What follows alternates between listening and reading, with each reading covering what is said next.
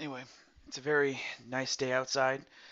It's kind of cold, given given the time of the day. But then again, let me just turn on my heater. And with all that said, with all the setup, everything like that, there's only one thing to say.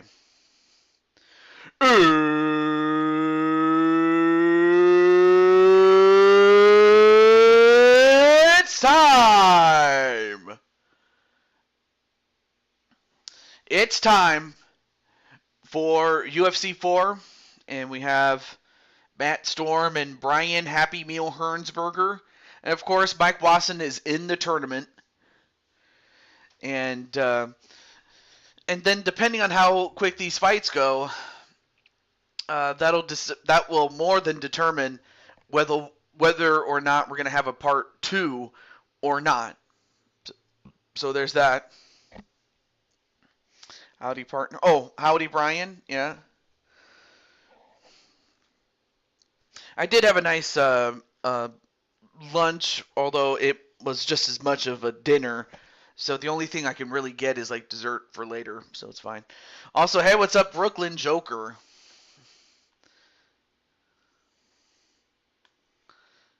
And all right, let me edit a couple of other things here.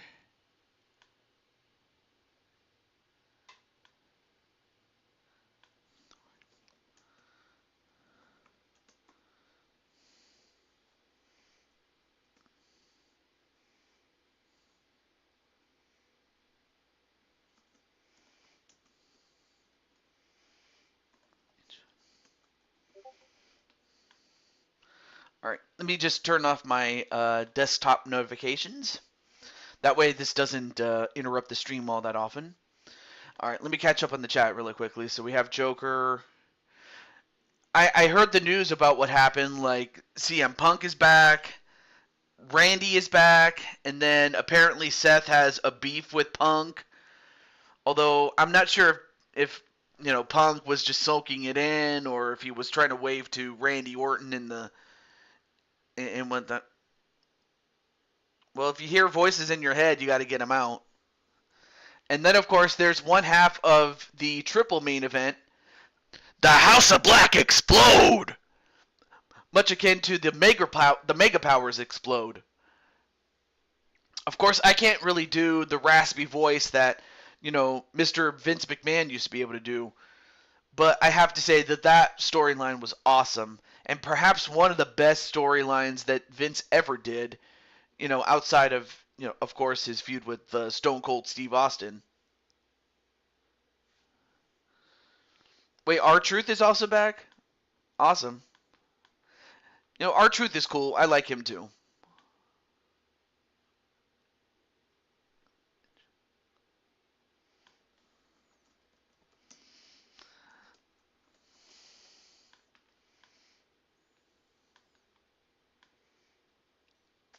But anyway, I don't want to say too much though, but yes, the main event is based around the House of Black.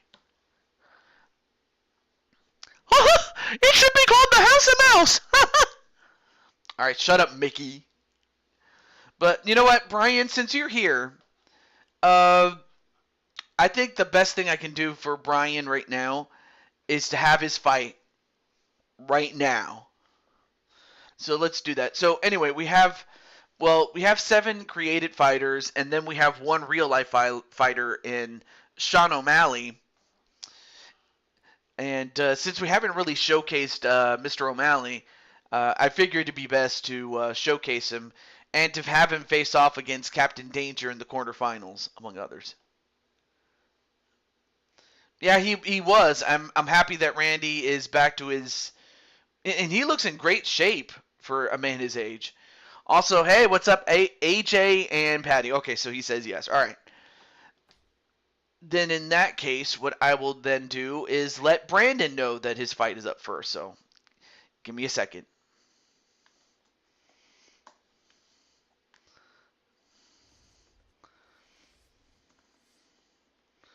And like I said, depending on how quick these fights go, If they go too slow, then I'm going to have to make a part 2.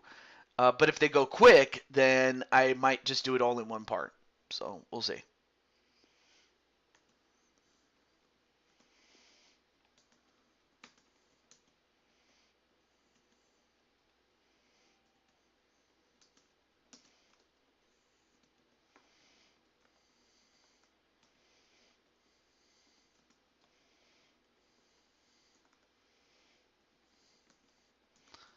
So right now I'm just letting Brandon know that he's up first. All right. All right, let's see. Who do we have in the chat right now? He looks like a monster now compared to when he left. Wait, by who's he? Like who's he? Like who's he? And then everybody's saying hello to each other. Awesome. Oh, Randy? Oh, Randy Orton? Yeah. Yeah, Randy looks great. Of course I do miss the mustache, but with or without it, he looks great. I just found it cool that he started sporting the mustache. But this guy has more than just a mustache. He's got a full-blown beard. In fact, let me get my my Excel sheet really quickly.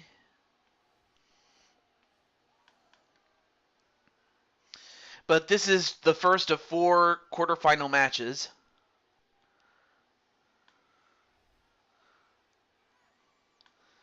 And of course, I use the Excel sheet as a way to keep track of records and things of that nature.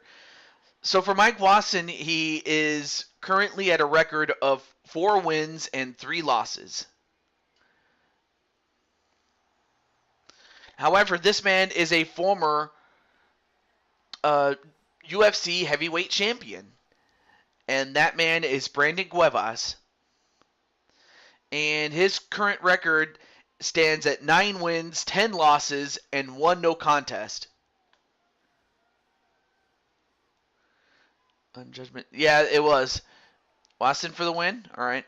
Also, hey, there's Chris Frost. And for Chris was able to do something that not too many people get to do, and that's like upon his creation, he had a fight with Atticus, lost, but then he had a fight with Joker, who challenged him to a fight, and he beat him. And Joker will now have to defend the open weight title against him.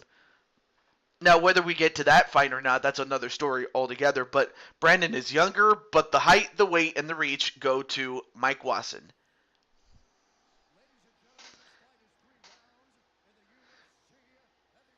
Oh, there's Atticus.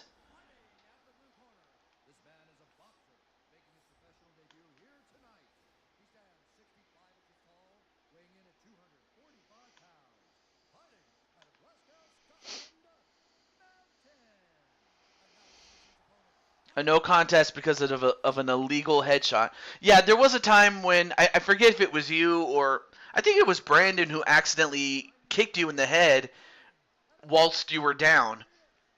And the rule set is that you can't kick a downed opponent anywhere other than his legs or her legs. But anyway, but you can't kick an opponent other than to the legs. Now, if you kick an opponent to the head while grounded, while the opponent is grounded, and it causes them to get a knockout, then that's ruled a no contest. So I just wanted to put that. Donkey Kong, TJ Toad. Oh, the DK rap. That's probably what you were thinking of. Yeah. And now Cuevas with a quick start on Wasson. And Wasson gets chopped down like the cherry tree that he is. Actually, I'm not even, or maybe more like a redwood given the size of that man and those big legs that he has. Or what he calls legs, those tree trunk legs. Oh, I will say though that Cuevas knows how to throw the hands. With how many times you super kicked him for no reason, Azrael, you deserved it. Did someone say that DK rap my childhood game right there?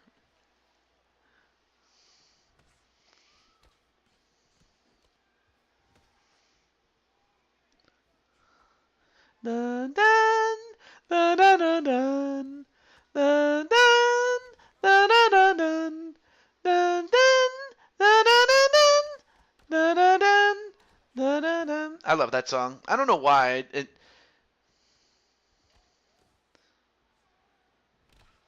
I did like the introduction to the original Donkey Kong Country. You know, with Cranky Kong playing the classic theme, and then Donkey Kong brings out his boombox, and then Cranky gets so mad that he throws a dynamite at the boombox and blows it up. So I don't know how, but I'm surprised nobody got hurt from that. And I'm also surprised that Donkey Kong was able to pop his eyes out, like in cartoon fashion. Like how that happened, I don't know. Oh, big punch right to uh, Brandon Cuevas. All right. Also, just making sure that uh, the video is playing as it should, which I'm happy about. But yeah, I definitely remember the Donkey Kong track, especially the arcade.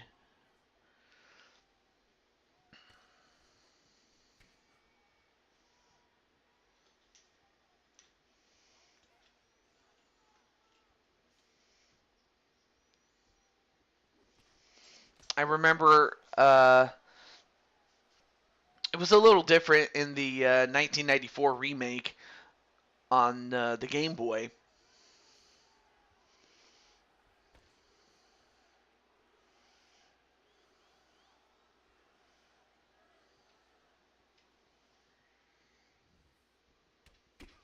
Oh, nice Taekwondo kick.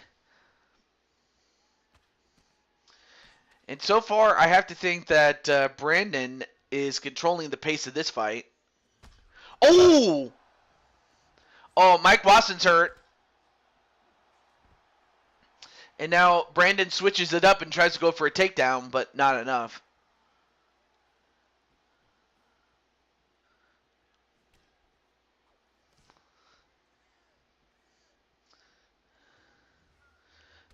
I mean, he's just throwing. Yeah, you know, he is throwing his legs, but he's missing. Anyway, nice block and nice anticipation there by Brandon. Oh, grabs a leg and a spinning elbow. Probably didn't get all of it though.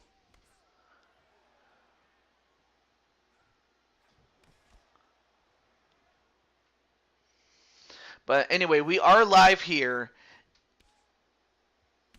In fact, we are in two locations. This location, we are in Las Vegas, and then the other location is in London. Anyway, kick to the head of Brandon Cuevas.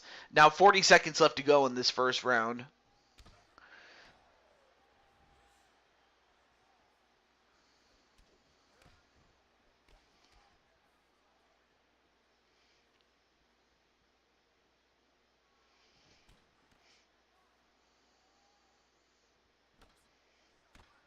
Oh, and another knee to Brandon.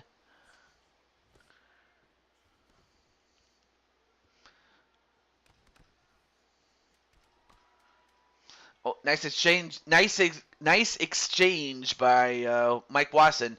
3, 2, 1. Well, I have to think that for the most part, Brandon did the best job of the two. Here's some of the highlights from the first round. Couple of big leg kicks there to Brandon, and then gets a head kick, though it didn't hurt as flush as it could have been, but even still, just like Mortal Kombat.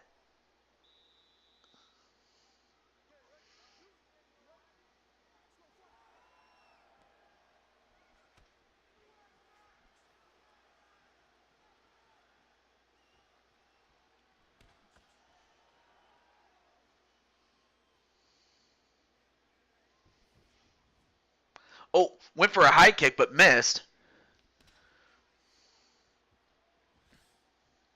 But yeah, I definitely enjoyed playing Donkey Kong when I was a youngster. Oh, nice spinning kick, and Watson Now stumbling when bumbling, as if he had drank too much. Hey, what's up, Frostbite?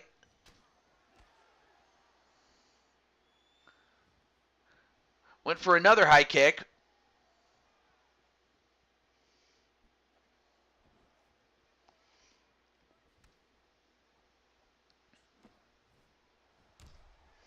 And then a low kick to Cuevas. That hurt him. That hurt his leg. A frosty frostbite. Are you making things cold? Another high kick to Wasson, though.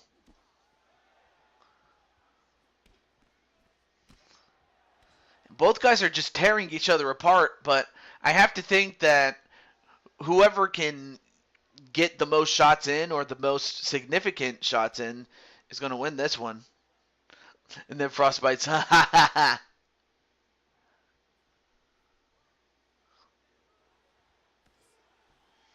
This is my first time meeting Frostbite. Yes. So you have two cold guys. Or three if you want to count Stone Cold Steve Austin. Oh, and now Mike Wasson stumbling again. In fact, both guys are bleeding, but it's Brandon who's leaking. Yeah, because Frostbite is based on the cold. Chris Frost has the cold surname of Frost, like Jack Frost. What? Give me a heck yeah. Chris Frost, 420.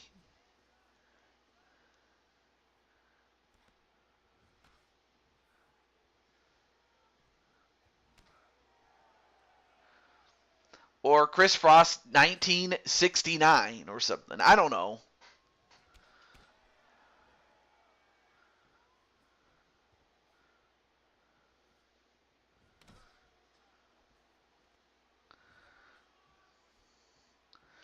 If you ain't going to quote it correctly, don't quote it at all. You made it sound silly.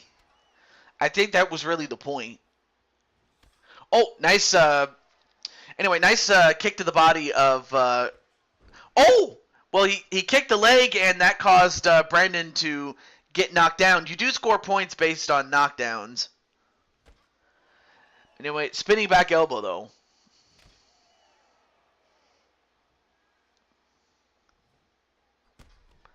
Well, he faked him out, but Mike Wasson wasn't phased, and in fact, he gets a couple of good shots in on Brandon. Oh, manages to duck the kick and counterpunch. That's a very good exchange there. And he also continues to go after the leg of Brandon, the left leg.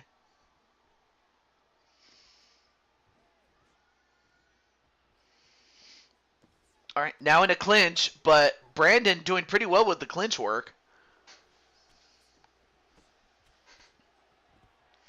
Now, once again, going for a takedown, but another... Oh! So a roundhouse followed by a back fist. That hurt him. That hurt Wasson.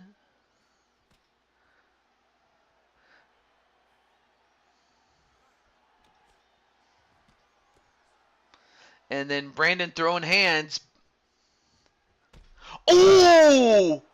Oh, that hurt. Oh, yeah, he leaned right into the kick, and now Brandon's stumbling like a drunk.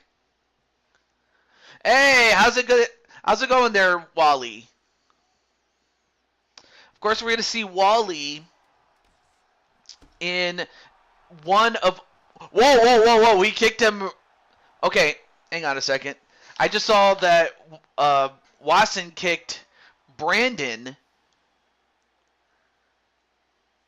Well, he kicked him in the shoulder, even though it might have been a light tap. That might be a point to deducted, but I have to think that Wasson won the round right there.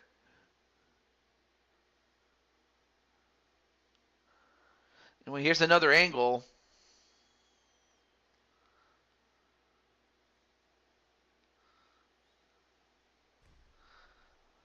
And that might have won him the round. Although although it's going to be up to the judges and up to their discretion whether that is a foul. But there is one round left to go.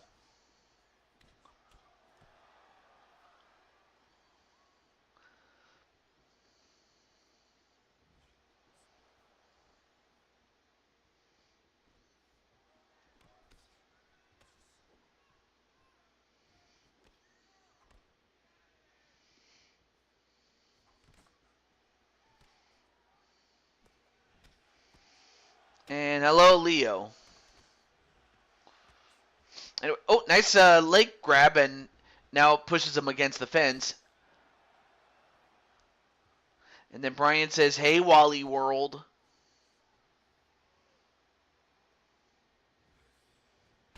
Oh, and a kick right to the head. And now Wasson going to try to finish it, but all right, well, now for the first time in this fight, both men are on the ground, but they don't stay on the ground for too long.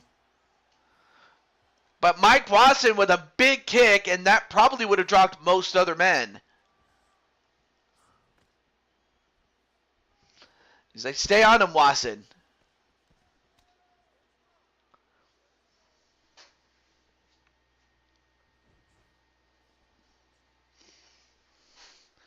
And then Leo's like, Brandon, put him away.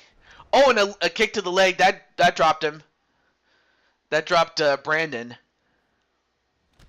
Oh, and another roundhouse. That got him. But Brandon still fighting back. Oh, and Brandon just got smoked. Oh, and now up against the cage.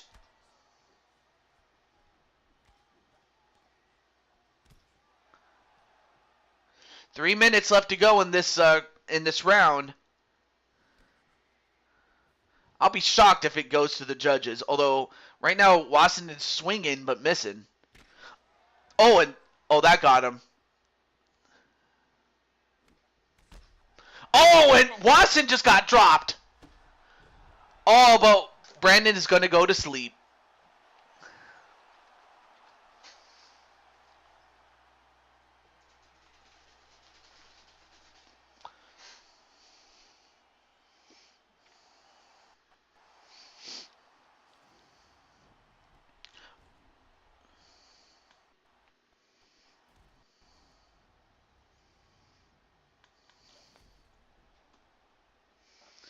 And Brandon just got slept.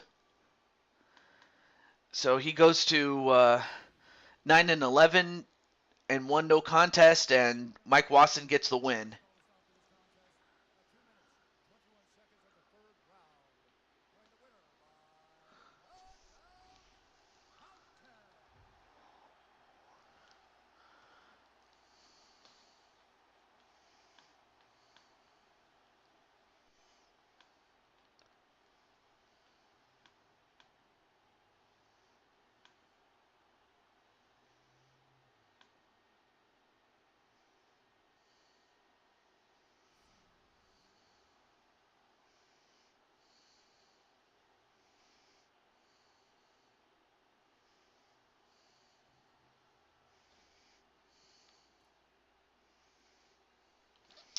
Okay. Well, there's still other quarterfinal matchups to do. And let's see. You know what? Let's find out who Mike Wasson's going to face off against. If it's going to be Sean O'Malley or Captain Danger. All right, let me exit and then come back in. What that does is it will help us that when the next fight starts, it'll give us the introductions and whatnot. Okay, there we go. So I'm gonna let Mr. Captain Danger know. Let me check really quick if he's in there. Okay. All right. So I'm gonna let Captain Danger know.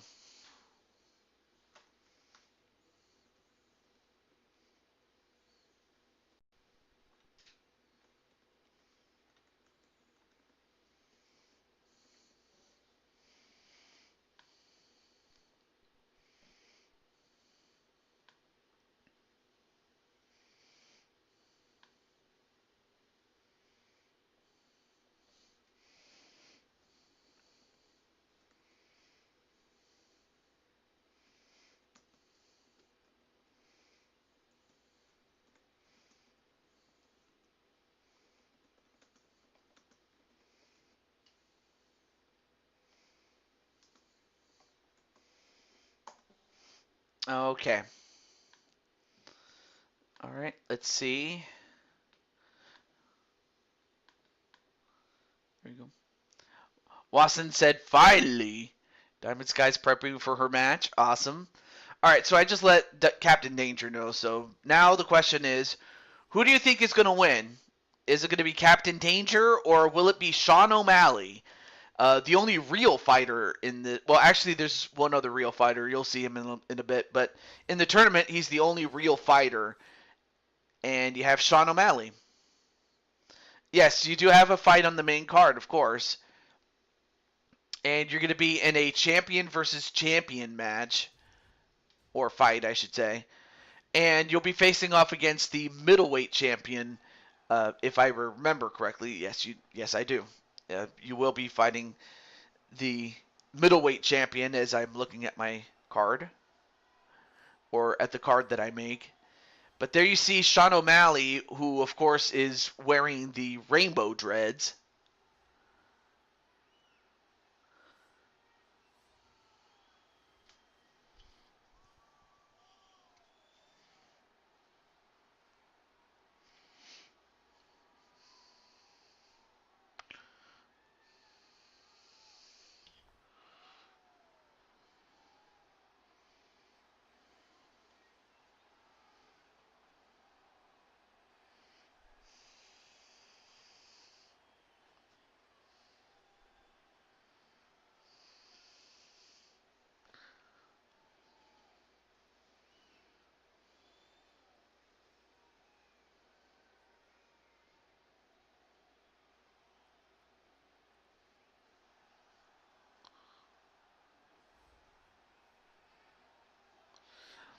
All right. And now we have Captain Danger. Now, if I remember correctly, the bantamweight champion IRL is Sean O'Malley. But then you have Captain Danger. And Captain Danger is only the third member to join the 20 win club, or to be among those who have 20 wins in their career. And Captain Danger has 22, which among active fighters is the most. However, Atticus is hot on his heels with 21, and Speranza has 20. However, Captain Danger is younger, and although the height is the same, the weight and the reach go to Captain Danger. Ladies and gentlemen, this fight is 3 rounds of the UFC heavyweight division. Introducing first, fighting out of the blue corner. This man is a mixed martial artist holding a professional record of 16 wins, 1 loss, and 1 no contest. He stands 5 feet 11 inches tall, weighing in at 135 pounds. Fighting out of Glendale, Arizona, USA, Sugar Sean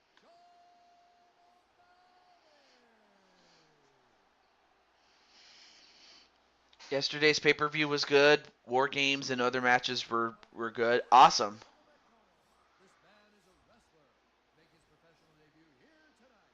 He stands 5 feet 11 inches tall, weighing in at 240 pounds. Fighting out of Orlando, Florida, Juggernaut.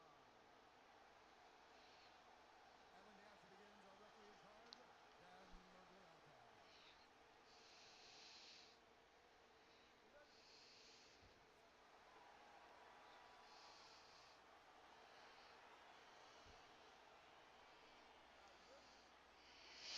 What is Watson's record?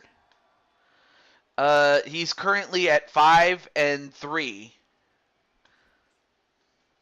All right. All right. Fight underway. Here we go.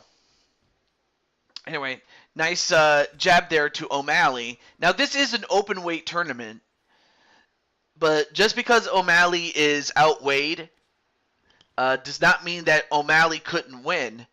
We have seen smaller men take out the large men. Oh yeah, I do know. Now, if anyone wants to be spoiled about it, let me know. What's your record? You're currently at 1-1. 1 win, 1 loss. It's CM Punk.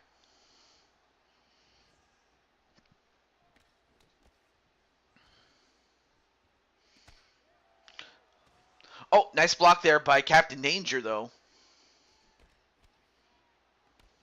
Oh, nice counter there by O'Malley, but then O'Malley just gets kicked down.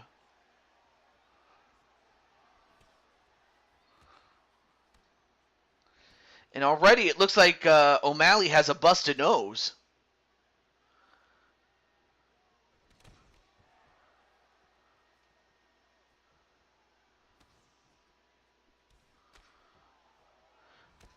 Oh, couple of good shots, though, to the head of Captain Danger.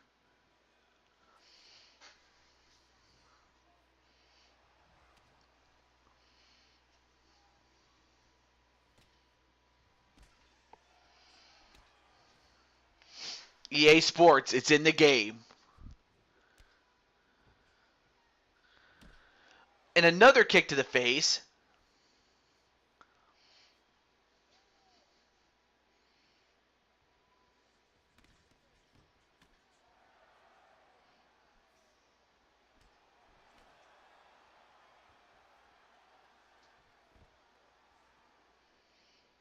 Go Danger, get the KO. Oh, and another shot to O'Malley.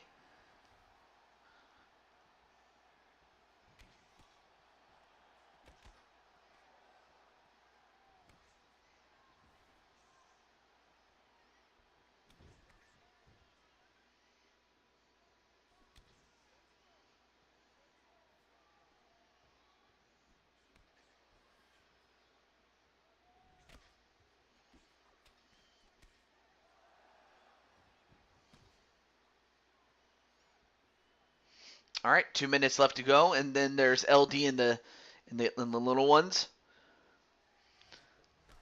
Oh, nice spinning kick that takes down Captain Danger.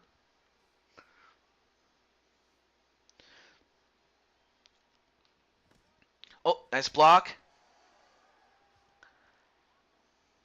Ah.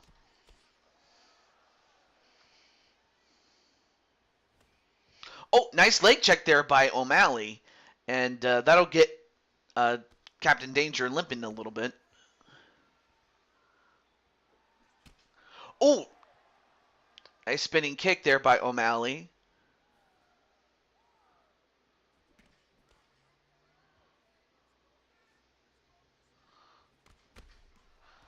Uh-oh, O'Malley. Now O'Malley's stumbling like a drunk.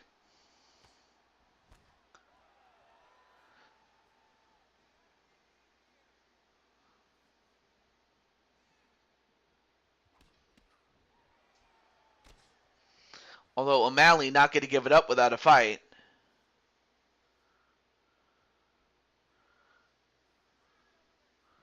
Both men are very cautious, and as well they should be. O'Malley can definitely throw hands with the best of them, and Captain Danger is just that damn big.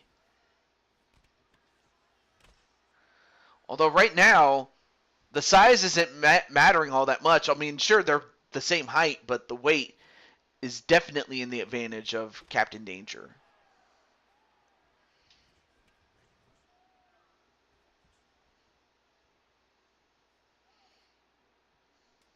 All right, 10 seconds left.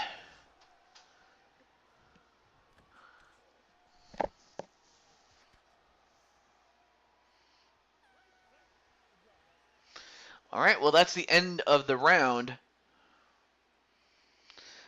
But given the status of Captain Danger, he might want to start using his, grappling abilities. Although he's doing a pretty good job, and that probably was the shot that broke his nose.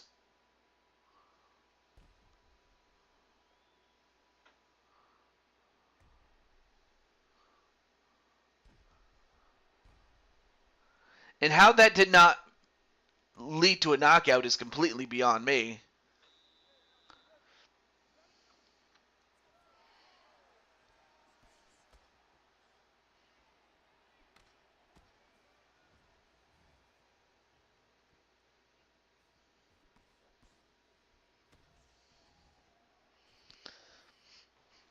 Yeah, although that was just that was a notification that Gregory is doing his show NWA. Yes, Gregory has his own show, and it's called the NWA, which is nonstop wrestling action. I think it's called. I could double check. Just really, let me check really quickly on that. Oh, Nonstop Wrestling Alliance. My bad. But even still, yes, Dragonheart has his own show. But right now, Captain Danger is getting outstrucken, but O'Malley, of course. Oh, going for a takedown, but O'Malley not going to let him do it. Now, gets him against the fence, however.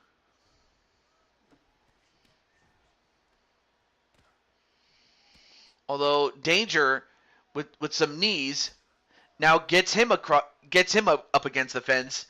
Does Captain Danger? I mean, if Watson's watching this, I have to wonder: does he want to face a man with Irish ancestry, or does he want to face off against Captain Danger? Because right now, Captain Danger now is starting to take control of this fight slowly but surely.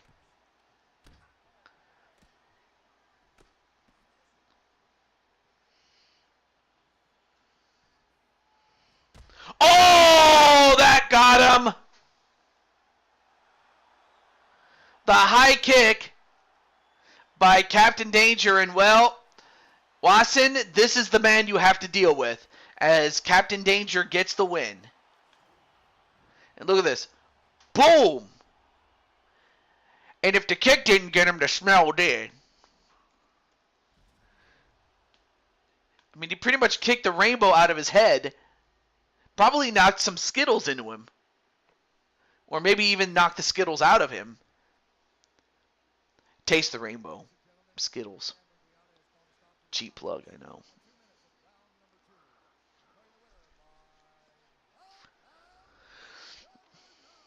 Alright, so Captain Danger makes it to the semifinals. And he'll face off against Mike Wasson.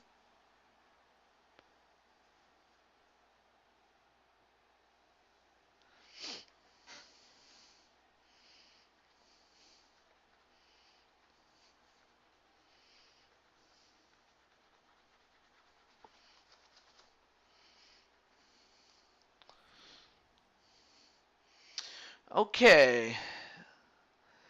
And I prefer M&M's. Well, I mean M&M's do have the well, I don't want to say they have the exact same colors, but they have some different colors that you don't find with Skittles. But I also like M&Ms because they do provide a palate cleanser and are also good on what is it on on blizzards at Dairy Queen. But that being said, though, let me get Jose and Cole.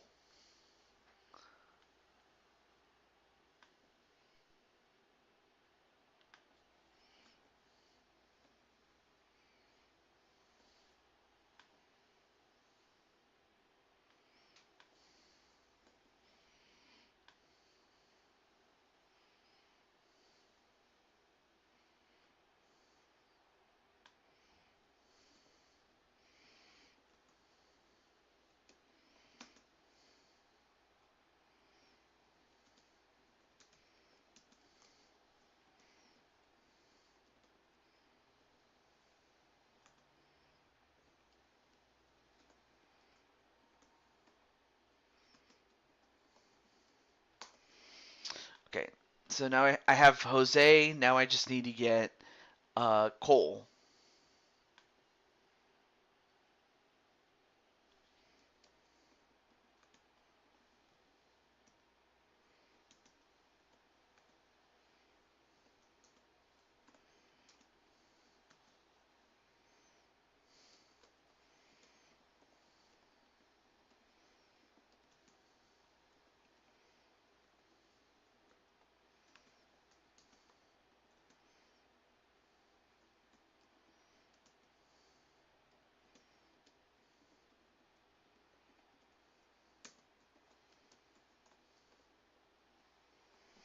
All right, got him.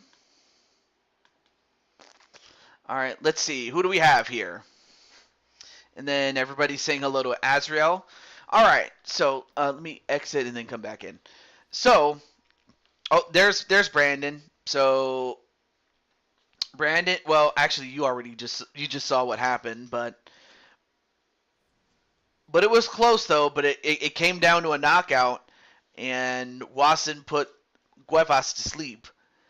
But is Cole gonna do the same to Blanco, to Jose, or is Jose going to topple the giant? Is he gonna slay the giant much like David slayed Goliath?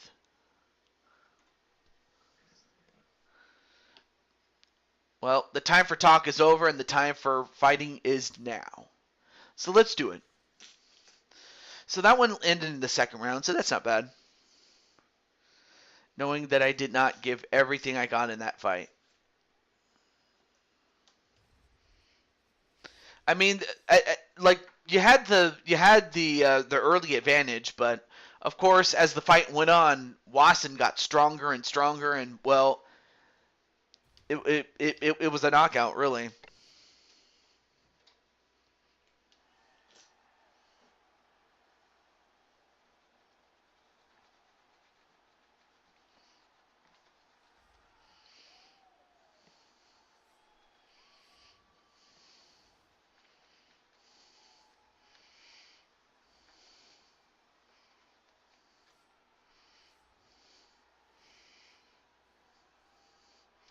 And there's Jose Blanco. Oh, I forgot to mention that Captain Danger's new record is at 23-21. But for Jose, he now is at 2 wins, 5 losses.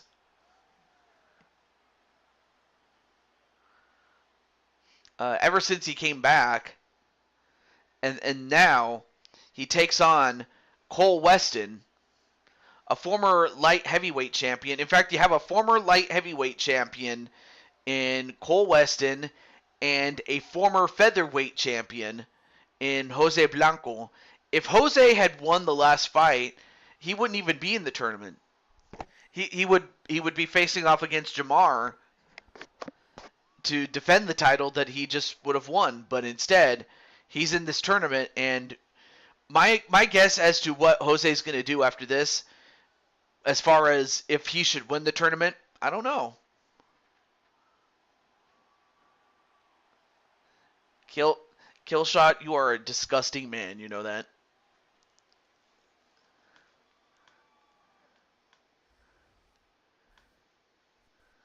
Okay. Although I think you probably would take that as a compliment. Anyway, so Jose is younger, but the height, the weight, and the reach go to Cole Weston. That's the thing, TJ. Expected to gain the early advantage, and my only issue is staying with it. That's where I started having my doubts on being back in championship form. And, oh, right. And then for Cole Weston, he currently stands at 15 wins, 13 losses.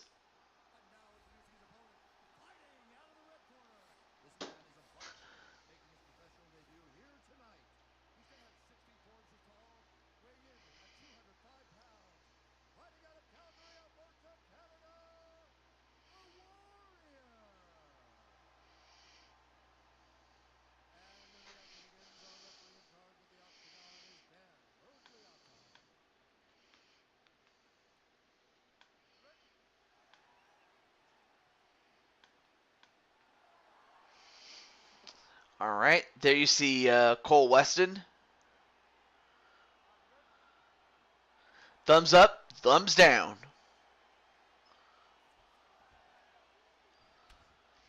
And for Jose, it's very simple. You got to get him down. So you got him down, but can you keep him down? That's another story.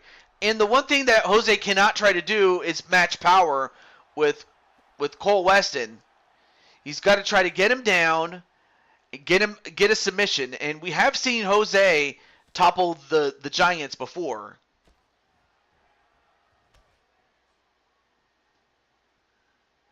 So he's going to challenge Captain Danger regardless of whether he's the champion or not.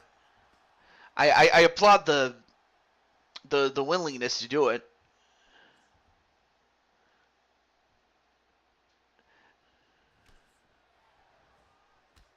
Well, I mean, it's just too bad that the person in there is Jose and not Rex. It would have been far more entertaining to see Cole Weston, beat the hell out of Rex inside the octagon. But on the other hand, he's not even good enough to be in the octagon, so there you go.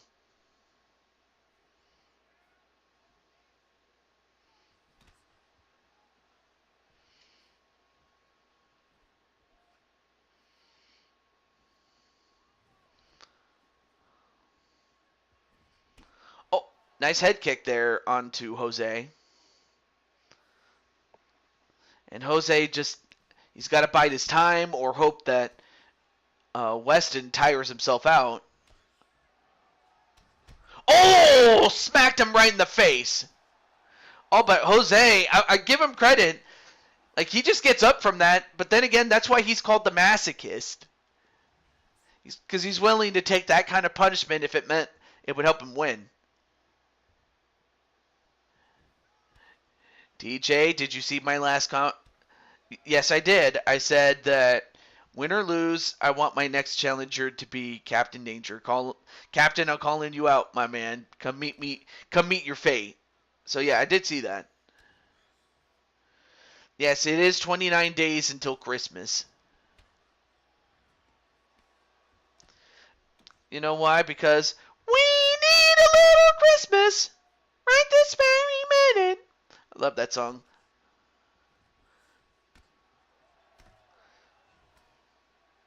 I mean, I could totally see Cat TJ with his squeaky voice singing along to that song. Or maybe sing along with the Chipmunks. Oh, that's a good punch right to Cole Weston. Although Cole is just that damn big. Oh, he got him good with that handstand kick and the leg check.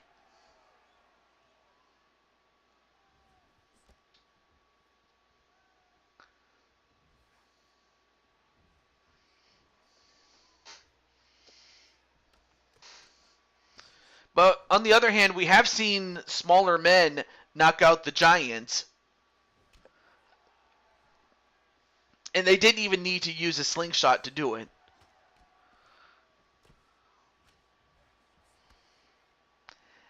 Great. Chris. All right. I'm trying to remember how it goes. Christmas time is here. Time for toys and time for cheer. That's really what Cat TJ would sound like. Of course, it would be much better if I got a voice changer. But if anyone knows how to knows where to get a voice changer, to have a squeaky voice, then that would have been good. Because I only have one such recording of me ever using a squeaky voice, and it was this. And I used it to describe. Oh well, wait a minute. I'll hold that thought. As Jose got himself the Amari roll, and somehow was able to get the large man down. But can Cole Weston get out of this?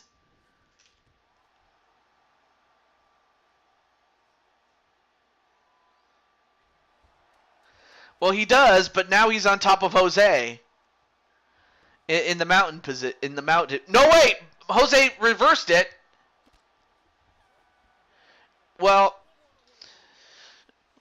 it's a good thing for Cole Weston. He was able to get saved by the bell because who knows what Jose could have done when on the ground. Look at this. Boom. And how that did not knock him out is completely beyond me.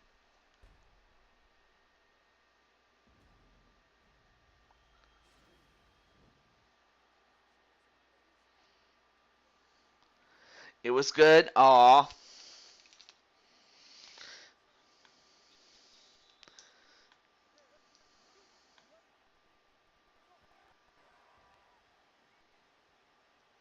Oh yeah, here's the recording that I made. You know, I've seen some weird things in video games, and it has no real logic, and that I just have to accept it for what it is, and that is Video game logic. yes, video game logic. Video game logic. So yeah, it was video game logic. Anyway, back to this fight though. Oh, nice leg grab and a couple of jabs right to the chin. I know that they may not hurt all that much, but it adds up though, as far as Cole Weston's concerned. And a high kick, and he got all of it though. But Blanco's outstriking him. Anyway, nice leg check there by by Jose.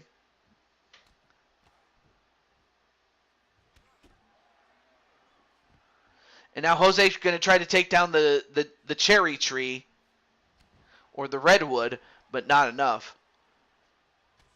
Oh, well, you got him down. Oh.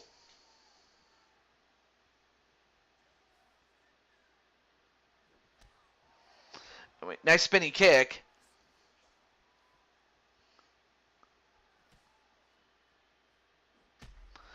And a front kick that takes down Jose. Oh, well, now Cole Weston's now on the... Okay, now both men are on the ground. Now we're going to find out if Cole is suited to fighting on the ground, because right now this is where Jose is the most dangerous. And now it looks like Jose is going to go for a Kimura.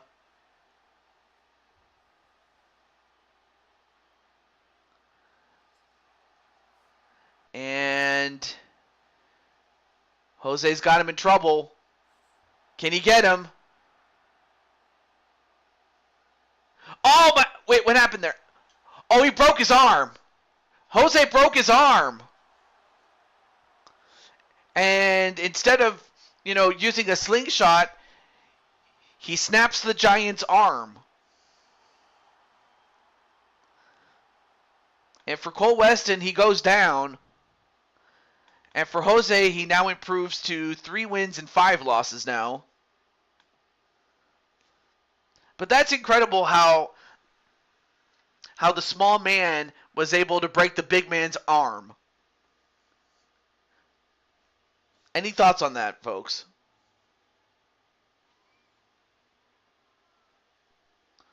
Yeah, GG's indeed.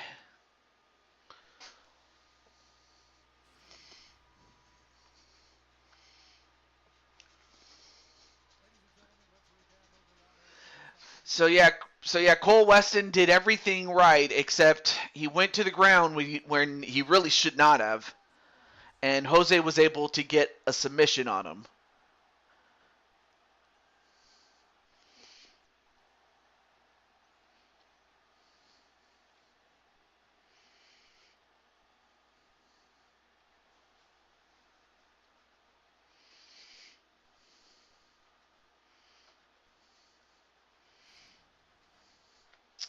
Incredible. All right, so we're gonna have Firefox and Griffin. Let me exit and come back in.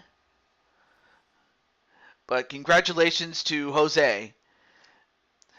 Well, hopefully we'll get a word from Jose though. Snap, crackle, pop. Well, this next fight will determine who gets to face off against Jose. And it's either going to be a former lightweight champion or an up-and-coming Peter Griffin. Yes, that Peter Griffin. So with that, I'm going to let Najee and Peter Griffin know. So I'm going to do that right now.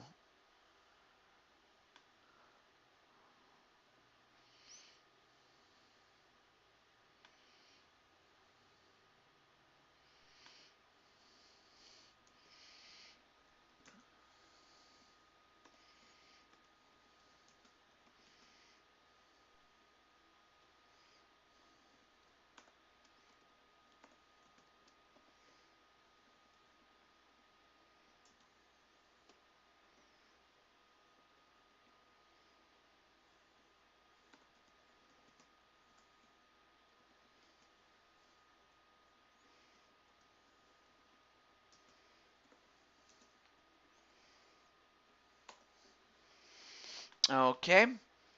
And then Peter Griffin.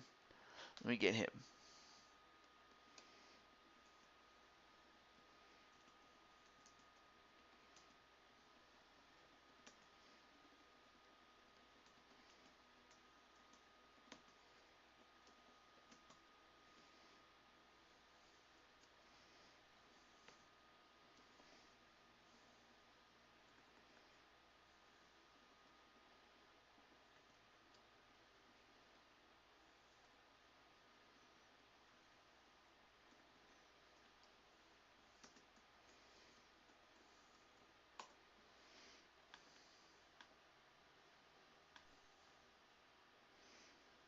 Okay. I have a beef with Griff. Back to the KO, K2, King of the Ring. Oh, so you have. Oh, that's right. That's right. That's right. Peter Griffin did eliminate Jose Blanco from the King of the Ring in the 2K series, or the WWE 2K series, excuse me, for Blue Toad Wrestling. But first, Peter is going to have to get past Najee, so we're going to find out, which one of these two young men will face off against Jose Blanco. So let's do it. But yeah, who do you guys think is going to win? Will it be Najee, Firefox, or will it be Peter Griffin?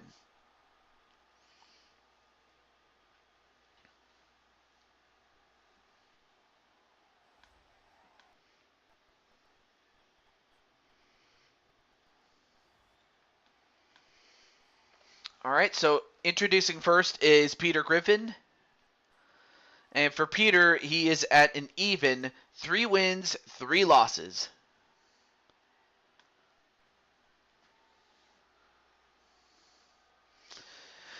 Of course, he was born Justin Peter Griffin. Of course, Justin being his first name, and then Peter was just a nickname, and then which eventually became his first name and legally changed it to Peter. But then his opponent is Najee Firefox, a former UFC lightweight champion, 2 times.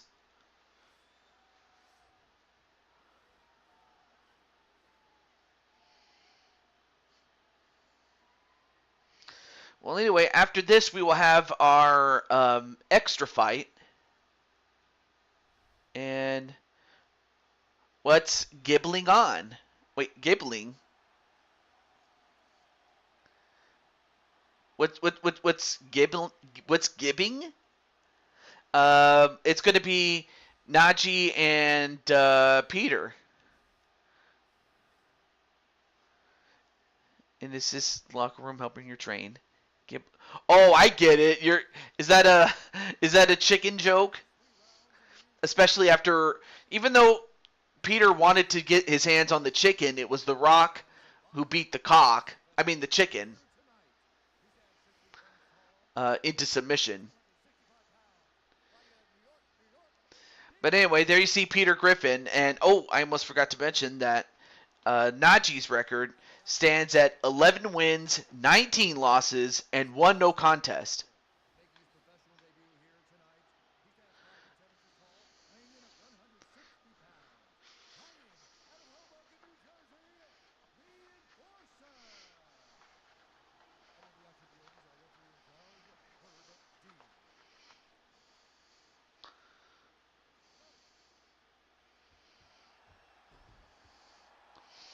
And there you see Najee getting down like James Brown.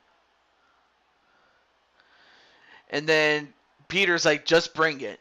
All right, well, let's see what happens, though. Fight underway. And I forgot to mention, as far as the tail of the tape, is that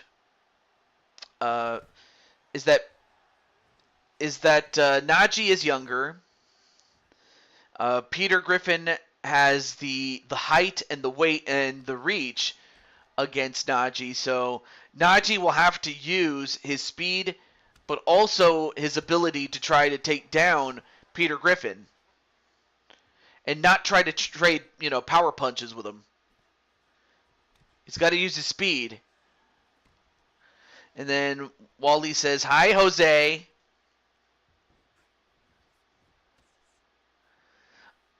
Though I have to think that the longer the fight goes, the more it would have to favor Firefox, given that, you know, Peter Griffin's not holding, or given the fact that Peter Griffin is holding a lot of weight. Anyway, nice snap jab there by Najee, though. Wally's going to go with Peter Griffin to win. Anyway, welcome back, Brian Happy Meal Hertzberger. Any thoughts on the fact that you're going to face off against Captain Danger, and also, if I'm not mistaken, I believe you fought against Peter Griffin in a tournament once before. If I'm not mistaken, correct me if I'm wrong. Anyway, nice jumping knee onto Najee.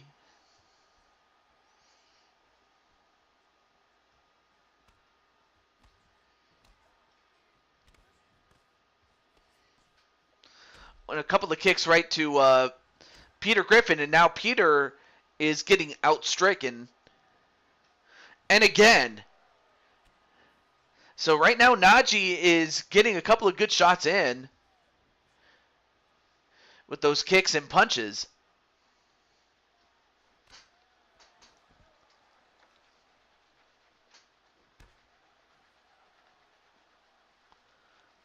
Anyway, a kick right to the leg of Najee.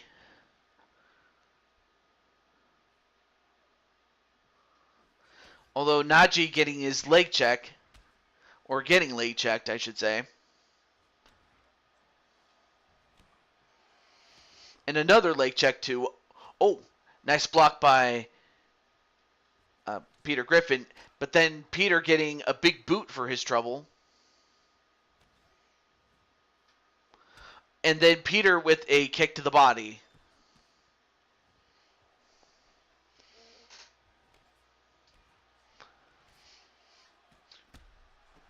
Although Najee getting struck with the power that is Peter Griffin.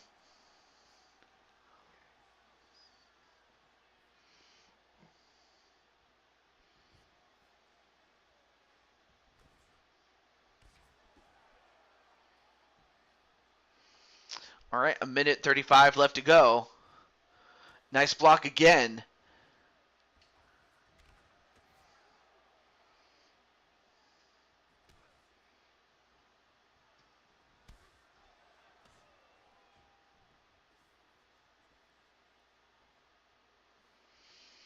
All right, 1:15 left to go.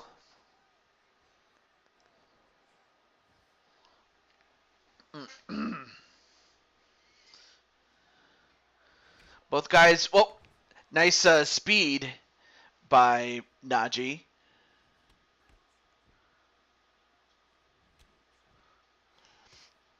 Anyway, nice Muay Thai technique there by Peter Griffin, although Peter with that uppercut dropped him, and that might have given Peter Griffin the round unless Najee can get a knockdown of his own. Oh, and another, this time a left hook, and then a right foot, and that's it. 33 seconds left to go, and Peter Griffin thus far has the fastest finish, because what have you done for him lately? Dun dun dun dun dun. Woo woo yeah. Look at this. Boom! Right to the head, and if the kick didn't get him, the smell did. And Najee's going to sleep, and Peter Griffin asking us, what have you done for him lately?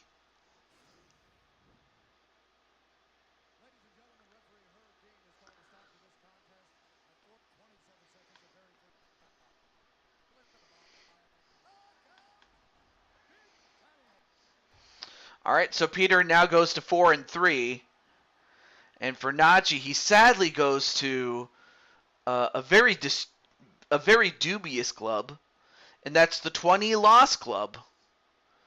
But of course, the same man who's in the 20 Win Club is also in that same club, and that's is also in the same club as Najee just joined, and that's the 20 Loss Club.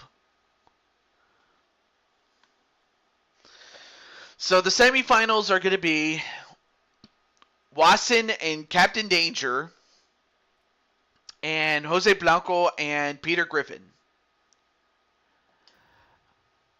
But now we get to our non-tournament fights, and we start with this next one.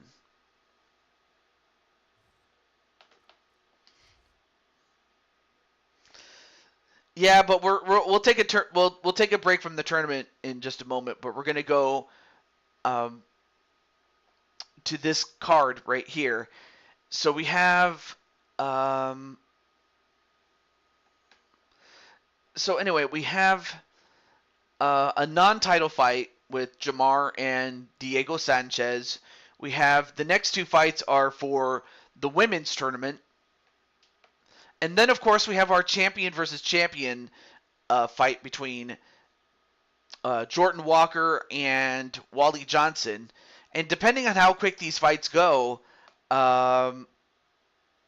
this could be the main event of part one, or we can continue on and we carry out as before. I can't even know. Or we'll carry out as before. So I'm going too fast. But anyway, up next, it's going to be Jamar and Diego Sanchez. So I'm going to let Jamar know. And, of course, I have to let him know through X, since that's the only way I can contact him.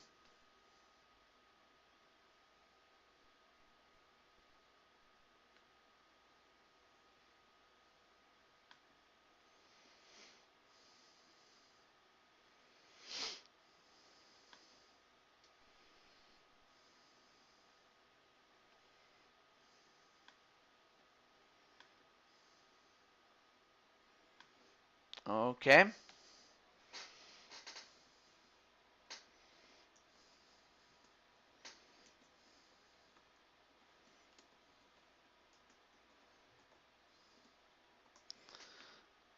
Okay.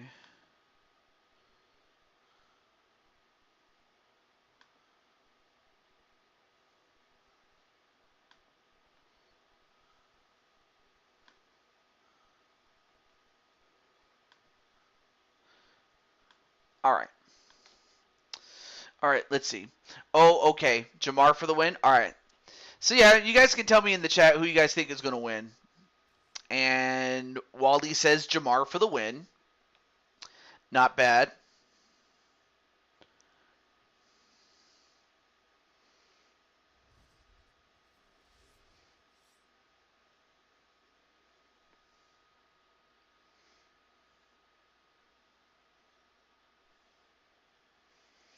And then Diamond Sky says, I'm nervous tonight, brother.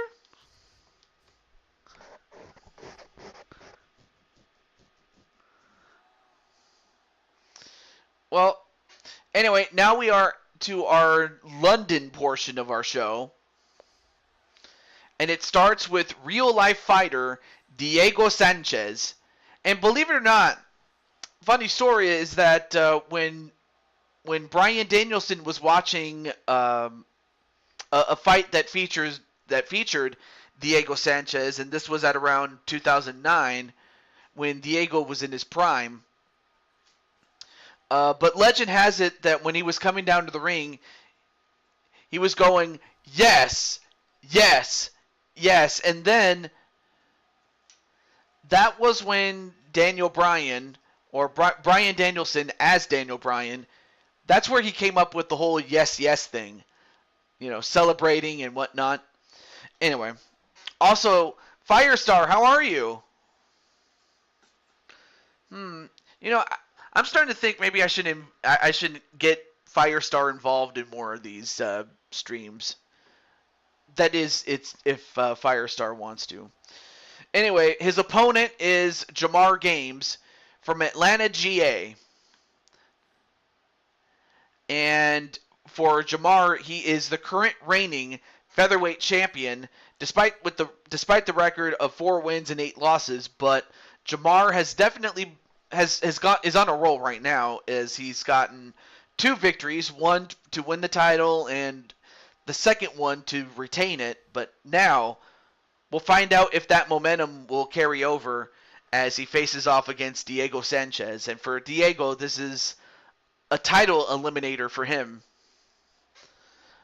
And she's doing good. I'm happy that you're doing well.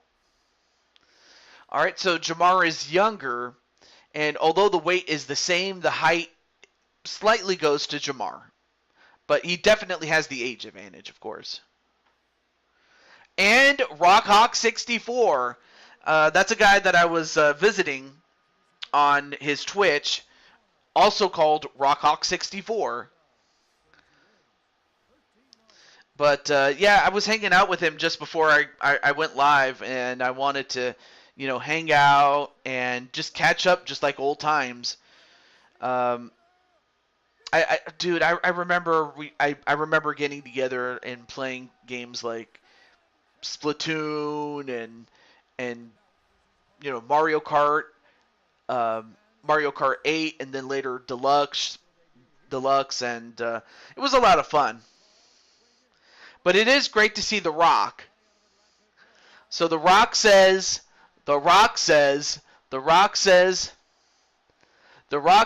know your damn role. And The Rock says, know your role and shut your mouth. Nah, just kidding. I just love that. But yeah, out of character, I'm doing pretty well.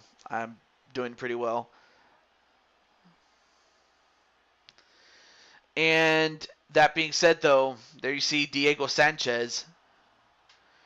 And we'll see what he can do against Jamar. All right, fight underway. And so far, like, other than the first fight where it took until the 3rd round to get a finish, we've had a couple of 2nd round finishes, and then recently a 1st round finish. Anyway, I think my favorite memory was when I had you and Pika plays on CoComs when I was doing the Golden Sun LP. Yeah, that was a wonderful memory, although I probably should talk to you about something else when concerning the Let's Play. Because, don't get me wrong, the Let's Play itself was wonderful. I had a wonderful time, and really, for Rockhawk, when it comes to Golden Sun, like, that's one of his all-time favorites. And if you're a fan of the Golden Sun series, definitely check that out when it comes to the Golden Sun. But yeah, I do remember the Golden Sun Let's Play and the fact that I was on CoCom, so it was a lot of fun.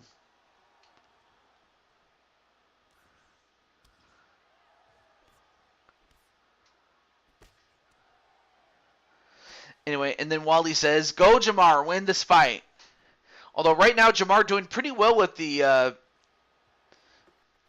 stand-up. Even though he is a balanced fighter, though I have to imagine the same thing is true for Diego Sanchez.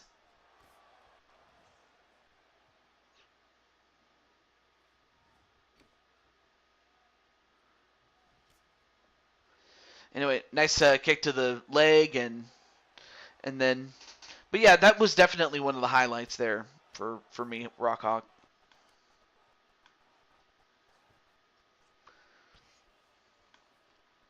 And then Wally says, "Firestar, how's your dogs doing at home?"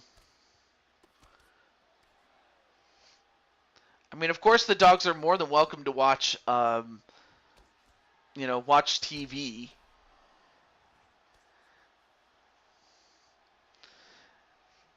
In fact, I always get a kick out of, like, whenever I'm not wrestling on, Crushing Kelly's show, that, Cat TJ, the mascot, gets to, it hangs out with the dogs and watches the show with them, in character, that is. So it's a lot of fun. But out of character, though, I'm happy that they're doing well. But let's see, another one of my favorites from Rock was when he did the... Oh my gosh, I'm trying to remember some of the other Let's Plays that he did do. before he converted out of Let's Plays and started doing streams.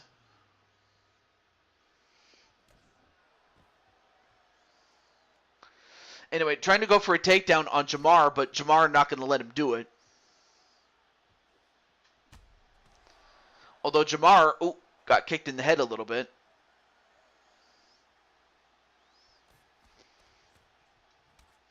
And then a kick right to Sanchez to get some points.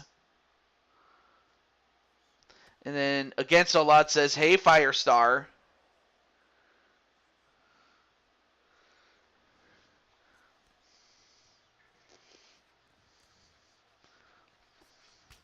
Oh, and a big punch there onto Sanchez.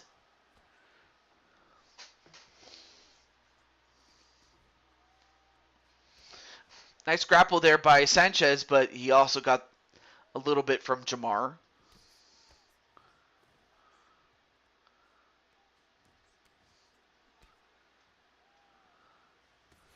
And then Wally's getting ready for his fight, so that's good.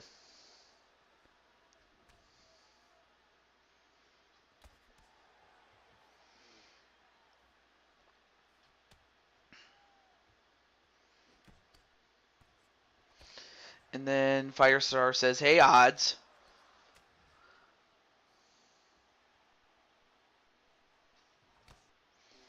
Oh, shit. Oh, my goodness! And Diego Sanchez just knocked out Jamar.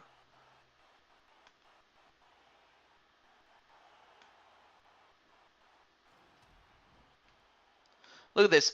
Boom!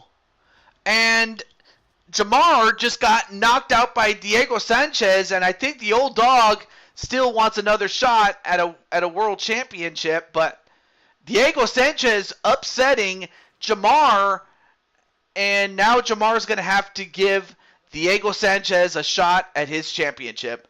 Oh, dear.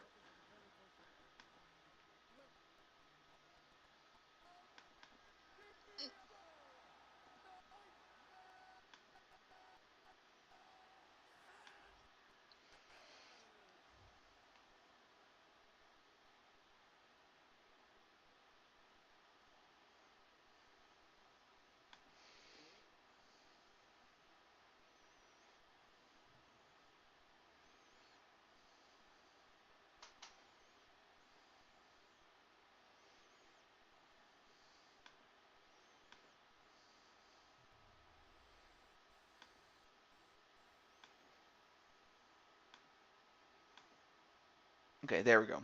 Much better.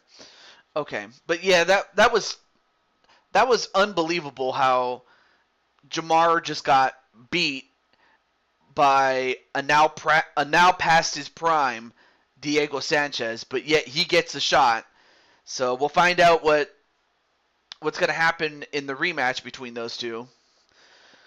All right, so up next is the first of our two first round / semi-final matchups between our 4 contestants for the women's #1 contender tournament.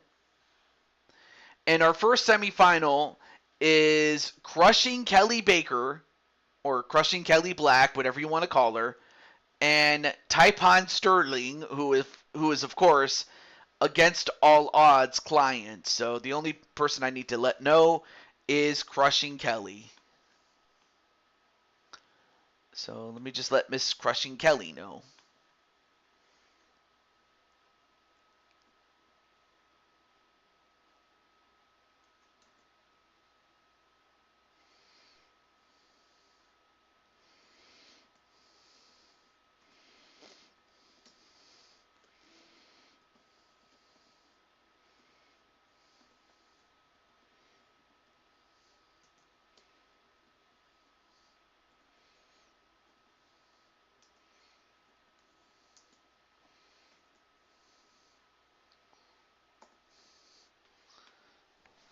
All right. Oh yeah, let me turn off my heater now. Maybe with that, and let me get some air up here. That should do it. Yeah, there we go. So if you hear anything in the background, that's just my my fan. Okay, so who is gonna win this one between Crushing Kelly and Taipan Sterling? Without any further ado, let's get to it.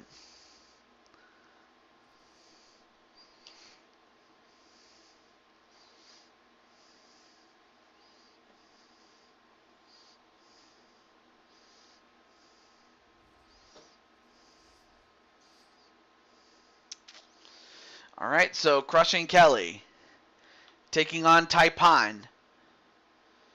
The winner advances to the final later in the show.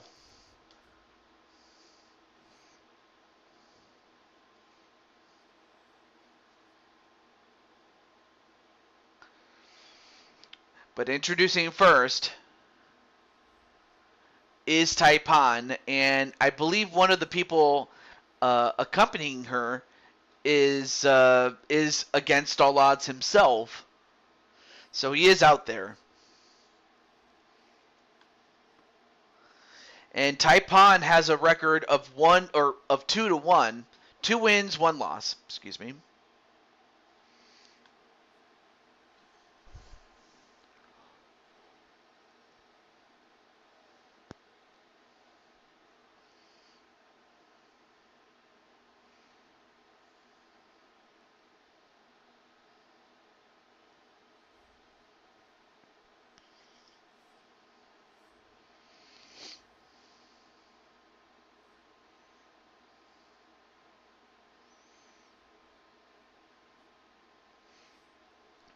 And then up next is Crushing Kelly.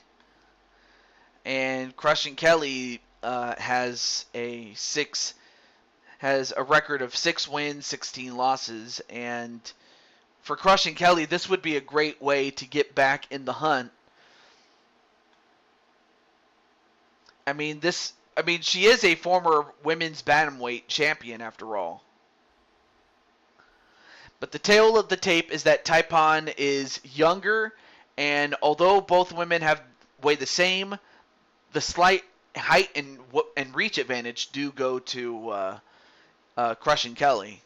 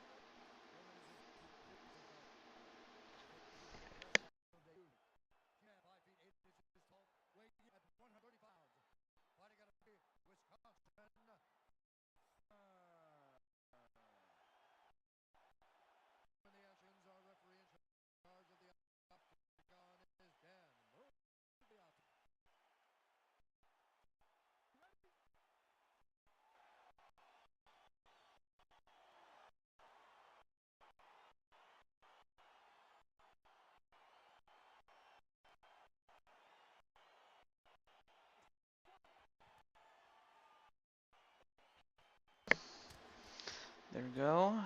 Okay, may have to. I'm just adjusting the settings really quickly.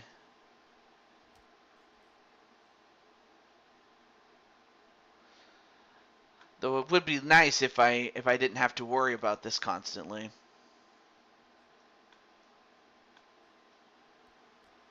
There we go. Okay. Now back to this fight, and fight underway.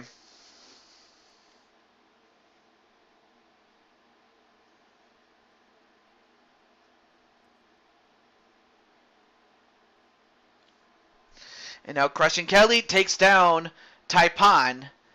And now we're going to find out who is well suited to fight on the ground. Now, Crushing Kelly has worked on her jiu-jitsu And it looks like she's wasting no time on Taipan. Now going for the windshield choke. That's a choke you don't see very often. It's a more advanced technique, and yet Crushing Kelly has it. Crushing Kelly, is she going to get it? Nope, not quite. But now it's the other way around with Taipan on top.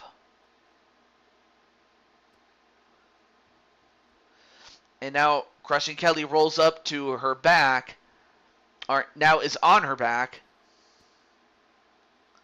Now in a full... No, wait. Now back to the full half guard now is Taipan. Now back in the full guard. Now back to the half. Now in a side mount. Back to the half. Now into the full guard. And while Kelly was trying to get up... Oh, no, wait. Never mind. Now Taipan is the one who got up.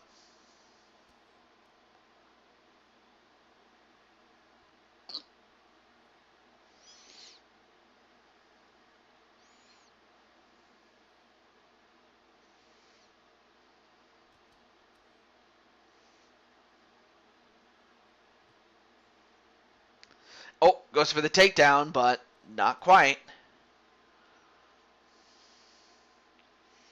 And then Diamond Sky's watching very closely. That's awesome. Okay, there we go. Anyway, 2 minutes left to go in this first round.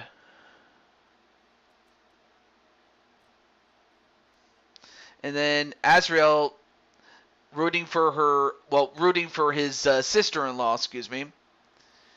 to take down Taipan. And then Azrael saying, "Hey, Firestar." Oh, nice body kick there. Oh, one right back.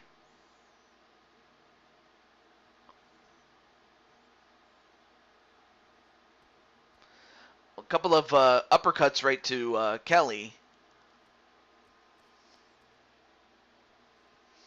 Now Kelly going for another takedown, but well defended by Taipan.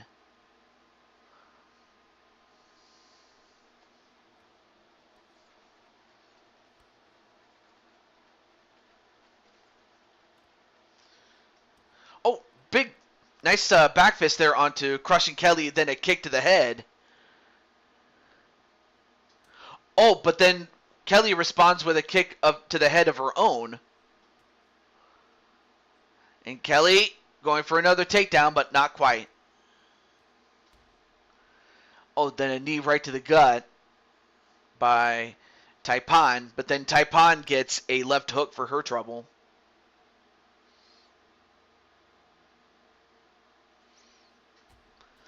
Oh, but Kelly with an uppercut, still stumbling, but managed to avoid the kick. That probably would have took her head off if it had connected. Oh, but then that connected with the roundhouse right, and then a high left kick. There's no friends once the cage door closes. Yeah, that's true. All right, 3, 2, 1. I have to say that Kelly might have won the first round.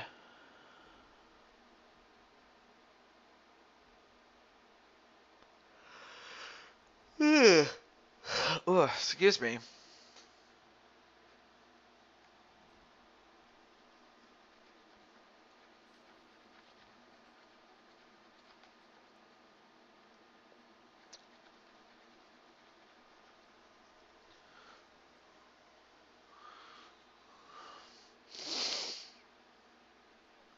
All right, so Kelly gets in. So Kelly has some momentum here. And for Taipan, she just has to, put the kicks and the punches together on Crushing Kelly. And that's it. And that looks exactly what she's going to try to do.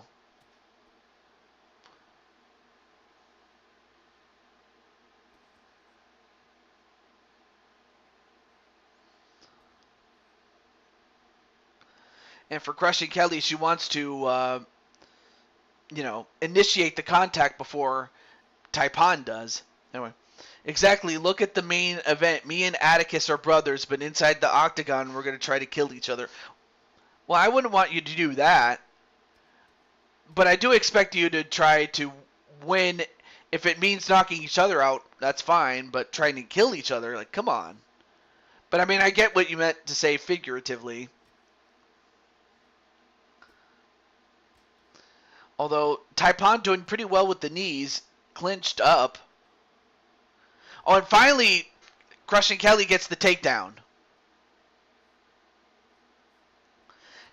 Now Kelly goes into the half guard, back to the full guard, back to the half guard again. Now into a side guard. Now into the sprawl, and it looks like she now has the what was it? The guillotine, but this time in the front-faced guillotine.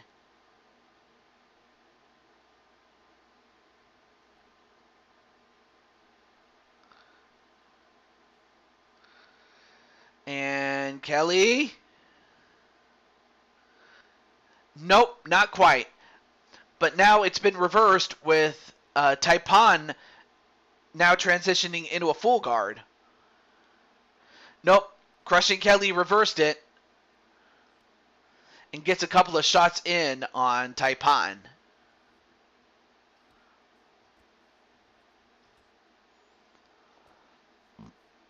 But Kelly is working on the body and on some hammer fists, which is not a bad idea to slow down Taipan. As currently Kelly's doing everything she can to bludgeon her.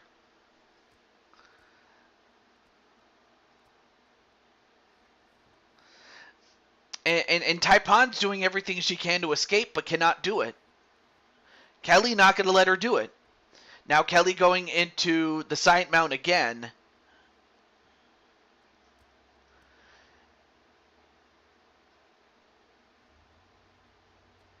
Now transitions into the sprawl. All right, now Taipan gets right back up. And now both women are up on the feet.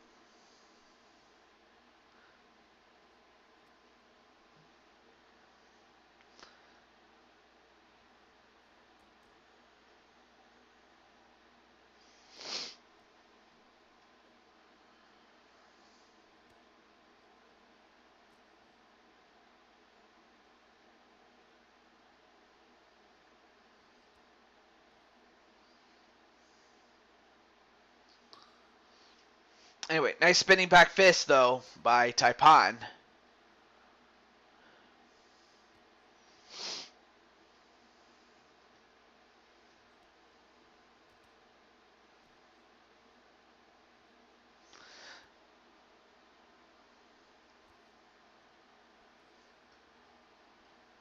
Hopefully we'll get a word from Odds. Although right now Odds girl Taipan just got dropped with a kick to the face, but proceeded to deliver a couple of punches to the face. And then Wally says Kelly for the win. All right.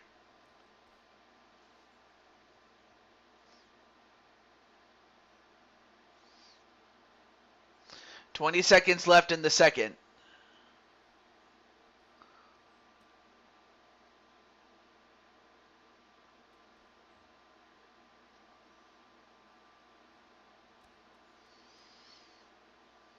Oh, goes for a takedown and gets it on Taipan. But what's Kelly going to do? Well, whatever Kelly was going to do, time ran out. And, of course, the referee has to break it up. And we're going to go to a third and final round.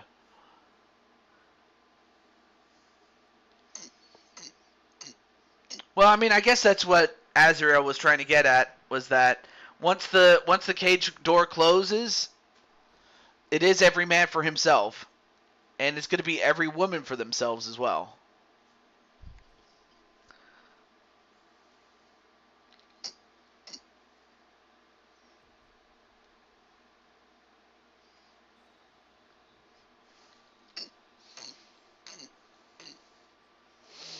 All right, round 3. So this will do it. So if we don't get a decision here, or a finish, I should say, we will get a decision. I should say. Excuse me. Although right now, Taipan doing pretty well with the strikes early on, but Crushing Kelly going to look to take down Taipan.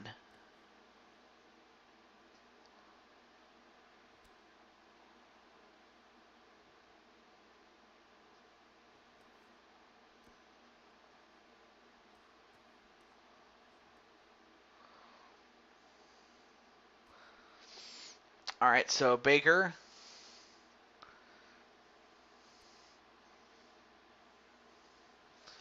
doing pretty well with the clinch work and punching. And LD's back with the little ones. Awesome. They're just in time to see Aunt Kelly. Of course, they'll be seeing Aunt Patty in a little bit, too. Oh, nice punch there to Taipan. And Taipan responding in kind.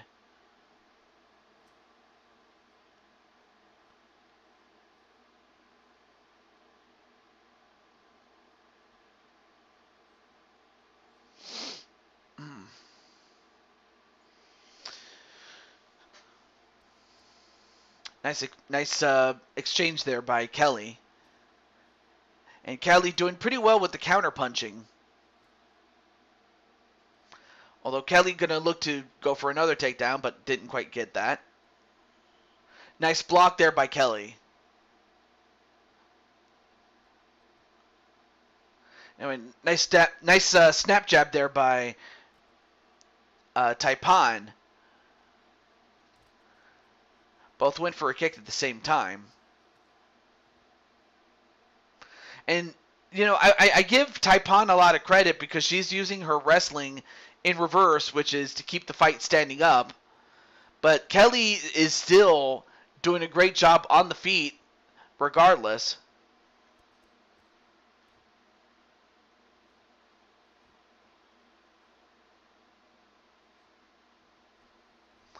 Oh, well, wait, never mind, as Crushing Kelly got the Amari roll. Well, now the question is Crushing Kelly going to get the submission? I mean, many times Kelly had gotten caught with the submission of her own and is looking to get one herself, but instead Taipan escapes and is going to look to try to finish off Kelly. Oh, and Kelly definitely is leaking some blood. And in fact, now Kelly is a bloody mess. I mean, not to say that Taipan wasn't, but now Kelly's hurt.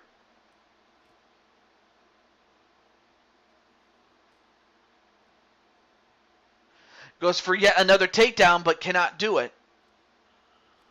Oh, nice counterpunch there by Kelly.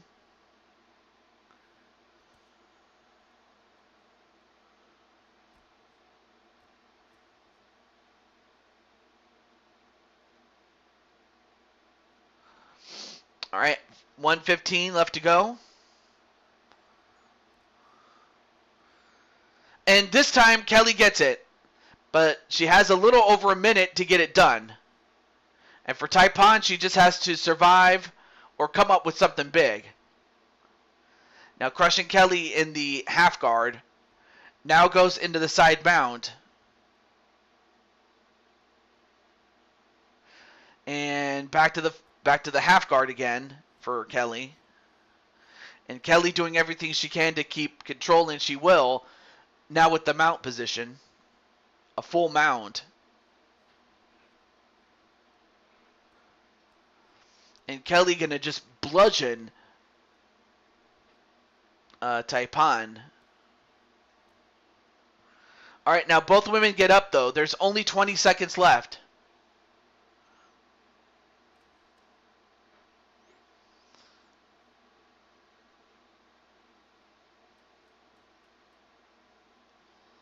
Nine seconds.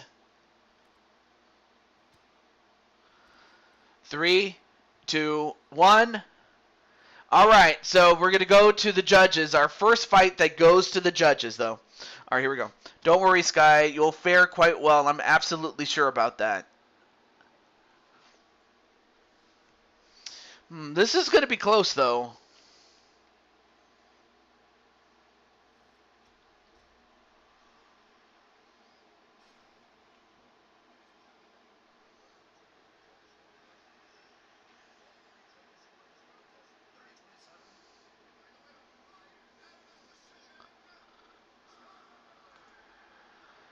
So the winner with a final score of 30-27, Taipan. And Kelly was close several times to getting a submission, but in the end, it was Taipan who got the job done. But Taipan is going to move to 3-1 and is moving on to the finals.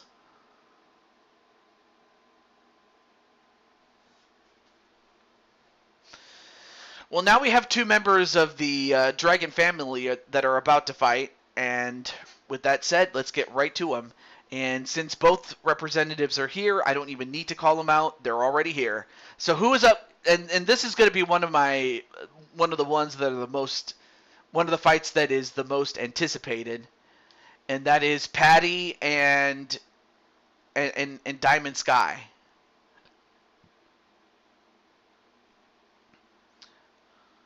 Taiwan is a type of... Oh, Taipan. Oh, yeah.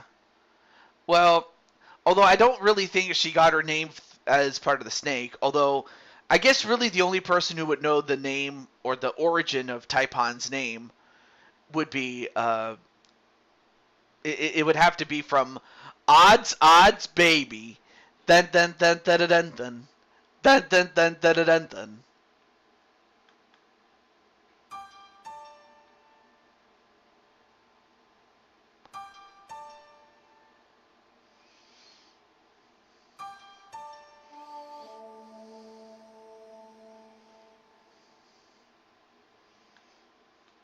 So yeah, that's Odds' character. So if anyone would know, it would be him.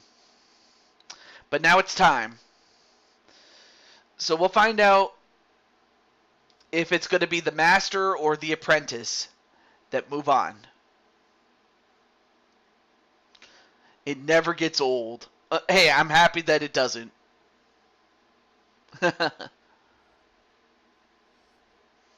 And as you can see, they are wearing the Dragon family robe. May the best woman win. But yeah, who do you guys think is going to win? Will it be Diamond Sky or Patty?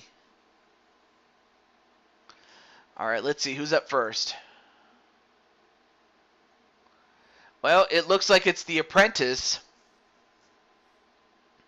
Diamond Sky, born in Dallas, Texas. But whatever you do, don't ever say what Patrick Starr said, and that's, who needs dumb old Texas? Because I know that Diamond Sky is going to want to kill somebody for that statement. You know, because she is a Texas gal through and through. But she does stand at 2-1.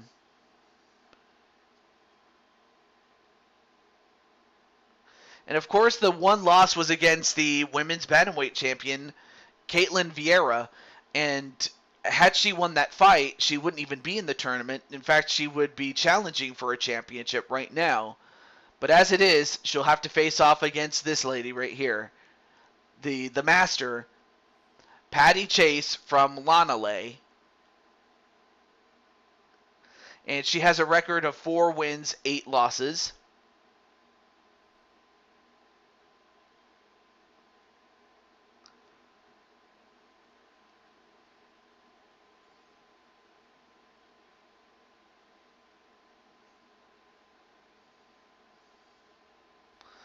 All right, so the tale of the tape is that Patty in character is a bit younger than Diamond Sky, but they both have the same height and the same reach, but Diamond Sky has a slight 3-pound advantage. And now Bruce Buffer.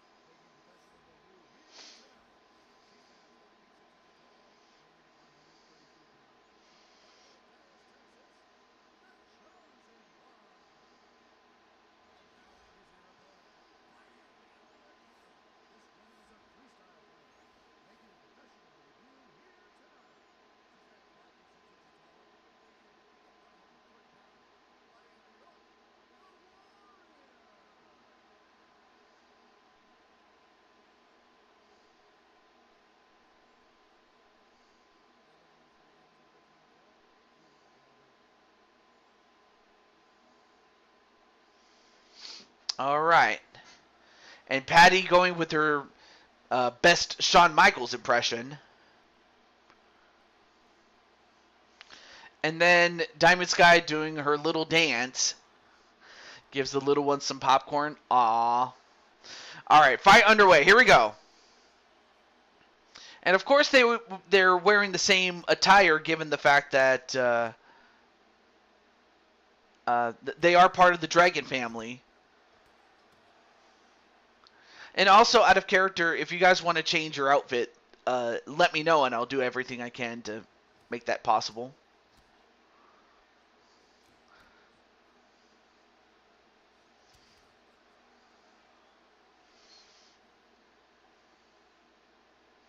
But right now you have the ladies in blue fighting each other.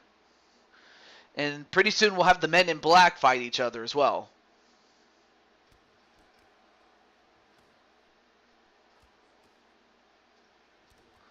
Anyway, nice set of jabs there by Diamond Sky, but Patty not too shabby herself, and a kick to the body. Then a left hook by Diamond Sky.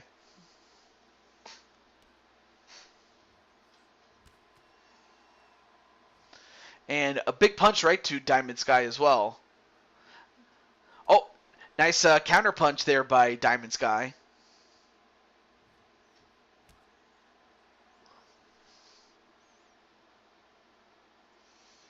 Oh, and a side kick that takes down Patty. So that's a knockdown. Oh, and she leaned right into the kick.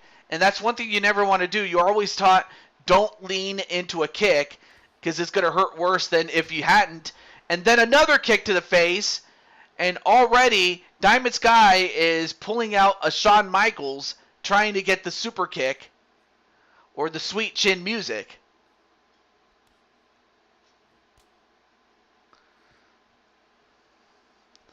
I mean, of course, I know that there are some guys that like Diamond Sky so much that they start singing, "She's just a sexy girl, sexy girl." Of course, they don't know that she's already married, so too bad, fellas. But as for Patty, though, despite taking the punishment, she could still keep going. Although going for the roundhouse right, but Diamond Light didn't bite.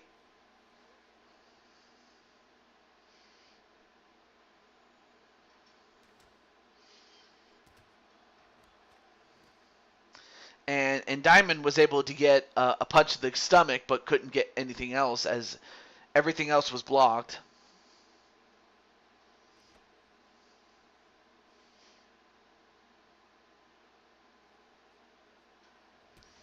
Another sidekick a la Shawn Michaels. But then manages to grab the leg and get a couple of jabs in on Patty.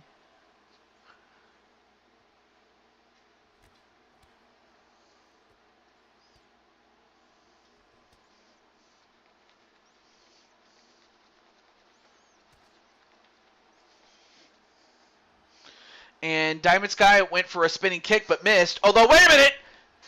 Oh, she's got her! She got her into the guillotine from out of nowhere. But now can Patty get out? I mean, that came from out of nowhere. But Patty, no. Patty manages to escape and now is in the sprawl position. Or the north-south position, I'm sorry. Now this is the sprawl position. Well, now we're going to find out, like, who's better suited to fight on the ground right now. Now Patty, now going for the finish, but Diamond Sky not going to let her do it. All right, now in the full guard is Patty.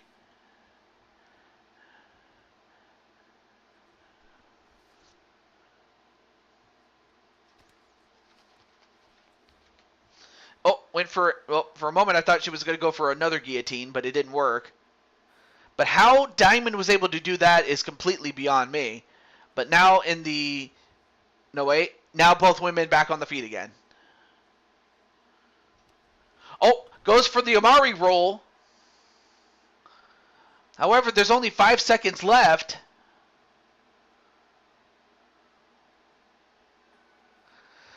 Okay, well, that's the end of the first round.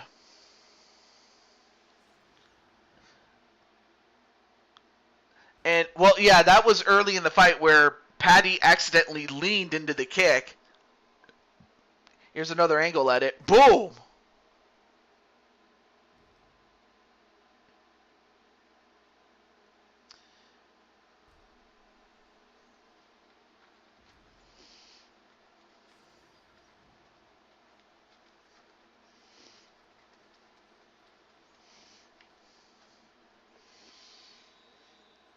All right, Diamond Sky's back in, as is Patty.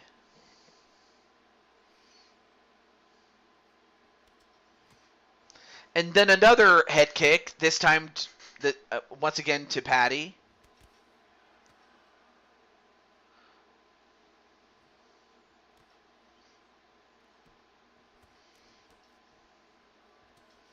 And Patty taking the fight right to Diamond Sky.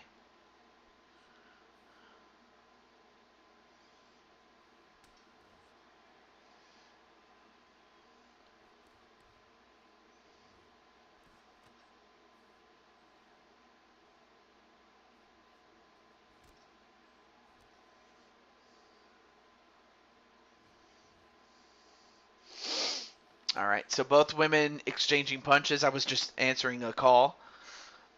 And in fact, let me check one more time to see if anyone's trying to... Oh! In fact, someone did contact me. Excuse me.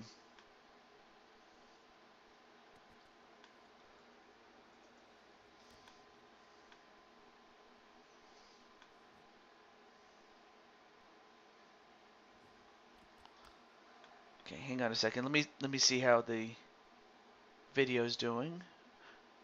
Okay, good. Also, let me know if the video is crapping out or anything like that. Definitely let me know. Okay, it looks good. All right, cool. All right, back to the match, though. Back to the fight. Now we got 3 minutes and 20 seconds left to go, and another side kick that connects on Patty, and then a right hook that lands on Patty. Although Patty going for a takedown, but denied by Diamond Sky, and Diamond getting a couple of punches from that clinch. And a spinning kick gets a good amount of Patty. And some nice counter punching there by Diamond Sky. Now Diamond Sky going for a takedown, but denied.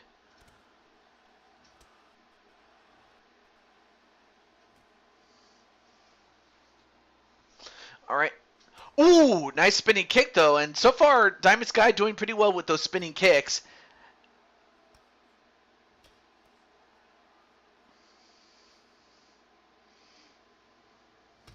Oh, and a kick right to the face. And how did Patty get up from that?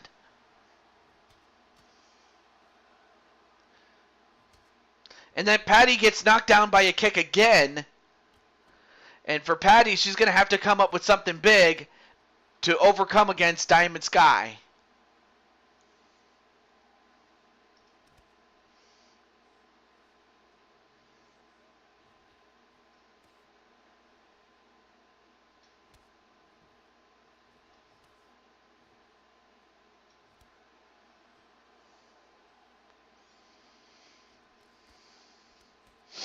All right. Nice combination to the body by Diamond Sky. Oh, Diamond Sky got caught with a roundhouse, a minor one, but that only slowed her down. Another side kick and knocks down Patty, then a knee. Well, Patty, it's never over until it is over.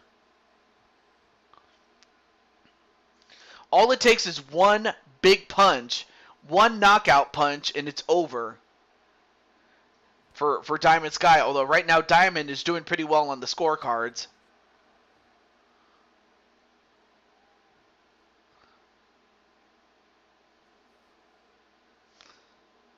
TJ's still here. Yeah, I'm still here. Wait. Yeah, I'm still here.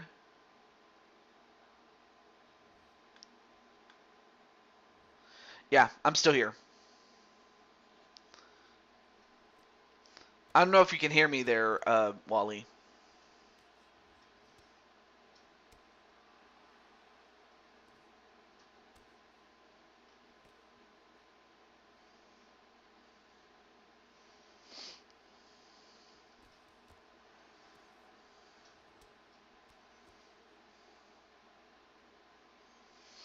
All right, 10 seconds left to go.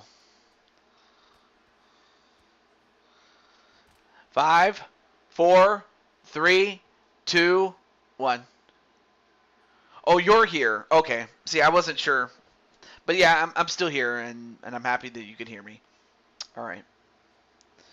Well, Pat, that was for Diamond another great round. So for Patty, it's very simple. She's gonna have to come up with a knockout or a submission or a finish of any kind. And for Diamond Sky, this was the exact same scenario that she was in when she was against Caitlin Vieira, and yet Vieira was able to turn the tables on Diamond Sky and win in the third. So I have to think that Diamond Sky is going to be leery of what Patty would try to do to get the win. But one thing that Diamond Sky can't do is let her guard down and ultimately get knocked out cold.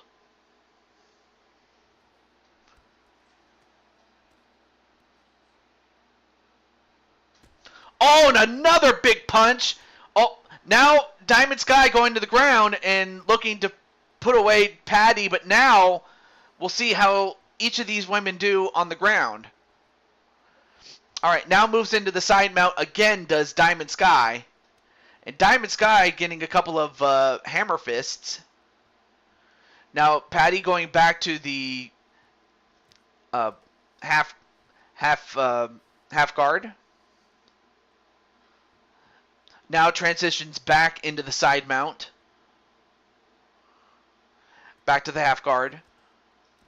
And a couple of punches right to the body. But Patty gets up, and so does Diamond Sky, then a kick to the body.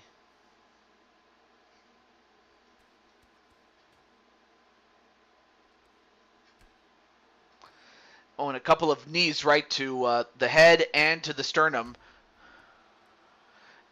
And Patty is just... she's taking it.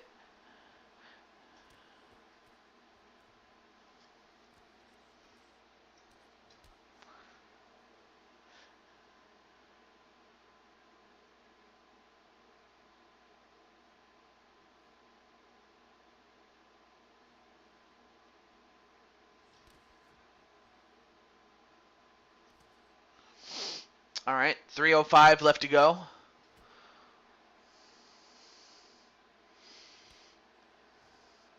Well, the last couple of fights I've noticed have gone to the third round.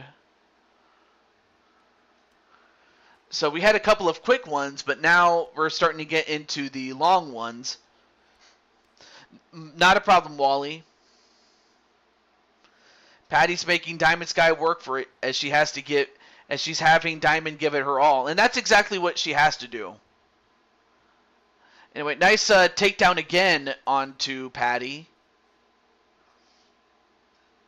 And another one.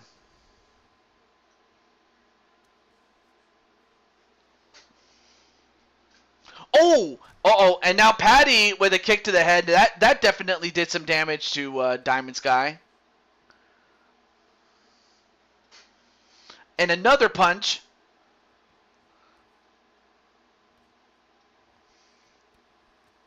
All right, well, Diamond Sky is now 2 minutes away.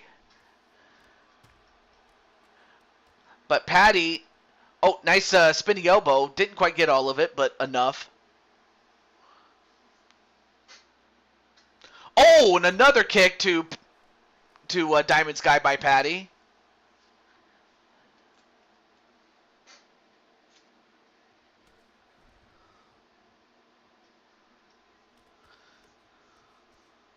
No, I'm not.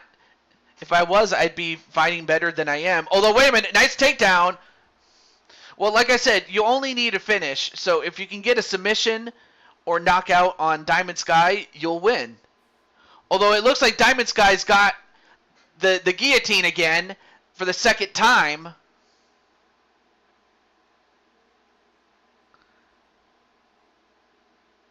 And now Patty trying to hold on.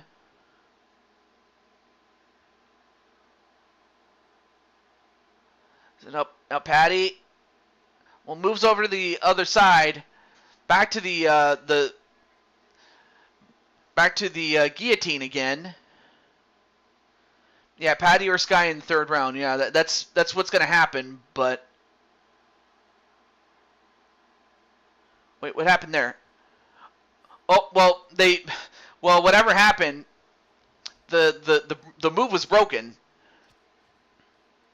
Well, now Patty's on top. So if Patty, no wait, countered. And now Diamond Sky on the full mount.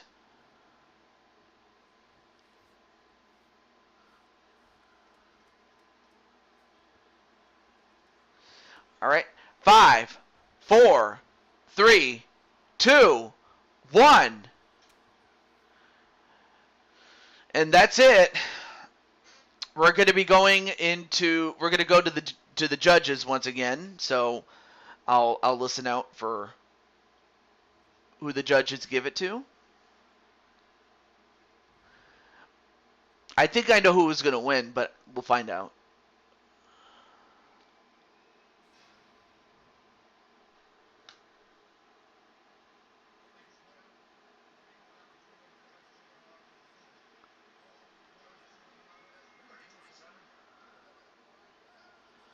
All right. So the winner with a score of 30-27 by all three judges, Diamond Sky. All right, so Diamond Sky does in fact get the win. And of course, the judges score it 30-27 in favor of Diamond Sky, which means that it will be her and Taipan that will go 1-on-1. But up next, it's going to be a champion versus champion fight, and it's going to be between Wally and Jordan Walker. Yeah, respect to Kelly, but also respect to Patty as well. Can't forget Patty.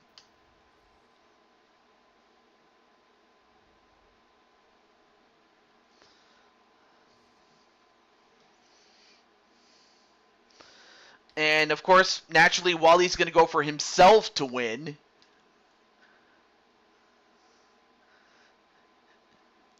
Like I told you! I already knew the outcome. Or actually, no, that's not how Patty talks. She has a bit of a bass in her tone. A little bit. Okay, well, I don't have a way to contact Jordan, so we'll go into this fight. And then after this fight, we will go back to our men's tournament and go from there.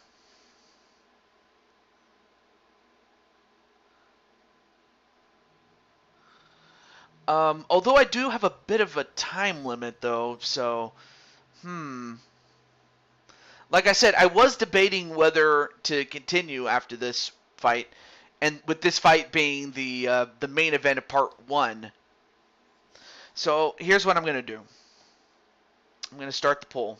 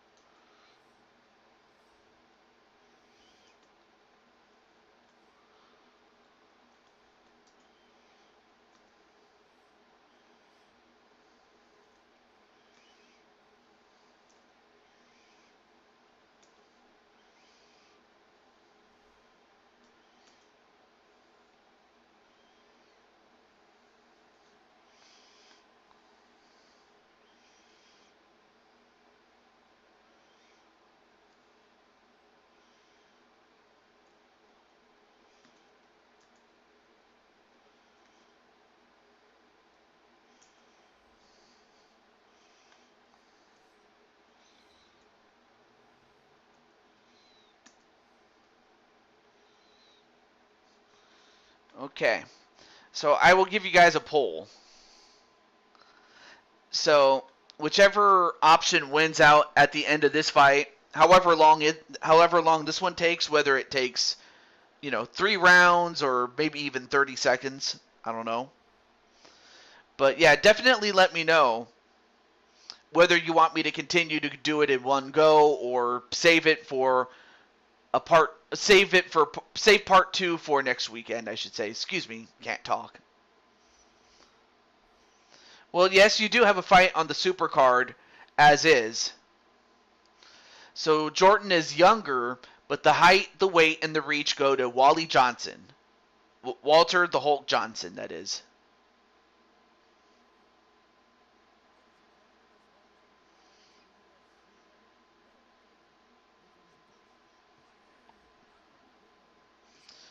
I don't seem to be fighting good enough anymore. My odds of winning are 4.25%, which sucks.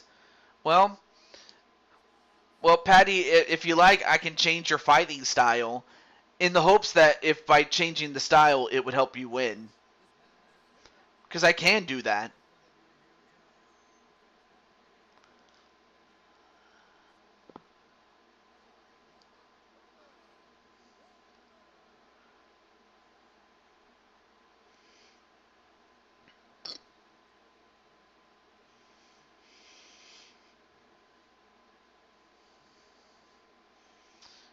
Well, that depends on whether you want me to do this show in one go or save it for part 2.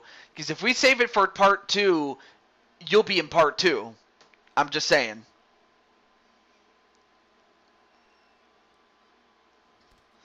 Anyway. Now Jordan Walker and Wally Johnson. Now, of course, Jordan has fought in men larger than him. And he has knocked out, DKO, who was part of the series when he was in it.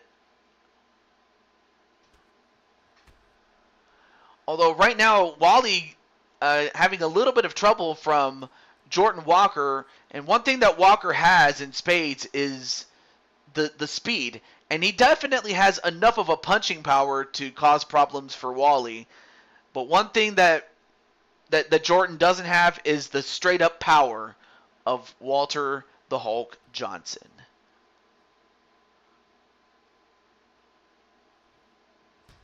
Oh, and another kick to Wally, and Wally's hurt.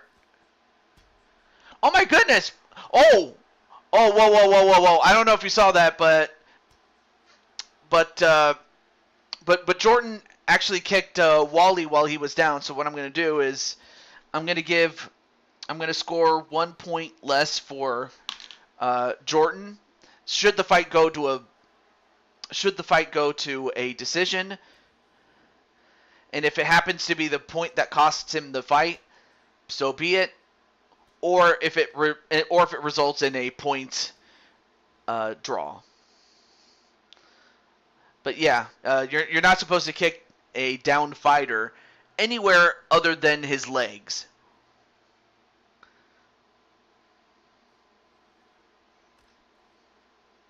So yeah, 1 point less for Jordan Walker.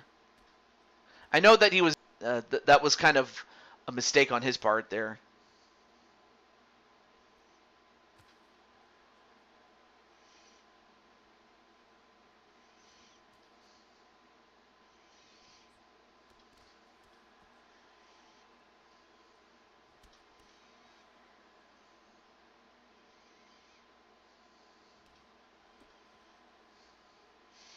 All right, 2:35 left to go. Well, I will say this though. Jordan Walker did start fast, but Wally is still holding strong. Although, having said that, he just took 2 kicks to the face. And then Diamond's guy says, "I'm sorry, Patty." Although, really knowing Patty, there's really nothing to be sorry about. It just so happened to be, Diamond Sky and Patty.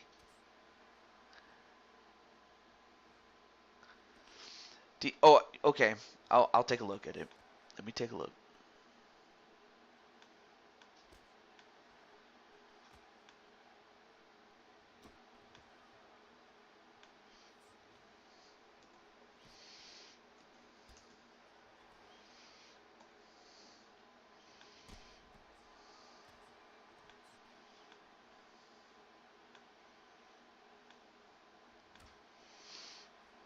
Although one thing that, yeah, exactly. Watch out for Jordan's kicks. I mean, Jordan can definitely throw hands, but he's got to use his kicks, given that he is a kickboxer, and Wally is purely a boxer. But man, he packs a lot of punch in those hands.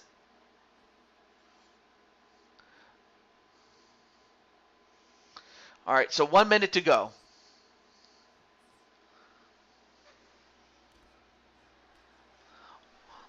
Although Wally doing pretty well with the hands.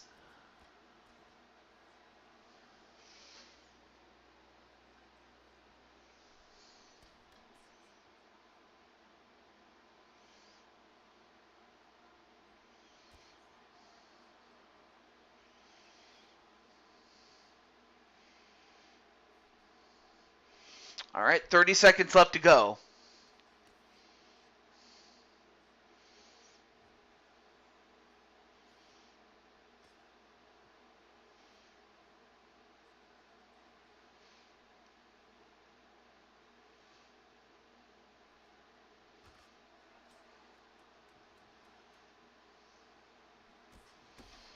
Ooh!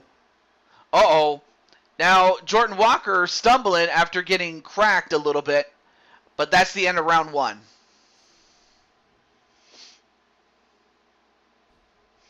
But early on, it was Jordan who got a couple of good kicks in.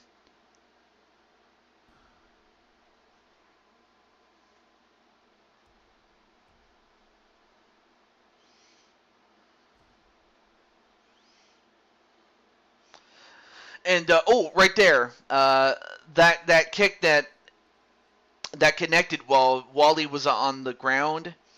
It got him on the upper part of the body, like close to the head, maybe onto the head, really. But that was enough for a point deduction there for Jordan Walker. So that if it goes to the judges, I'll have to deduct a point for Jordan Walker, though. But yeah.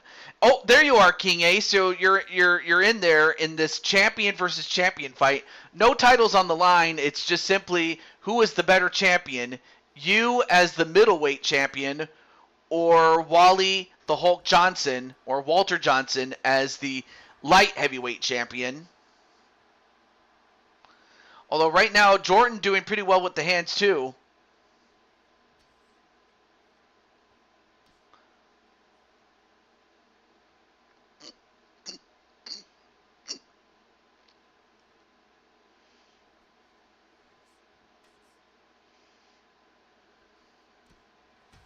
Oh, and Wally got him.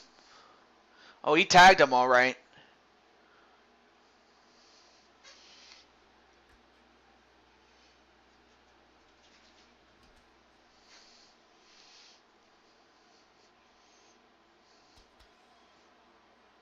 And both guys exchanging kicks. Oh, nice left hook.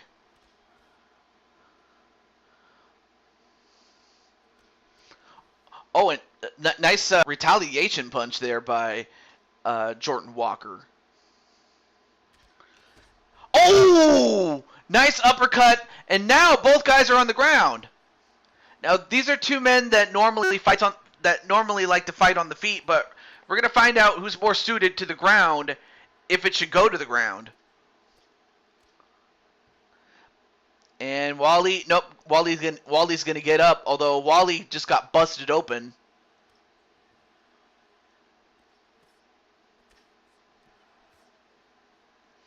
Yeah, now Wally's starting to leak a little bit. Oh, nice elbow. Oh, that stunned him real good.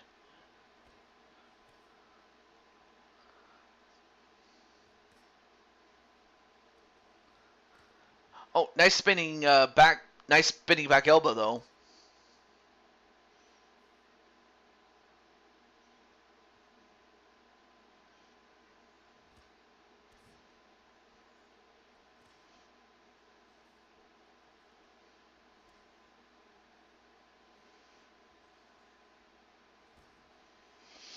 All right, 220 left to go.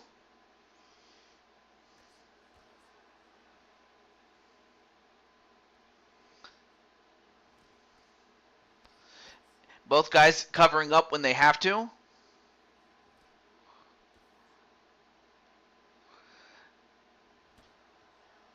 Knee right to the gut. But yeah, it's all going to come down to who can make a mistake. And King Ace made a mistake, left his chin exposed, and Wally going to try to punch him out, but not quite. Now both men back on the ground again. Turns him over into a side mount.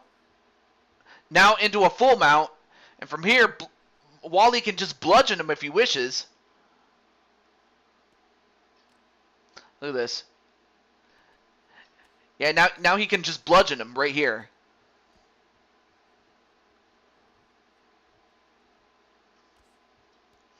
And King Ace trying to escape. Jordan Walker, Zach Walker, whatever you want to call him. But Wally not going to let him do it. Not going to let him escape, though.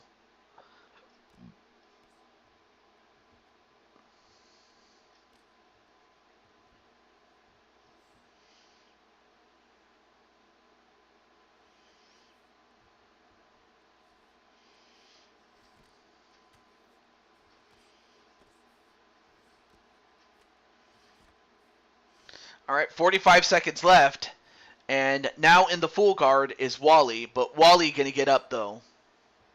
And he's going to let Jordan get back up himself. Oh, and a spinning kick that knocks down Wally. But Wally got up, though.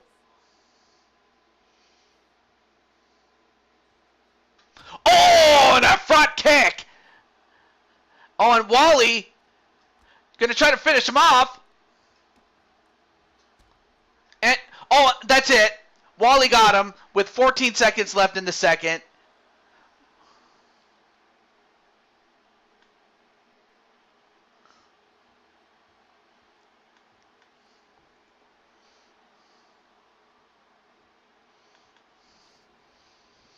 And look at this. Boom! Right to the face. Here's another angle, and he kicked him right in the face. Just left himself exposed, and then once it got down to the ground, I mean, Wally just punched his lights out. And for Wally, he goes to 18 and 16. And Jordan goes to 17, 15, and a no contest. So that point deduction didn't even mean jack in the grand scheme of things. But congratulations nonetheless, though, to Wally, and GG's indeed from King Ace. And Wally says respect to Jordan. Yep, absolutely. But at least nobody lost any championships. It was just to see who was the better champion, and Wally just proved to be the man to do it. So congratulations to Wally. All right, let's close out the poll, and it looks like you guys want me to do it in one go. I'll do my best, and I'll try to get as much done as I can. But that being said, I got to go back to the men's tournament. Not a problem, Wally. I'm happy you got to have your fight. And if we did have to save it for the next weekend, that would have been the main event. But in this case, we continue. So now going back to our men's tournament, we have once again we have Mike Wasson and Captain Danger. I want to say if Mike Wasson's still in the chat, but I haven't seen him. Well, I haven't seen him in a while, nor have I seen Captain Danger. But I already contacted them, so I'm just going to go right into it.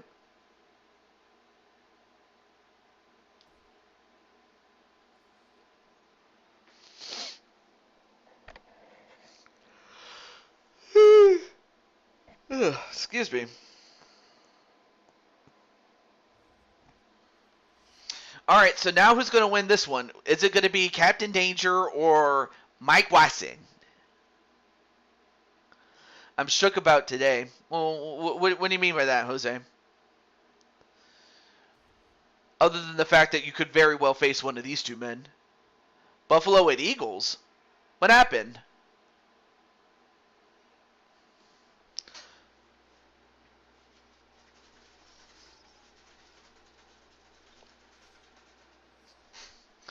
Anyway, here is Mike Wasson once again. And Mike Wasson's new record coming into this fight is now 5-3. And of course, he still has the damage that he took from the first round. It went into overtime.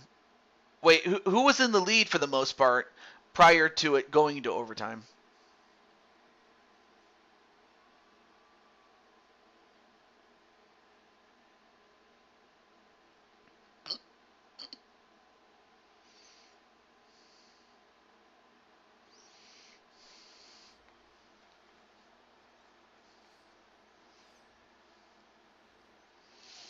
Wait, so Buffalo had the lead, and they pretty much pissed away the lead? Oh, wait, I'm sorry. Oh, the Bills were up by 3, but who had control for the most part during that game? You know, just because the Bills were up by 3 doesn't mean much. But, hey.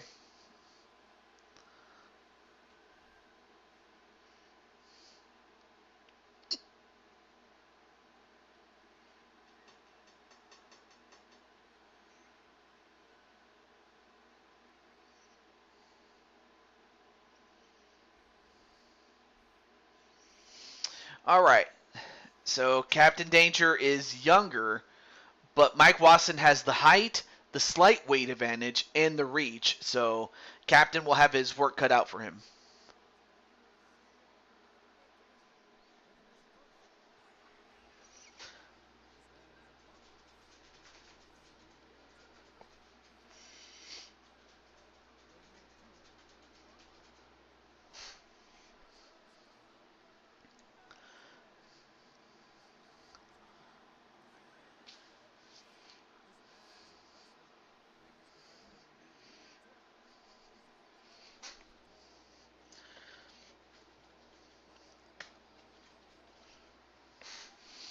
Anyway, there you see Captain Danger once again. And of course, the referee for this one is Herb Dean. For most of the game, it was Buffalo. The Eagles were slightly sloppy, but Philly got a win at home. Philly got a home with an OT rushing touchdown from Jalen Hurts.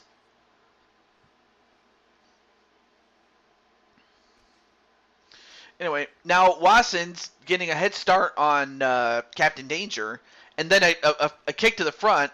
Now, of course, given that these two guys have already fought, I really don't think that this fight is going to last that long.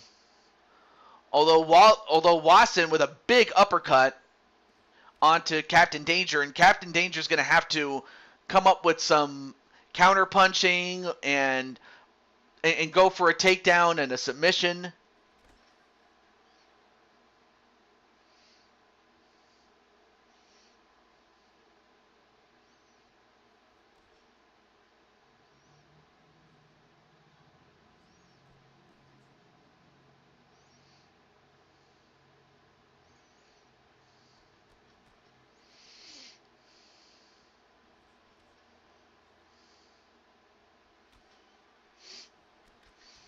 And Watson just continuing to crack the jaw of Captain Danger. I mean, it is an even bout until you realize that, well, really though, Captain Danger got a win in the second round, whereas Watson had to go to the third round. But even still, Watson is not going to let that stop him.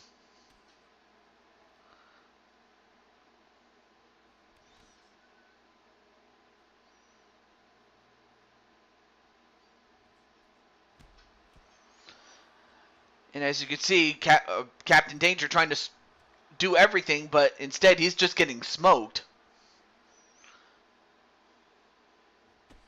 Oh, well, I might have spoken too soon as he got kicked in the head. Well, now Captain Danger, I think whatever it was, I think he's awake now.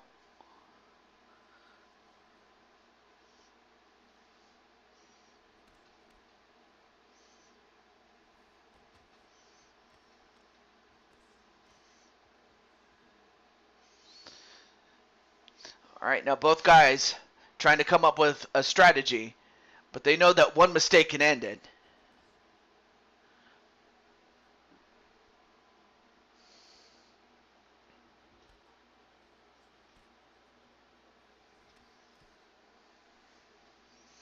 All right, 2 minutes and 20 seconds left.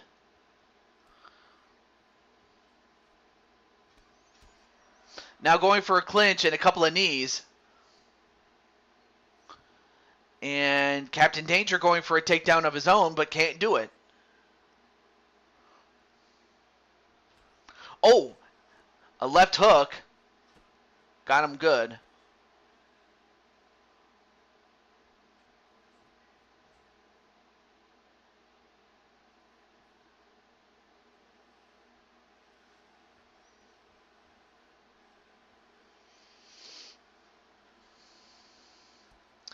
Then a kick to the body.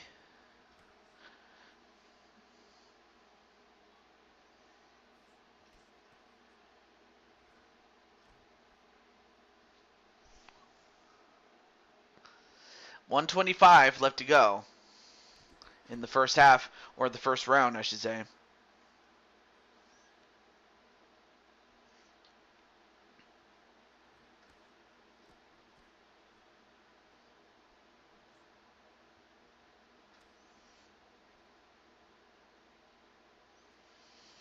All right, so 1 minute left to go.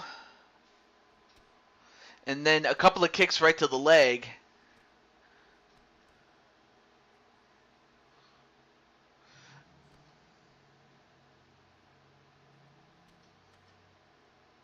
I mean, I'll tell you one thing. These guys are absolutely tough because they're hitting each other with big body blows, big punches right to the face and kicks that would knock a normal man out already. But that just goes to show the toughness of these two men.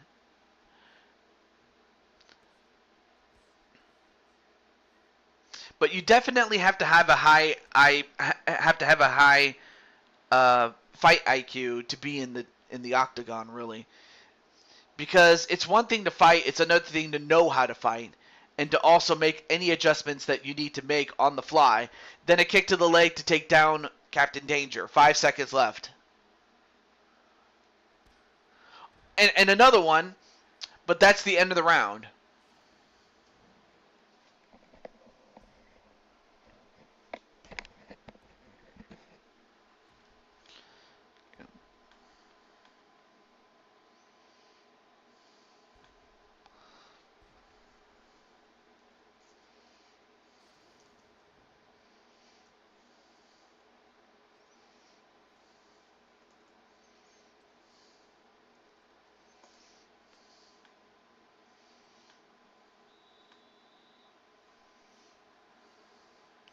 All right.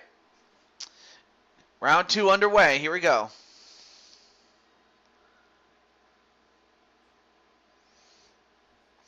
$450. Now, I will say, though, I understand that some are watching Gregory's NWA, and that's perfectly fine.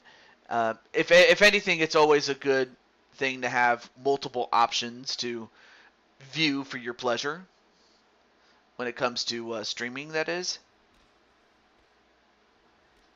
Always good to have options, though. A high kick, and Wasson stumbling, but snaps out of it sooner than usual. And then apparently Jose's very happy.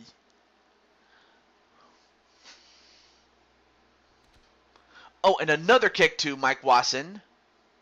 Hey, Clinton, what's up? And by the way, Clinton, you do have a fight today, or a fight tonight, as you get to defend your welterweight championship against a new challenger in Arkham 500. Oh, his is done? Okay. Well, still, I know that several people were watching his show, and I can understand it.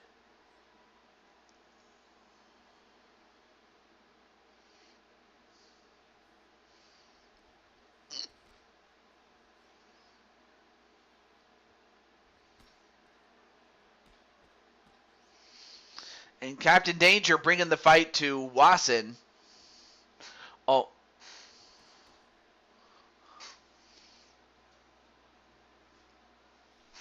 All right, so and then Matt Storm rooting for Wasson to win.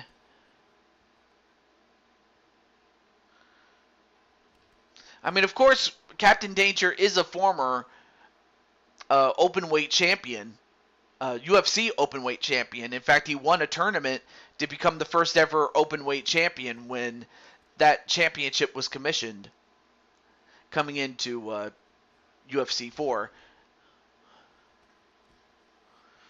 But he does get kicked in the leg and he fell down. So that scores a knockdown for Wasson. But Wasson doing a great job with chopping down the cherry tree and those tree-like limbs that Captain Danger has.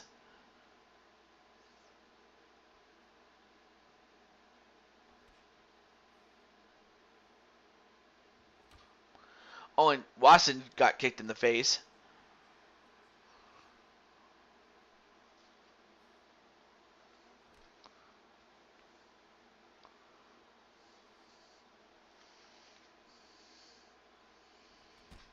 Oh, and another kick to the face.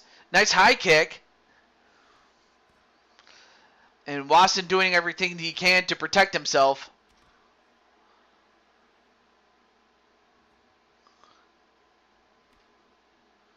But one thing that Wasson cannot do is, leave himself open that if he misses, then he gets, punished for it.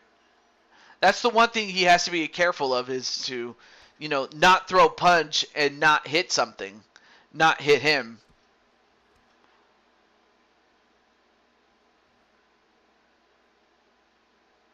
Or get leg checked into submission.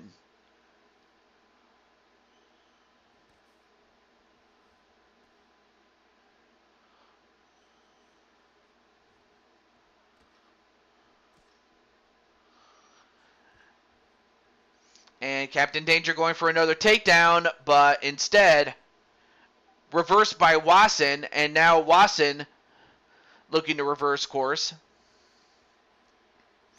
All right. Oh, and a front kick got him really good.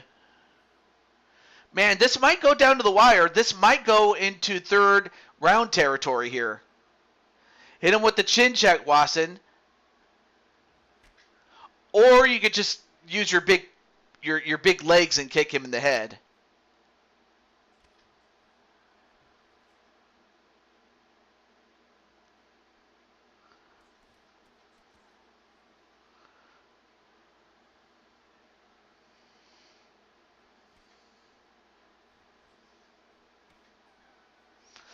All right, so we're going to go to a round 3.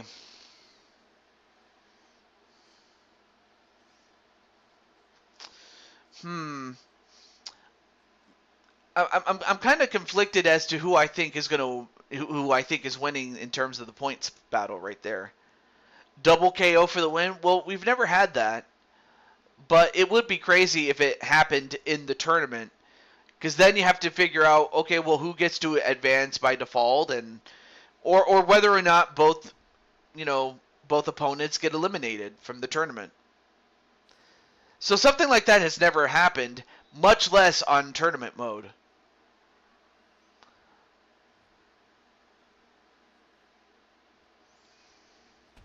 Oh, and another kick.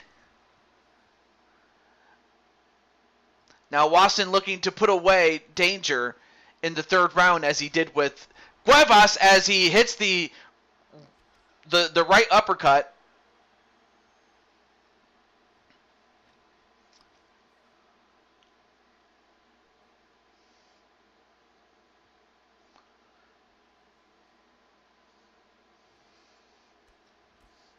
Oh, and a couple of body shots. Good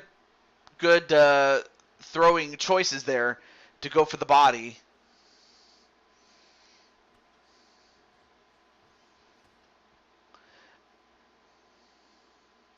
And nice leg check there by Mike Wasson.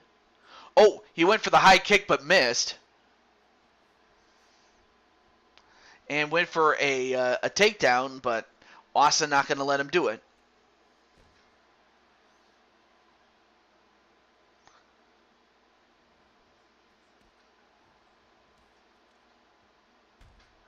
And a front kick, and that's it. Wasson is done.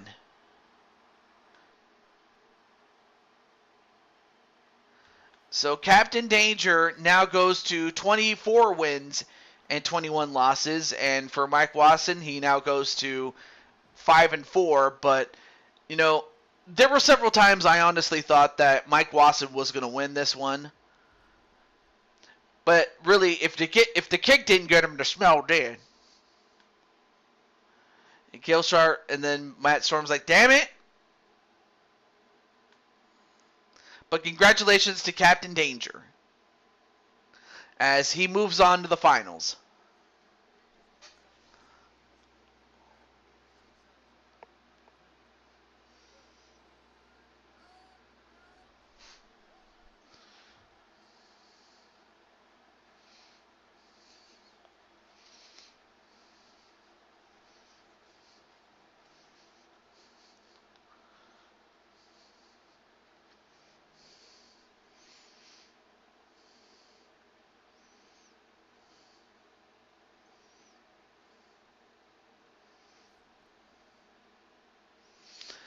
Okay, so up next, it's going to be Jose Blanco and Peter Griffin, and the winner will get to face off against Captain Danger in the finals.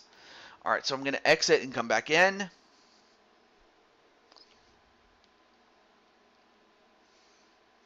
But that was incredible, the fact that that fight went into the third round for Mike Wasson, but instead he gets knocked out. However, these two young men, like for Blanco, he got a submission victory in round 2, and Peter Griffin got a knockout in round 1. So these two are relatively fresh. So we'll see how they do. Also, hey Jamar, what's up? By the way, Jamar, you already had a fight, so if you want to go back and check it out, you can. But welcome to the show there, Jamar.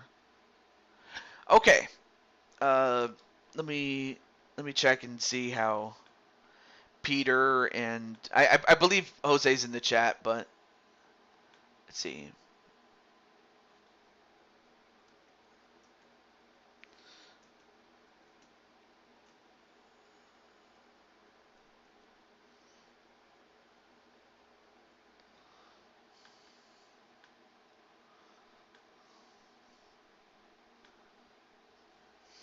Okay, so with that said, it's time. And you know what? Just to make sure, I'm gonna let Jose know.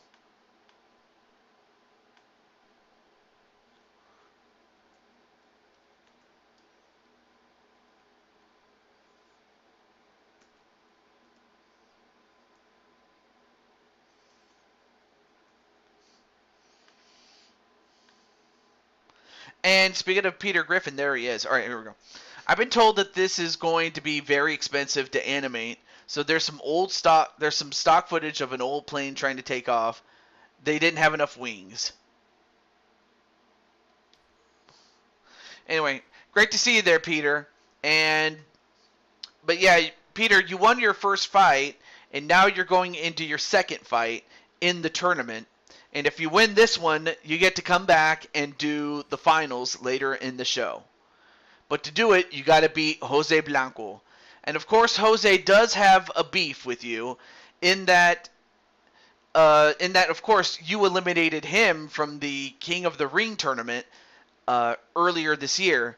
So Jose has some payback for you, or will he get it? Let's find out right now. And also for everybody else, you guys can tell me who do you guys think is going to win this one?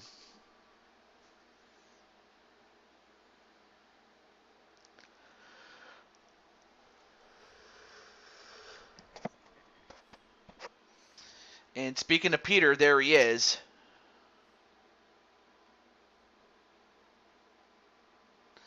And then Peter's like, "Good luck, Jose."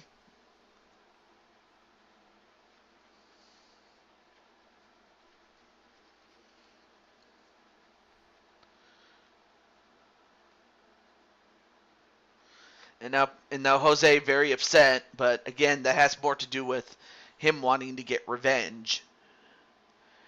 Now for Peter Griffin, though, he comes into this fight now at 4-3, and for Jose, he is coming in at 3-5. Peter's gonna hit him with Roadhouse. Well, we'll see. I don't know.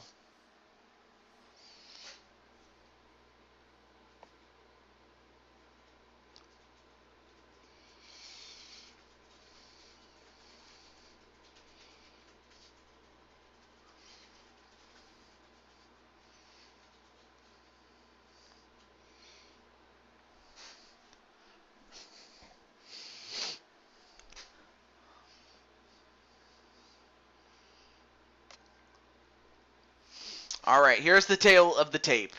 Now, Jose is considerably younger. Otherwise, the height, the weight, and the reach go to Peter Griffin. And now, Bruce Buffer. I'm not upset, just downright rageful.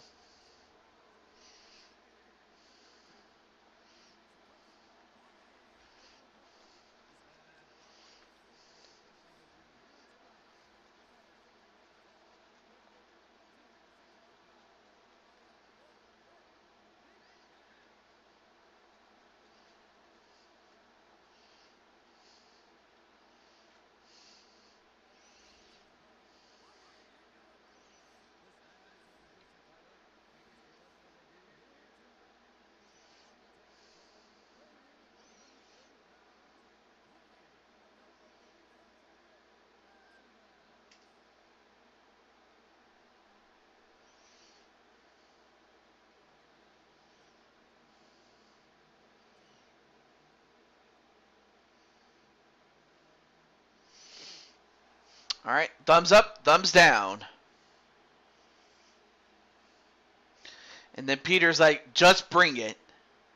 All right, let's find out who is going to bring it right now.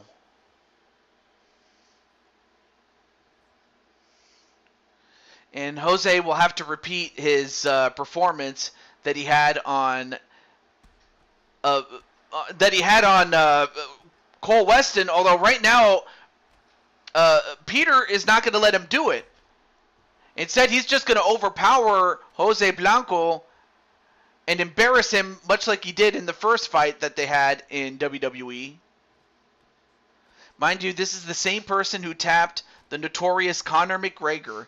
I was the dominant UFC featherweight champion in UFC 3, and I have a lot of history to write off of. But it won't mean anything if I don't win.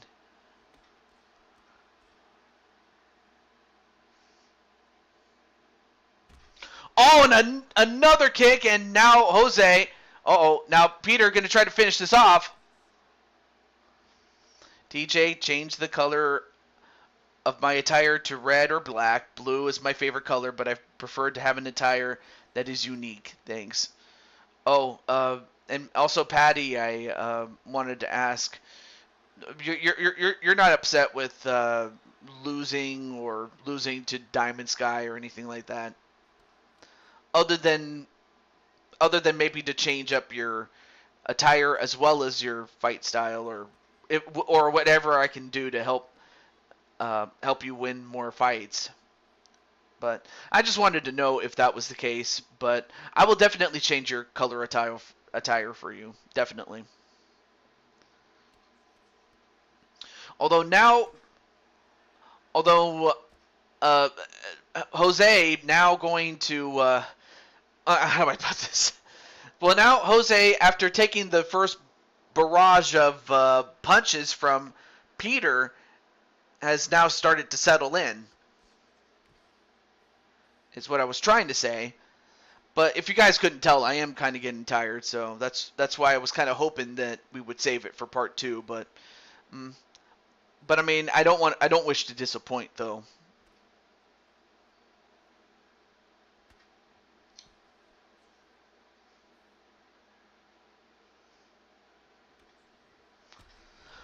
Well, one person that didn't disappoint was Peter Griffin as he knocked Jose out. And what have you done for him lately? Dun dun dun dun dun. Woo! Yeah. Look at this. Boom! A left hook right on the chin, and any harder, and he would have knocked him. And he would have knocked the mustache off of his face. Seriously, I mean, he punched him so hard, I almost thought for a moment he would have knocked the mustache off his face.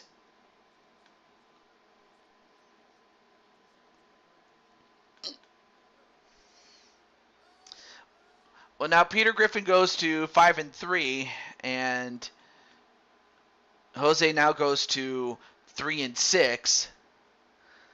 But take nothing away from Jose. He stood tall over Cole Weston, a former light heavyweight champion. But Peter is hungry. He's hungry for a championship. I'm upset only because I don't fight back enough. I look like someone who can't or won't fight. That's not me. I see. But you're not upset with Diamond, but rather your own performance. But that makes more sense, though. Truly, truly. And then Jose's very upset as he just got destroyed by Peter Griffin, and now he heads out.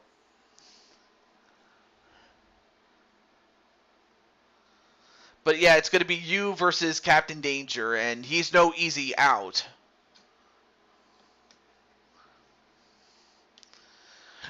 Okay, so up next is the first of 4 championship matches, and the first of which includes Clinton Flippin, and Cayenne Arkham 500 Reynolds. So let me let Mr. Arkham 500 know that his fight is up now.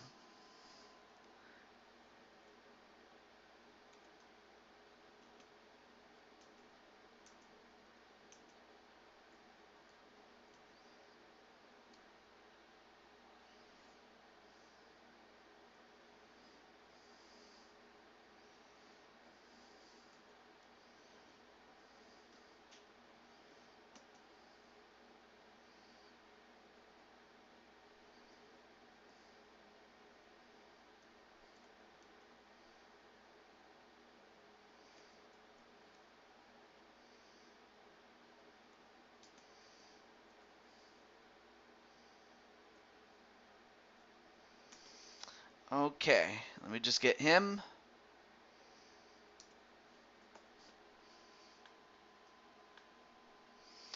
All right.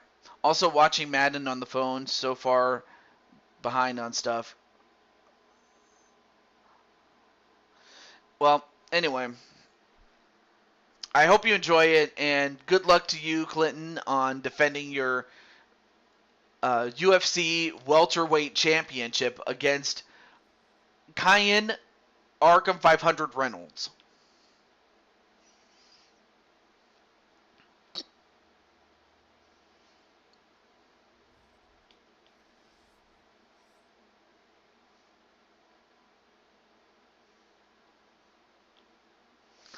All right, so who do you guys think is going to win this one?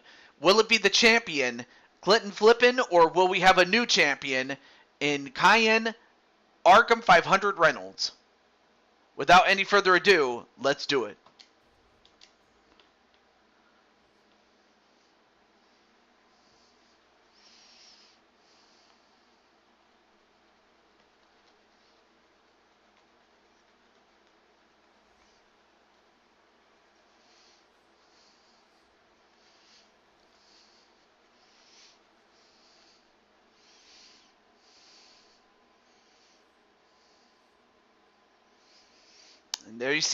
And there you see, oh, Peter's got to go with Arkham. And speaking of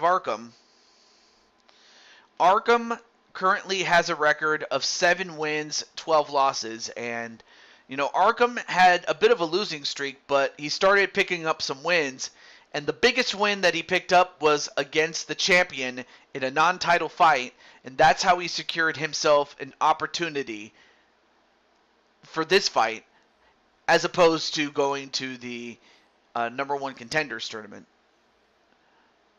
And here he is from Columbus, Ohio, at 5'8",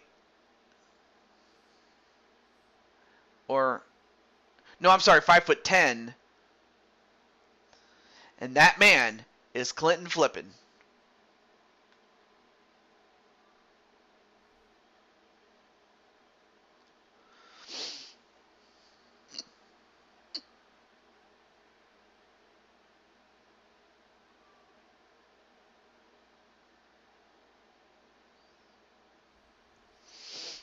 All right, so here is the tale of the tape. Now Clinton, in character, is younger, and he has the height and the reach advantage. The weight is identical, but here we go.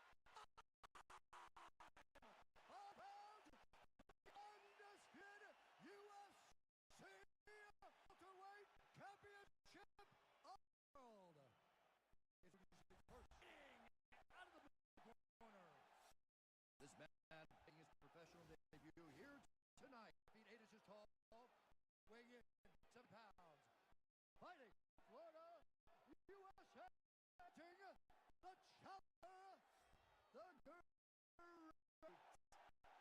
And now introducing the champion out of the red corner as a freestyle fighter, making his professional debut here tonight. He stands 5 feet 10 inches, weighing in at 170 pounds. Out of Columbus, Ohio, presenting the reigning, defending UFC welterweight champion of the world, Vicious. UFC belt online. Protect yourself at all time. Obey my command at all time. If you want to touch love, do it now. Go back to your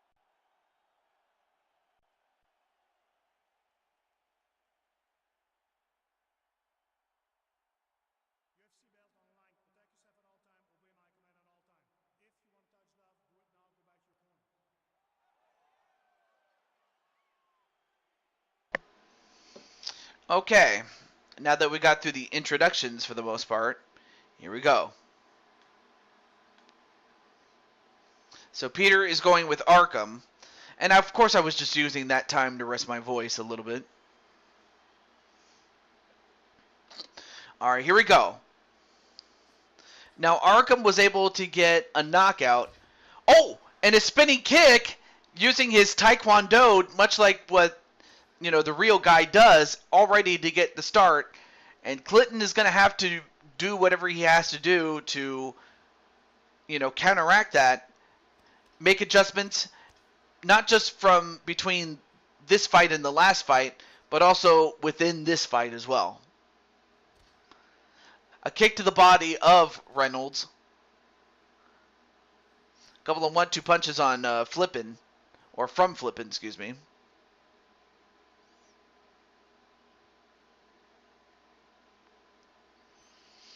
It goes for a takedown, and he gets it on Cayenne Reynolds. And Brooklyn going to go with Clinton. That's not a bad pick. Now Clinton going into a half. Nope. Now into the side mount.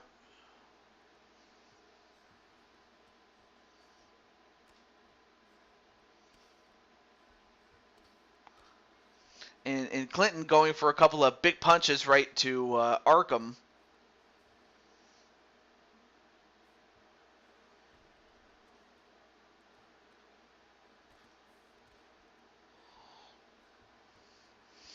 Now goes over to the side mount, and right now Clinton is taking control with, just bludgeoning Arkham's face.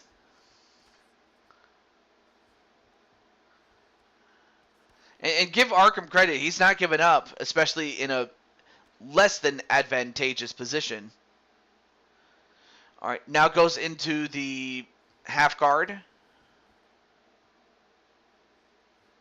Oh, now gets caught in an arm triangle.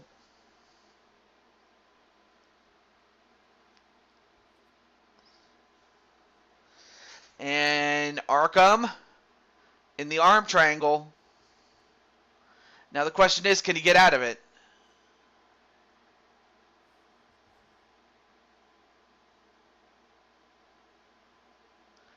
Arkham. Arkham. Arkham. And Arkham got it. Arkham tapped out. So that was one of the quickest title fights that we've had, and Clinton made short work. I mean, he certainly didn't forget what happened in the last fight that he had with Arkham, but in the end, Clinton is still the welterweight champion. Because the moment the fight went onto the ground, and he was able to get an arm triangle, that was it. And of course, Clinton very happy with the result, and as well he should. And for Arkham, nothing to be ashamed of.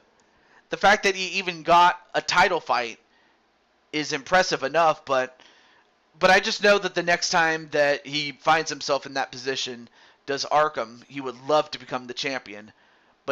But for tonight, it just wasn't to be.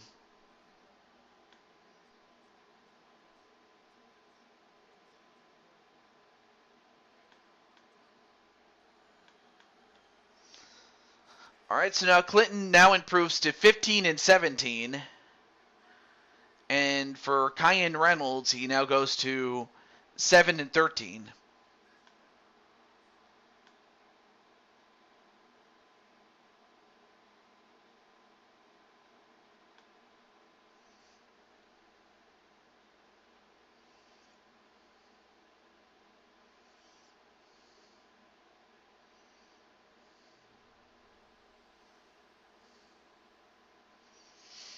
Okay.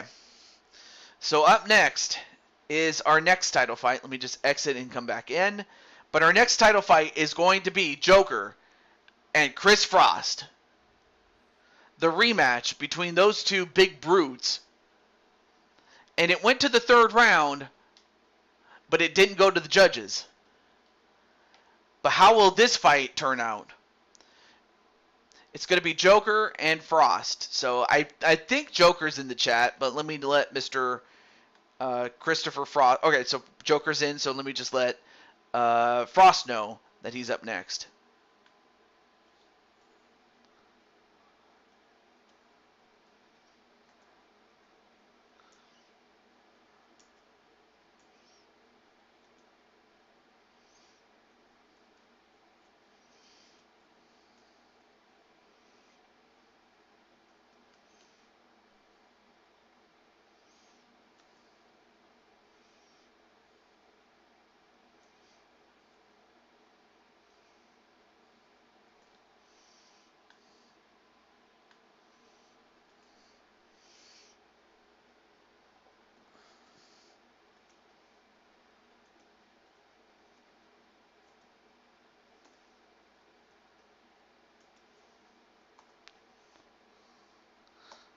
Okay, there we go. Just wanted to share this with him. Anyway, hate to ask, but what team am I in on Madden? Surgeries put behind on everything. You're on the Denver Broncos, and better still, if you like to know, you haven't even had your game yet. In fact, we're gonna save that game for this Thursday as a primetime game. Like all the other games in the divisional round have been played, except for the Broncos at the Atlanta Falcons. So that stream on Thursday or Friday, depending on what's available, that will be its own game and the primetime game. So that's what we're gonna have. But with all that said, let's get to Joker and Frost. Okay, that makes me have to want to do it, or makes me want to do it on Thursday. That's good. So Joker will face off against Frost. From a glance, they kind of do look like brothers until you realize, oh yeah, one has lots of hair and the other doesn't.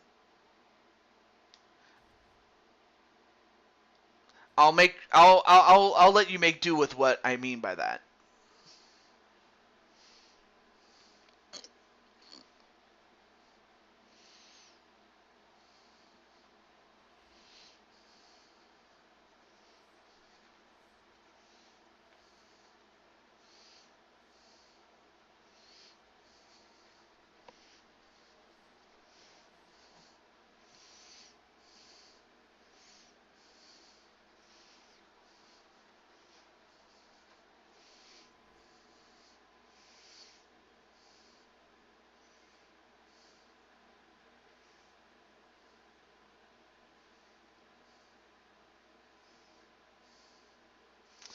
Anyway, there you see Chris Frost. I had to check something really quickly. But for Chris Frost, he comes in with a record of 1-1, and that one win was against this man right here, Brooklyn Joker. And Joker comes in with a record of 14 wins and 10 losses.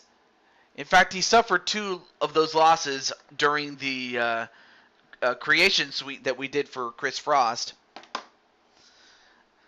But can he avenge it? And if he does, he'll remain as open weight champion.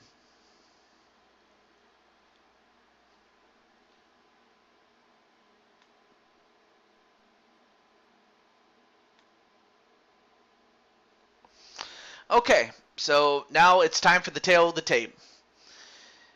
Chris is younger, and while they have the same height and reach, the weight goes to Chris Frost.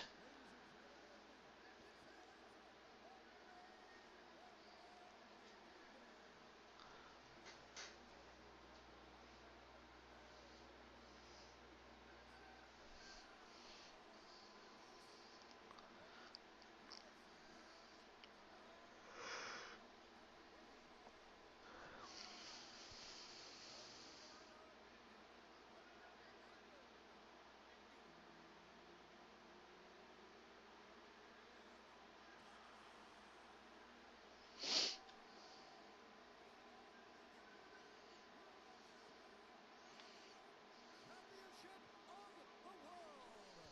Introducing first, fighting out of the blue corner. This man is a freestyle fighter, making his professional debut here tonight. He stands 6 feet 6 inches tall, weighing in at 265 pounds. Fighting out of New York, New York, presenting the challenger, Iceman. And now introducing the champion, fighting out of the red corner.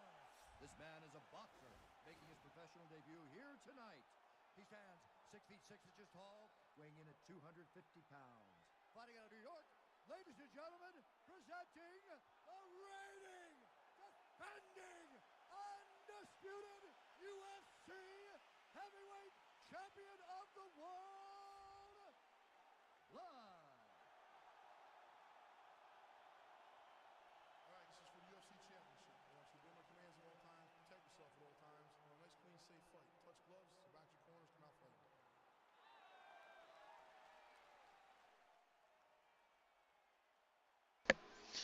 Okay. So now that we got the rules straightened out, there you see Joker doing his best Shawn Michaels impression. And now Chris Frost doing his best Conor McGregor impression there. Now, Frost did knock out Joker in the third round, but we're going to find out if it even makes it to the third round, much less the fourth or the fifth. Although Joker definitely wants revenge, that's for sure.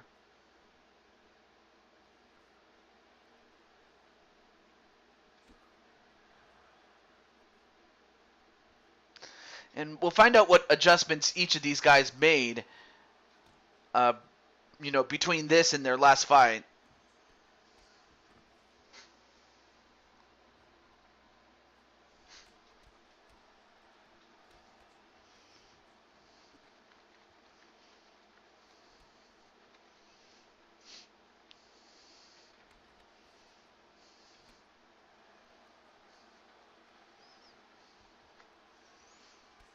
Anyway, and Joker going for a couple of leg kicks. Oh, went for a jumping knee but missed. Okay, there we go. Anyway, nice spinning kick there by Chris Frost. Oh, and a kick to the body, and Chris Frost felt the body shots with the kicks and the punches. But then Chris Frost returns the favor with a kick to the body of his own.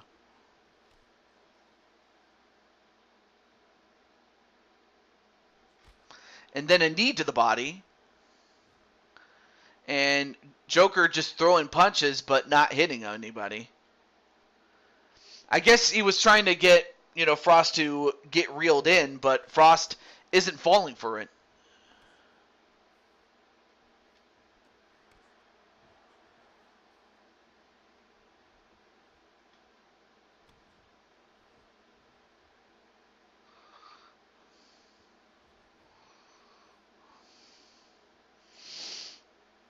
Oh, 250.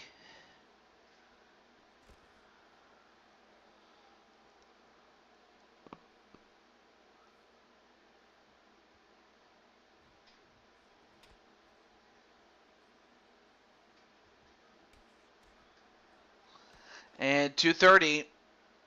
Nice couple of knees there to Chris Frost. Or from Chris Frost, I should say, excuse me.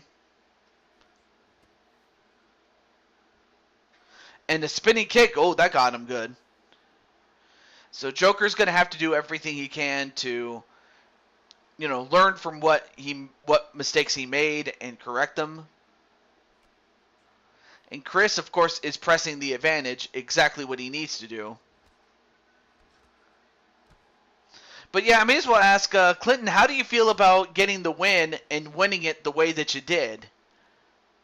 I imagine you're very happy, but still, I'm also happy that I was able to, make the fact that the Broncos Falcons game is going to be on Thursday. So I'm happy that it worked out for you guys, or for you and the likes of Jamar and several others who wanted to play the game.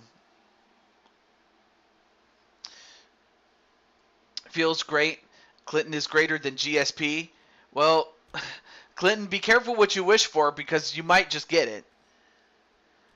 In fact, I'm kind of tempted to test that theory out, but not Austin theory, that is.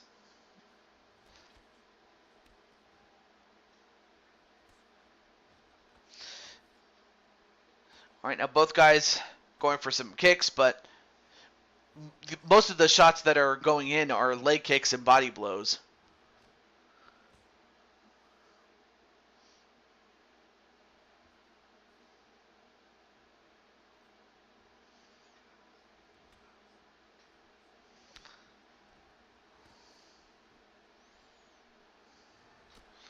Oh, spinning kick. Didn't quite get all of it, but still did enough damage, though. Oh, but then a roundhouse right onto Chris Frost. Now up against the fence. Nope. Now 13 seconds left to go in the first round. I like it. I I do know that the next time the Bengals are available, I'd like to play for them in honor of my mother. Same with the Reds on MLB with number 13 if possible. Oh, okay. Well, I'll, I know that my good friend or our good friend not Ark. I'm sorry. Azriel asked about the NHL season, and the truth is, I want to get through the Madden season before I get to MLB and uh, NHL. So it's like that. The 13th is her birthday. It definitely holds a lot of meaning to that. Now, Diamond Sky says, in her mind, I'll win for Kelly and Patty. And that's always a good thing to do. Diamond Sky. Although Chris Frost doing pretty well against Joker. Oh, nice leg grab and a couple of punches right to Joker. All good. Just some requests since she passed away. Yeah. Not that I know what it feels like, but I just feel bad that, Mama Clinton's not there anymore. And I feel terrible. And it's a reality I have to face at some point in my life. So, and that's what makes the fact that you have to spend time with your family and make it count, because you never know if the next time is the last time. And that's a decision that's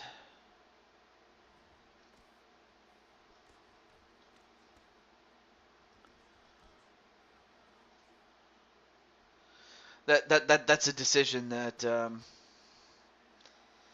or not a decision, but it's a fact of life that one has to deal with. But one person that is going to deal with a harsh reality is Brooklyn Joker, as he just got kicked in the face, and we have a new champion.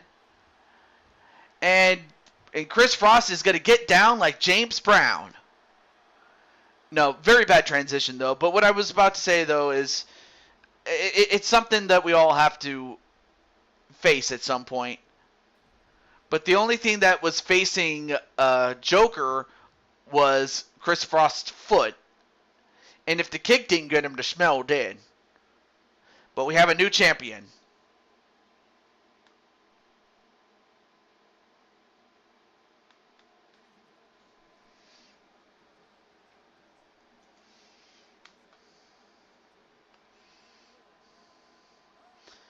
And Brooklyn Joker is now down to 14-10. And Chris Frost now goes to 2-1 and is already an open weight champion. This is unbelievable.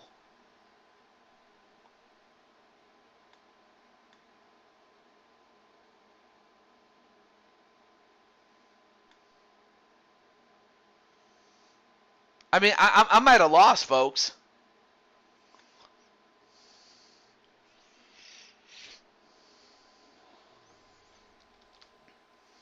Okay, so we still have 2 title fights and 2 tournament finales. So here's what I'm going to do. I'm going to go to Dancy and Corso, and then we're going to go to the men's open weight tournament, then the women's, and then finally the main event. The House of Black explode. So that's where we're going to go at. So it all starts with this fight right here. Captain Danger and Peter Griffin. I'm not sure if Peter is still in the chat. Oh, I'm sorry. I went too fast. I meant to say... Of course, I am kind of like... How do I put this?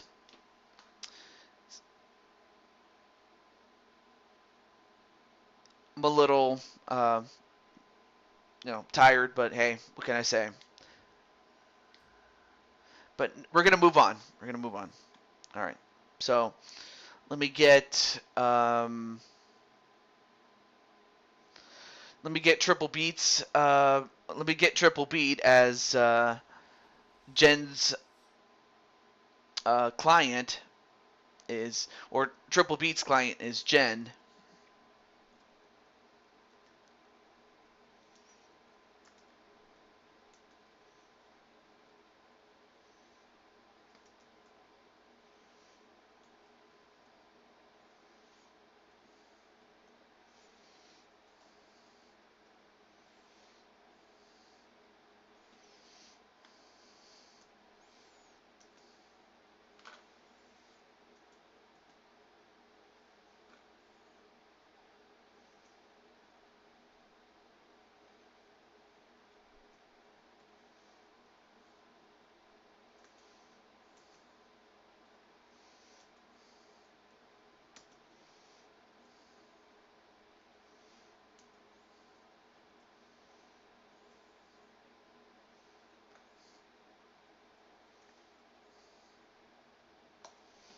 Okay, got that.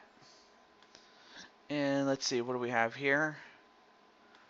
And then we have, oh yeah, and then of course our good friend Blade Charge.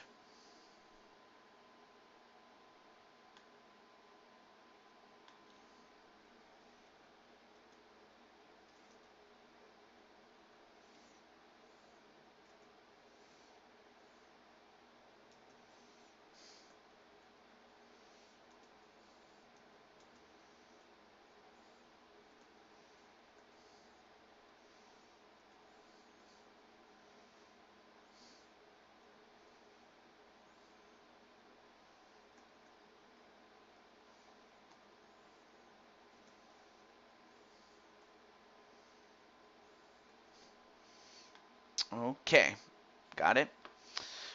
All right, let's do it. So who do you guys think is a good? I can't even talk.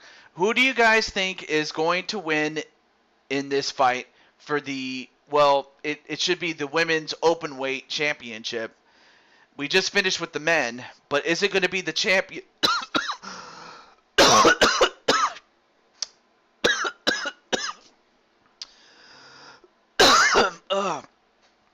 Is it going to be Speranza Dancy or Jen Corso? You may vote. Anyway, hey there, Mr. Blade Charge. Oh, I'm sorry.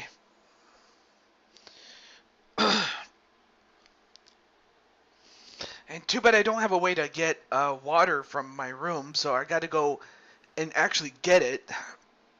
So what I'm going to go do is go get a drink, and I will be right back. So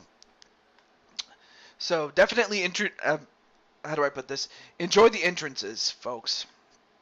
Give me a second.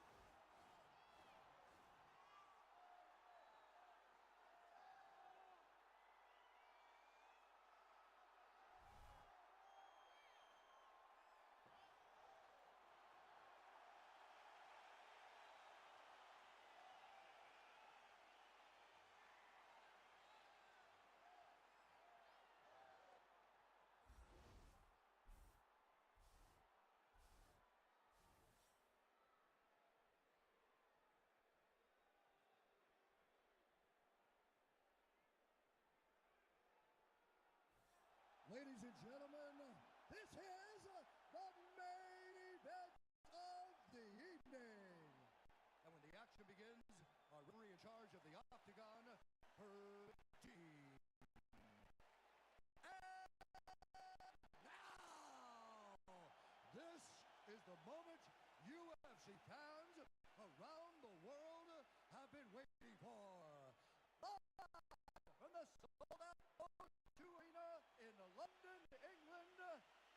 Five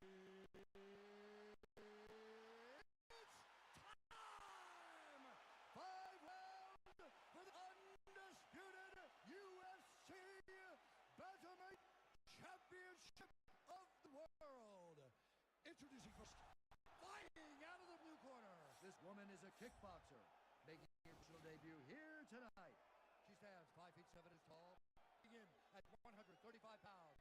Fighting out of Montreal, Quebec, Canada, presenting the challenger, the Cyclone. And now, introducing the champion, fighting out of the red corner. This woman is a jiu-jitsu fighter, making her professional debut here tonight. She stands 5 feet 5 inches tall, weighing in at 115 pounds, fighting out of Philadelphia, Pennsylvania, presenting the reigning, defending, undisputed UFC Women's Bantamweight Champion of the World, the Destroyer.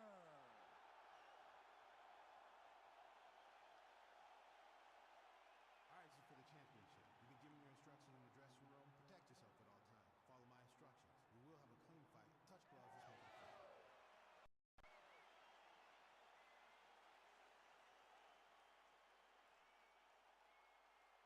Ready.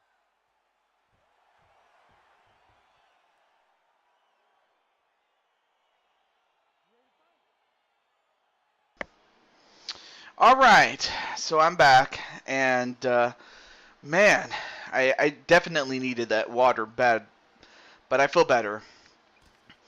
Okay, so Speranza starts out with a side kick, and of course Speranza Dancy, has done such a great job with, doing a great job with as a jiu-jitsu practitioner to get some submissions. However, Jen Corso not going to let her do it. And in fact, Jen was able to get a win over Speranza to get an opportunity at her championship, as Jen had beat Speranza in a non-title match. So now with the title on the line, we'll find out if Jen is a worthy champion, because she has definitely proven herself to be a worthy challenger. But yeah, I apologize, guys. I needed something to drink, and I feel better for it. So thank you so much, Blade Charge. Of course, Speranza looks a lot different in this version, as this is the only version in which she's wearing pink hair. And of course, Speranza is the most likely to change outfits, given that she is, quote unquote, the model. And she does a great job with it.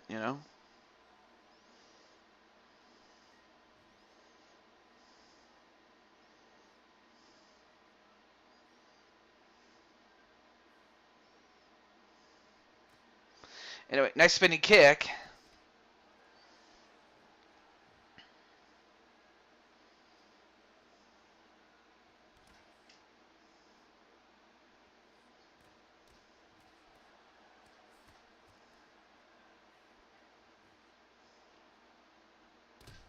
Oh, nice jumping kick there to Speranza.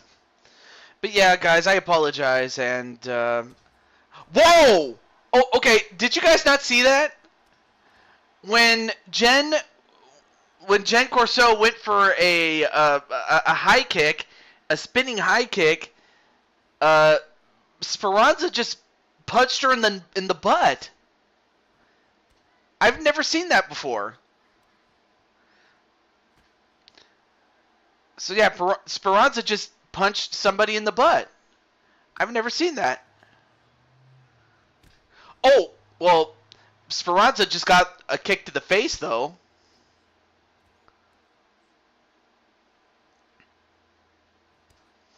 Anyway, a kick to the body.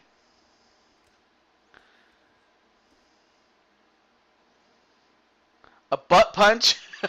You know what? That's the hashtag. Hashtag butt punch. Yeah. Yeah, that's gonna be a butt punch, man. Although that is a takedown, and this is not where you want to be if you're Jen Corso, especially now that you have 5 rounds to work with, and so does Speranza.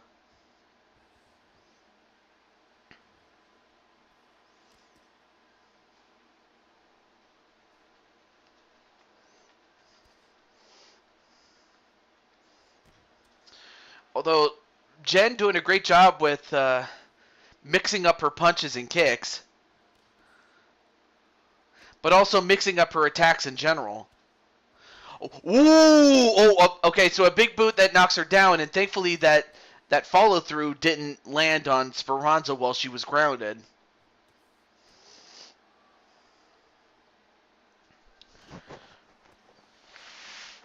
Excuse me. So, went for another high kick, but then an elbow onto Jen Corso. 45 seconds left.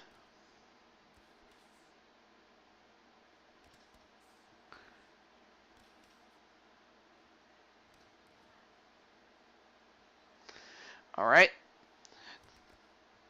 30 seconds left to go.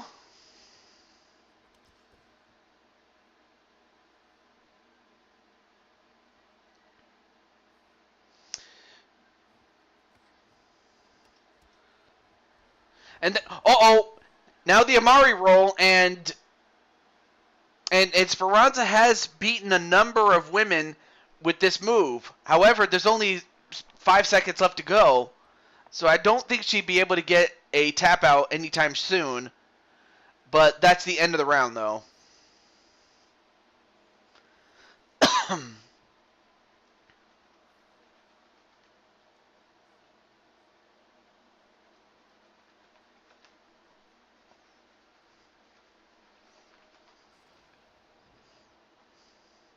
Oh, and ooh, there it is right there, the butt punch. Look at this. The butt punch right there. Now, normally under any other circumstance, you don't get to punch somebody in the butt, but if it's the result of your opponent doing a spinning move and you threw a punch, then it's fair game. In this case, the butt punch was legal. I think you meant to say you don't care if she punches a butt, or she don't care. Well, maybe not. But I mean, the only person I would think that would benefit from a butt punch would be, you know what? I'm not even gonna go there. Not gonna go there.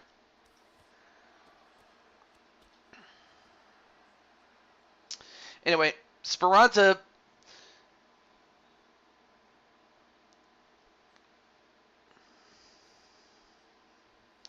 doing everything she can to. I will say this though, I'm still at a loss for words when it came to the butt punch. Really, I am.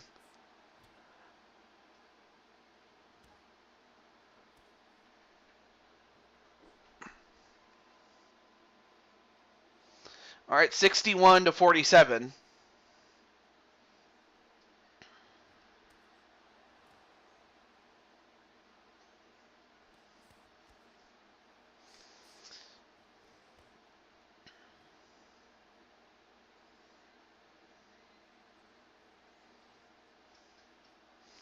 Anyway, nice combination there by Jen Corso.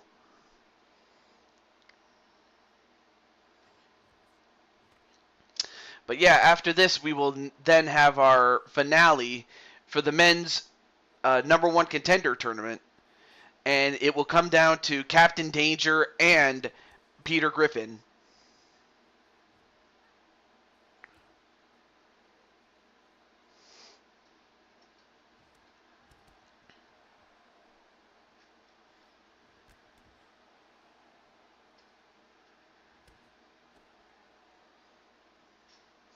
Oh, nice kick to the face, though.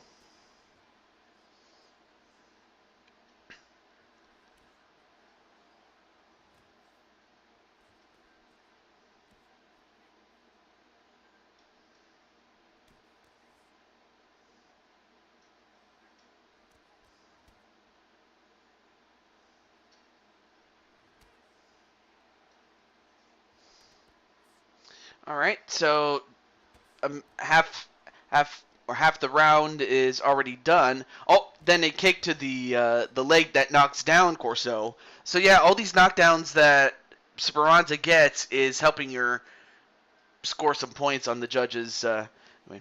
I got done 30 minutes early with work and stuck here till 9. Wait, what do you mean by that?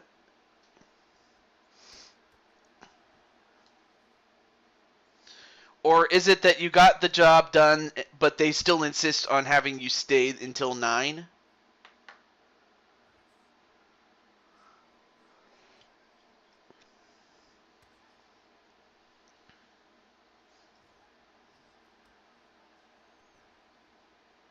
Anyway, 140 left to go.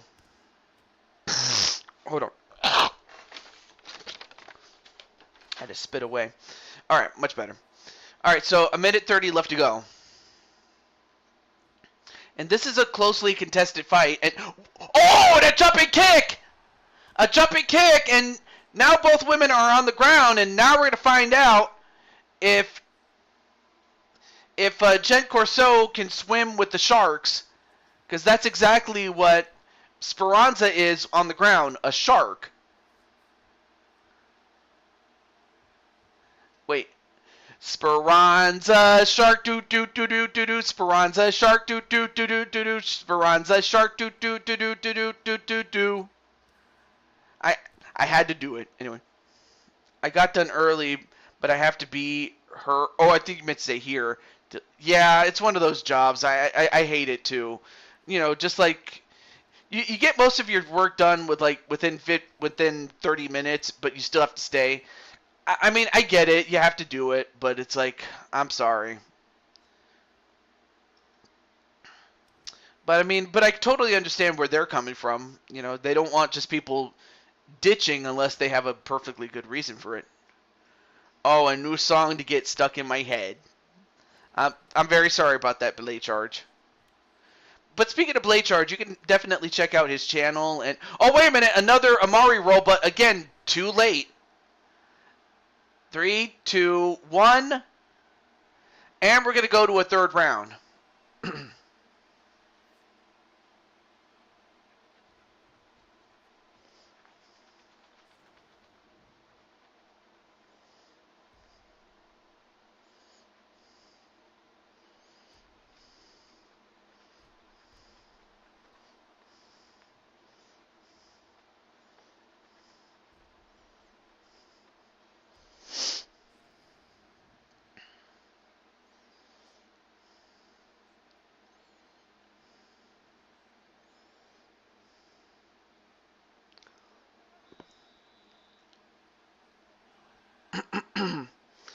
All right, so round 3.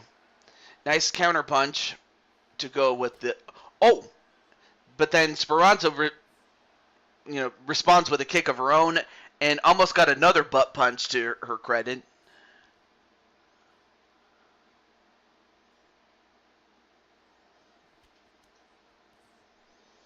I might have to go back in time and go to YouTube to find out if anybody punched anybody in the butt in the UFC. Now I'm kind of curious.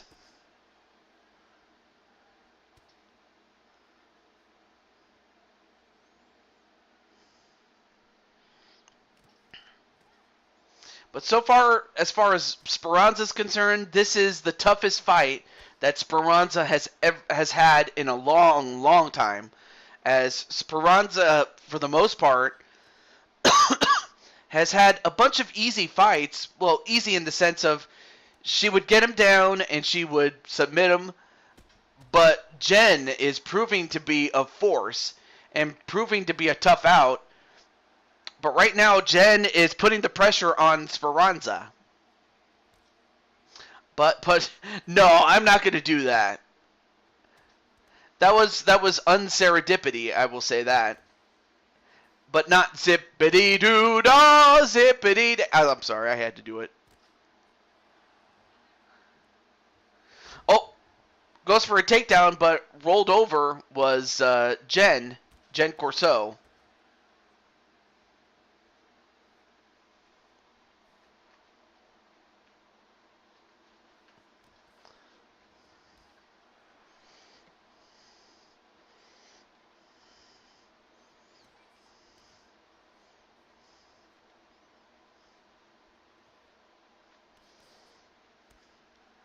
Anyway, nice spinning kick there by Speranza.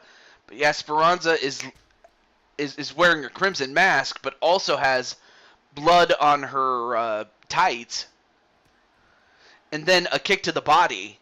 Anyway. Oh, and Speranza was aware to block her face and block the kick and counter punch as well.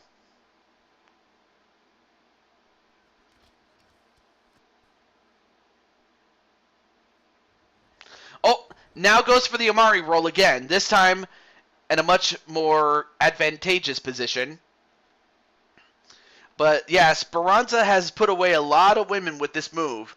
But can Jen get out of this one? Jen? Jen? Jen? Oh wow, Speranza's really tightening the foot.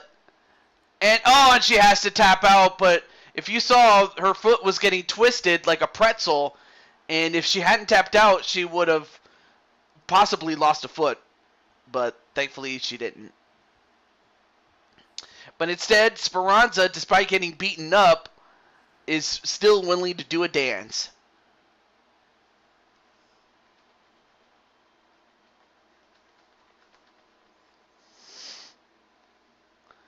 But I mean, she had a very tough fight against Jen Corso, and while Jen was good enough to get an opportunity at the championship, look at the foot and the way that it was positioned. It was bending in a way it wasn't supposed to bend. But Speranza got the job done and is still the champ.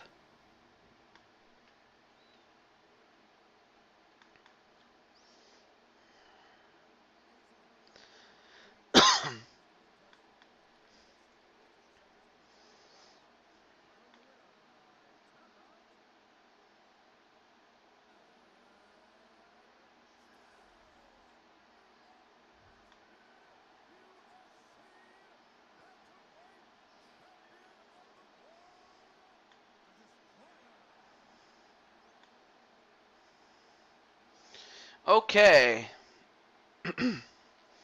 So Jen Corso sadly now goes to 4-2, and for Speranza she now goes to 21-5, which objectively speaking is the best record or best winning percentage record that she has. But Speranza kicked ass and took names. But now we go back to the men's the men's number one contenders tournament. And in fact, we get to it right now. And it's between Captain Danger and Peter Griffin. So I'm going to let those two war horses know that they are up next. Not to say that they are horses by any stretch, but they are men of war. You know, that's what I'll call them, men of war.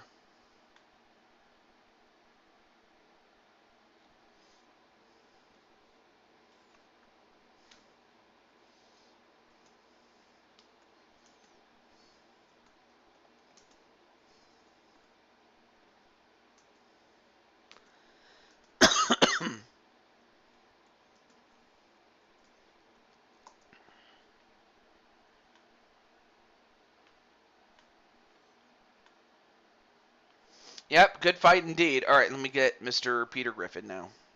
Hang on a second.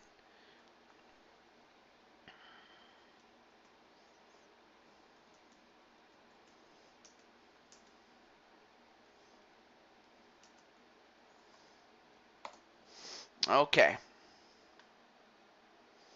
Oh, what's up? I'm back home. Oh, there you are, Captain Danger. Well, as you can see, Captain, you made it all the way to the finals. You beat Sean O'Malley. You beat Mike Wasson. And now you get to face off against Peter Griffin in the finals. No, you don't get to face off against a burp. You get to face off against Peter Griffin. But yeah, it's nice to see you though. And I did reach out to Peter Griffin, and we did see him in the show earlier. But with that said, one of these two young studs is going to become the number one contender, and they will have the the right to face off against whichever championship they wish to go after. In this case, for Captain Danger and Peter Griffin, they're both heavyweights. They can challenge for the heavyweight title. They could challenge for the light heavyweight title. Of course, they would have to drop a weight class and drop a lot of weight. Or they can face off against the open weight champion, and regardless of whoever is holding that title. But that is what's at stake. But with that said, it's time for the finals. And of course, you do win the tournament championship belt itself, but it acts more like a trophy, if anything else. So it's a trophy that you get to keep, regardless of whether you win or lose. But that being said, it's time for the championship. Danger, Griffin. Who do you guys got? Let's get going.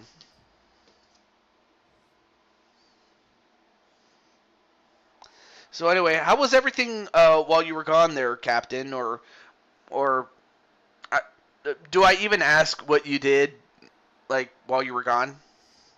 Also, welcome back, Peter, and you're just in time for the third and final fight. Win or lose, this is it. But if you win, you become the number one contender. And of course, Captain Danger has won a tournament before, so he knows what it has. He knows what it takes to win.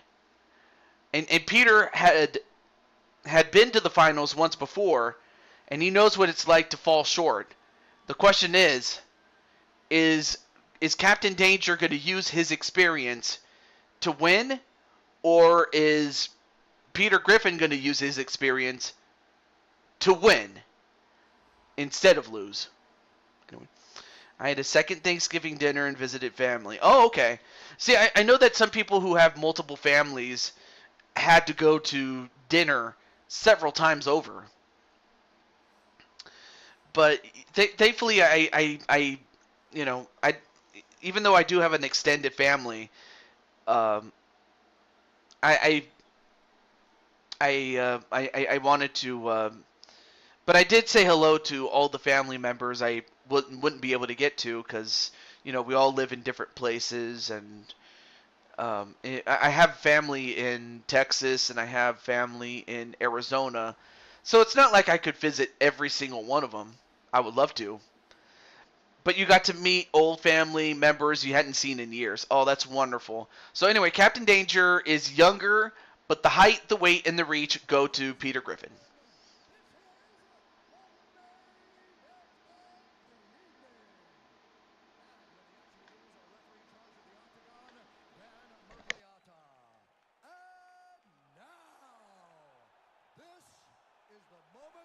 UFC fans around the world have been waiting for. Live from the T-Mobile Arena in Las Vegas, it's time! 5 rounds for the undisputed UFC Heavyweight Championship of the world. Introducing first, fighting out of the blue corner. This man is a boxer, making his professional debut here tonight. He stands 6 feet 1 inch tall, weighing in at 265 pounds. Fighting out of New York, New York, presenting the challenger, Big Daddy. And now, introducing the champion, fighting out of the red corner. This man is a wrestler, making his professional debut here tonight. He stands 5 feet 11 inches tall, weighing in at 240 pounds. Fighting out of Orlando, Florida, presenting the reigning, defending, disputed UFC heavyweight champion of the world. All right, this is for the championship. Juggernaut.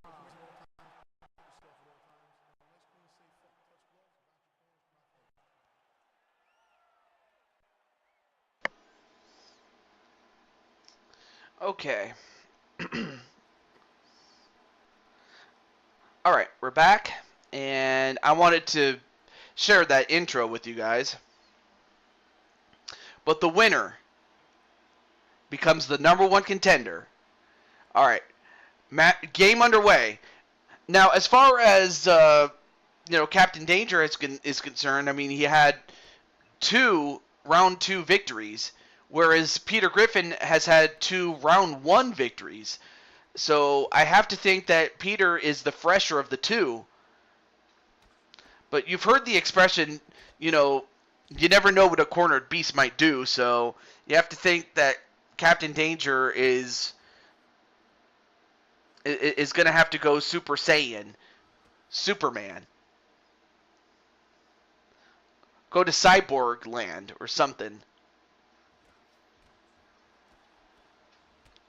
in order to reach down deep and beat Peter Griffin, who is fresher at this point.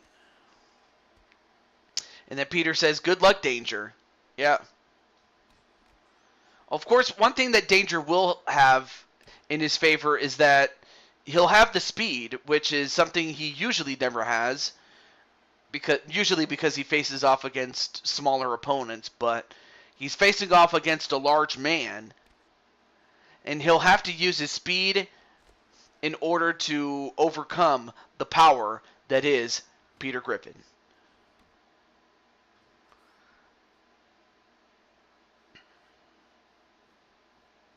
Oh, grabbed Peter for the moment though, but Peter snapped back with that snap jab there. And then a kick to the body. Probably didn't get all of it, but just enough to do some damage to Captain Danger. And then Captain with a kick to the leg, and Peter definitely felt that one. So if you're Peter, you can't take too many kicks to the leg. Or kicks to the stomach. Even though he has a big stomach, I don't think that the body fat is going to be able to absorb too much punishment, so he's got to be careful.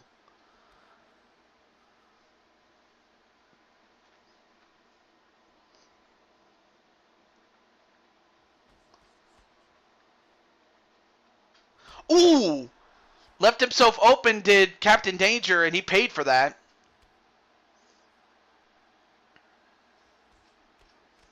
And Peter looking to finish this up. And then another kick to the head. Oh, and another shot! With the roundhouse, now he goes to the ground. Oh, now wait a minute. Now this is where Peter may get in trouble. Because Captain Danger is a wrestler. And he might have just put himself in a bad position now that he's on the ground. Alright, now into the mount. And now at this point, he can bludgeon him if he wishes. Or go for an armbar. Uh-oh. Uh-oh. Oh, this... Oh, he's trying to... And Peter trying to block it, but Peter trying to hold on to his arm, but... Oh, he's got him. And that's it. Captain Danger got the submission victory. I mean, Peter had him beat. He had the match won if he had stayed on the feet, but instead he tried to go to the ground, and Captain Danger was able to... Okay, here, let's take a look here. Boom! Right there. That would have knocked out most other men. But unfortunately, Peter went down to the ground, and once it got down to the ground, I mean, Captain Danger was able to get the armbar and get the win.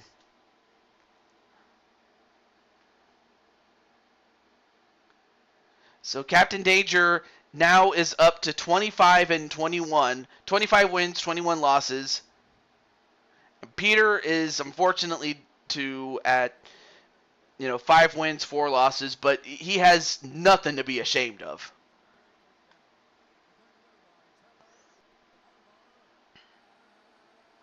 But for Captain Danger, he becomes the undisputed #1 contender. And of course, even though he is awarded with a championship, that's actually a tournament championship that you get to keep on your mantle. So I probably should mention that part there, but as far as Captain Danger is concerned.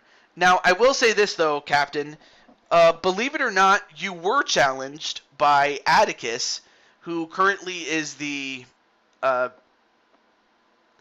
UFC heavyweight champion, and he challenged you to a fight, but it would be apropos if he manages to retain the championship against his brother Azrael. Then we could truly have that fight between you and him. Now, what happens if Azrael wins? Well, that's a bridge I'll have to cross when we get to it. I'll talk to Atticus, of course, but just know that Atticus did challenge you, even as champ. And by champ, I mean him as the champ, not you. But even though you are the contenders champion. But yes, good game indeed. So Captain Danger is the #1 contender. And you can, and by the way, you don't have to challenge Atticus for his heavyweight title. You could just as easily challenge for the open weight title or go down to light heavyweight if that's what you desire. But for now, I'll let you enjoy this win, and I'll get back to you on that. And I'll also get back to you after the House of Black explode. Oh yeah, I almost forgot. Speaking of which, you know what? Let's do the title. Actually, no, wait. Because the title fight is what gives the event its name. It should be the main event. So, okay, Diamond Sky. It's now time for you and Taipan to go 1-on-1, and of course we'll go into into the championship territory, and this fight will take place basically in the Lion's Den, which is where your brother lives, the MGM Grand. Okay, so Azrael, after this fight, we'll have the Brothers Black explode. That's what we're going to have. But this is for the women's, the women's #1 contenders tournament as well. So here we go. So, based on this, okay, between Taipan and Diamond Sky. Oh, I forgot to update Diamond Sky. Shit. And Patty. There we go. Okay, so Taipan and Diamond Sky have identical records, but Taipan debuted first, so that means that by default, Taipan gets the red corner.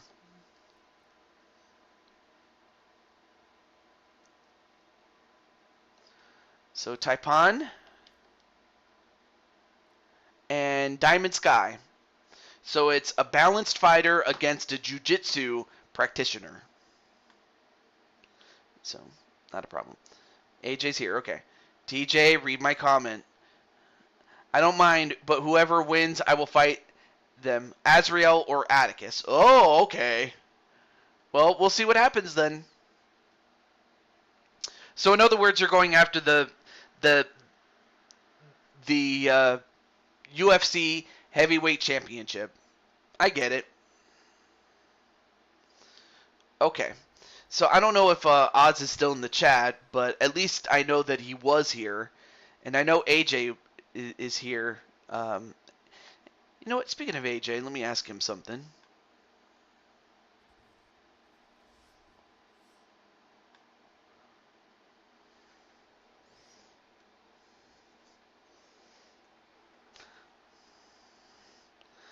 And that is, how excited / nervous are you? I think that's really the question I would ask. But speaking of which, there she is, Diamond Sky.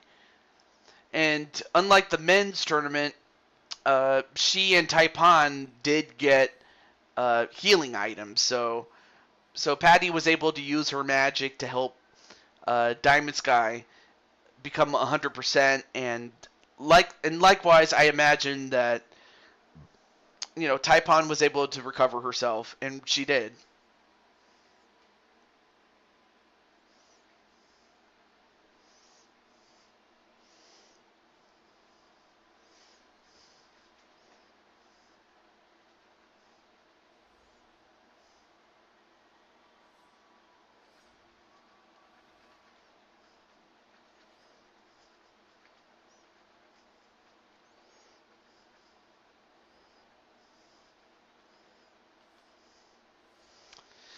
There you see Taipan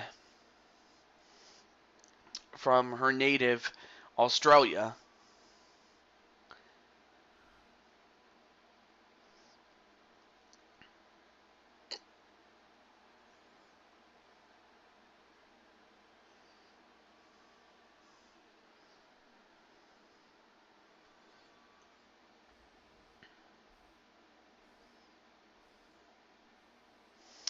All right, the tail of the tape. Taipan is a bit younger and has a bit of a height, a weight, and a reach advantage, but I don't think that's going to stop Diamond Sky. And when the action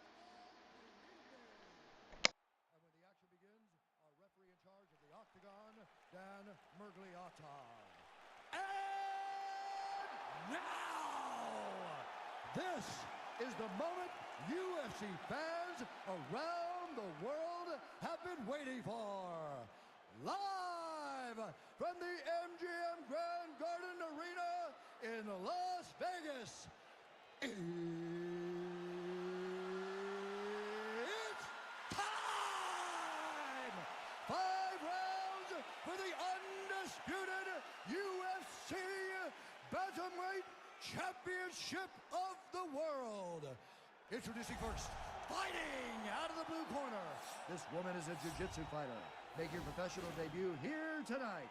She stands 5 feet 6 inches tall, weighing in at 133 pounds. Fighting out of Dallas, Texas, introducing the challenger, the Chosen One. And now, introducing the champion, fighting out of the red corner. This woman is a boxer, making her professional debut here tonight. She stands 5 feet 7 inches tall, weighing in at 135 pounds. Fighting out of Brisbane, Australia, presenting the reigning, defending, undisputed UFC Women's Bantamweight Champion of the World, Starling.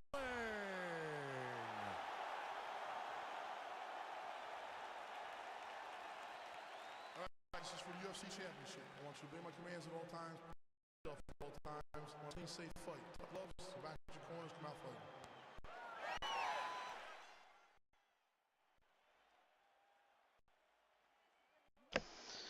Okay, so both competitors touch gloves. And then Captain Danger says, "Good luck, Sky." Yes. I have to imagine AJ's not saying very much, but hey, I don't blame him.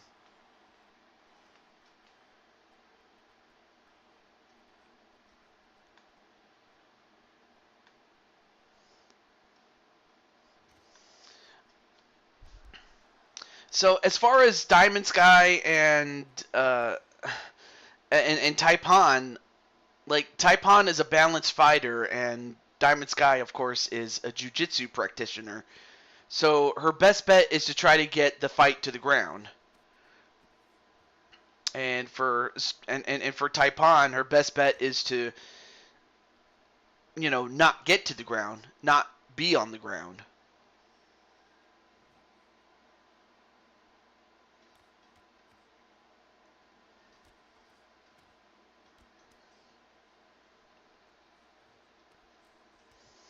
And Taipan putting some pressure on the Diamond Sky.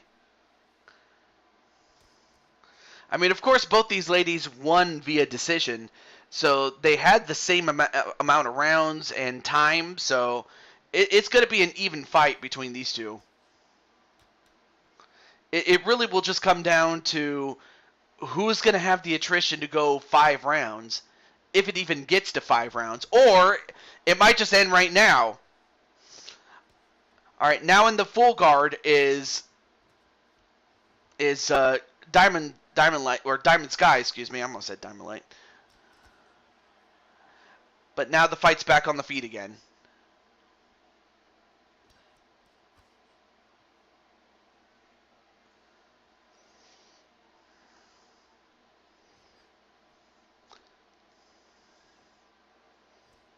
Oh, nice kick to the legs, though.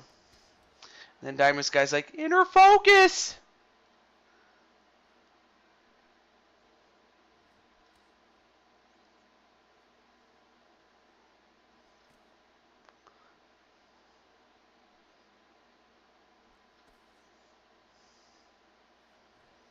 Went for a kick.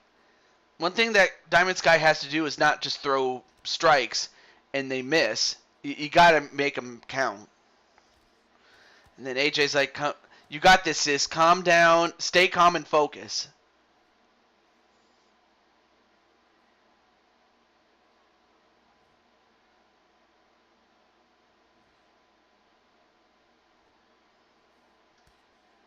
Anyway, nice kick to the stomach, and then a kick to the head. Oh, nice spinning back fist, though. Oh, and another kick! And Diamond Sky coming out of her shell as if she had already been out of her shell, or as if she was still in her shell.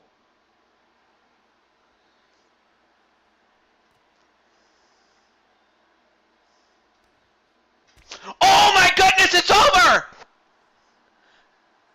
With 1:44 left to go, we have a definitive winner. And look at Diamond Sky getting jiggy with it. Na na na na na na na. Na na na na na na. Look at this. Boom! Right in the face. And if the kick didn't get him to, I can't even talk. If the kick didn't get her to smell dead. But both women had the same exact record coming in, but Taipon is now down to 3-2, while Diamond Sky is up to 4-1 and is the number one contenders and is the champion of the contenders tournament and is the number one contender to any of the women's championships that we have. Of course, she wins the tournament championship, which, as mentioned before with the men's, is akin to that of a trophy. It's just that instead of a trophy, they just award a belt, so a championship belt. So that is something that Diamond Sky gets to keep no matter what. But Diamond Sky did it. I can't believe it. And Diamond Sky, that was for Patty and Kelly. And Diamond Sky, of course, is thanking Captain and congratulating him for his fight. And look at that. Look at the round statistic there. Round 1, 316. Diamond Sky 316 says, I just kicked your head. Nah. Da-dun, da-dun, da-dun. I love that song. Anyway, let's get to... it's now time for the main event. And now it's time for the main event in which this show is named after. Because it's time for the House of Black to explode. The House of Black explodes. See, I can't even do the thing that Vince McMahon used to be able to do when he was hyping the matches up. Of course, we didn't know at the time he was the owner, but still.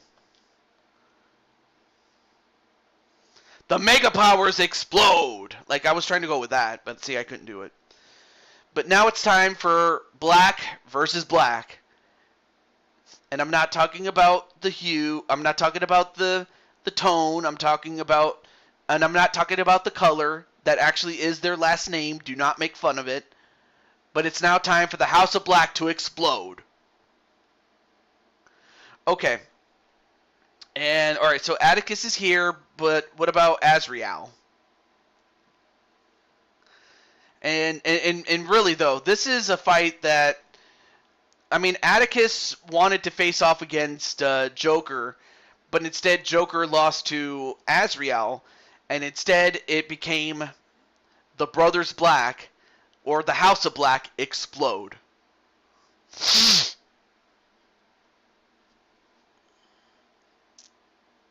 He's watching. He's watching on the. Oh, okay. So he's watching while you're doing this. Okay, cool. All right. Oh, there he is. There he is. So with that said, the House of Black explode, and it will be for the UFC Heavyweight Championship. And you know what? Let me get a poll. Hang on a second. And no, not that kind of poll. Let me get this kind of poll here.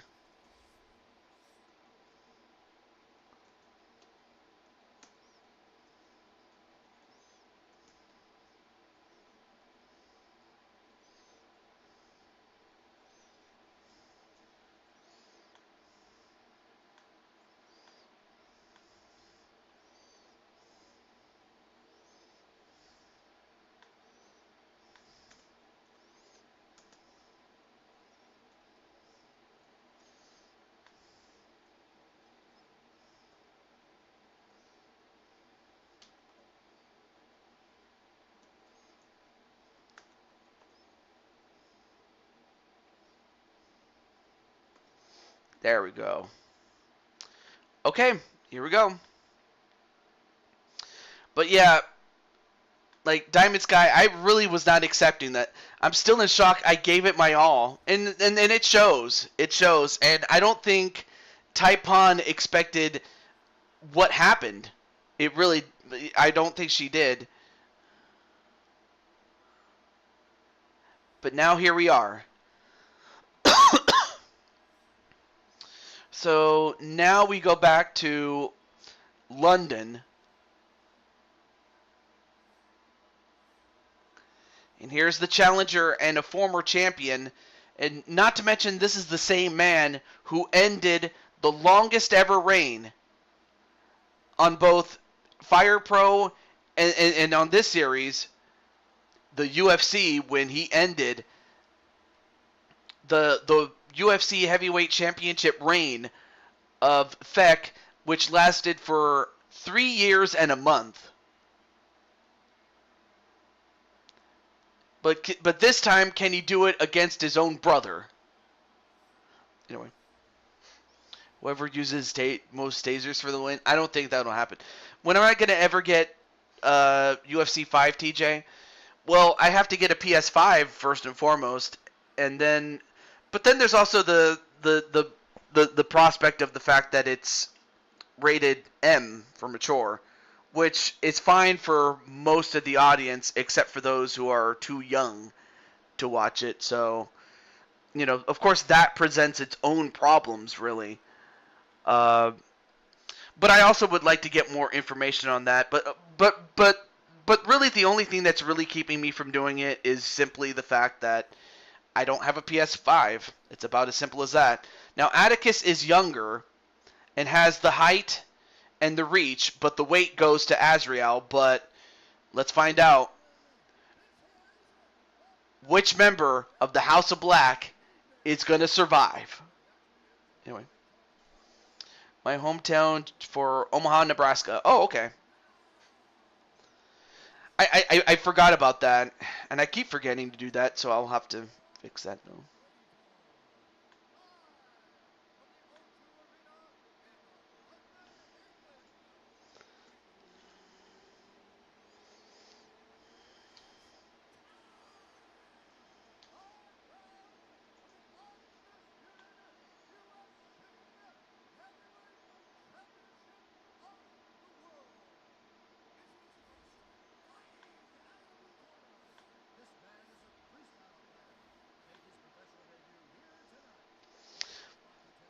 The way I see it, when it comes to mature material, that's up to the parents to regulate that. I'm not a babysitter.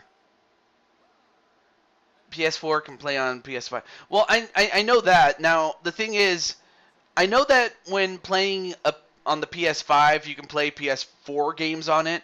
It just doesn't work the other way around. I know that. So, So unfortunately, you can't play PS5 games on a PS4 because it wasn't built like that.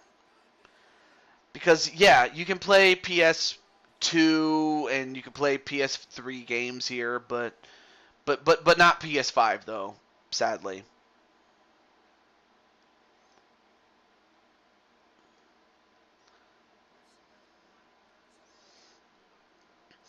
But not to say that I couldn't put the regulation on this video in which you have to be at least 18 years old to partake in this. So so if it means that some of the younger viewers that can't watch this anymore can't participate, then it is what it is. But at least there's other games in which I can showcase if that was the case. Anyway, now Atticus getting a head start on Azrael. Now normally I refer to them by their surname, but they're both the same name, so I'm just going to go by their first name this time around. And these two know each other so well, so I'm not even going to try to devise a strategy for each of them, because what they will try to do is try to come up with something new that the other has not had. If not, just dig down deep. Because that's what it comes down to. Like, who can dig down deep?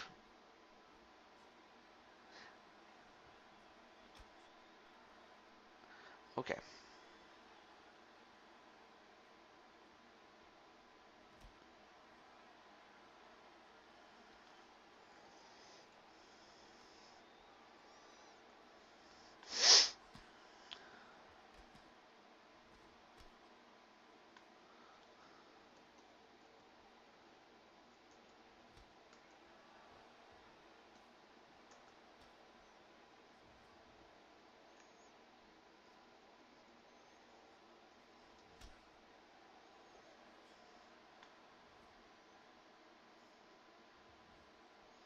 Okay.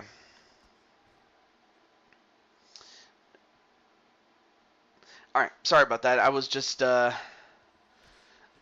answering the DM that AJ sent me, but I'll leave it at that. Anyway, 3 minutes and 10 seconds left, and of course these two know each other very well, and it really just comes down to who can come up with something new. Oh, nice uppercut there with the right hand. Now going for a takedown, but Atticus not going to let him do it. Now, Azrael is a balanced fighter, and Atticus is a kickboxer, so the best thing for Azrael to try to do is to get this fight on the ground and get a submission. Although that will be easier said than done as far as Atticus is concerned.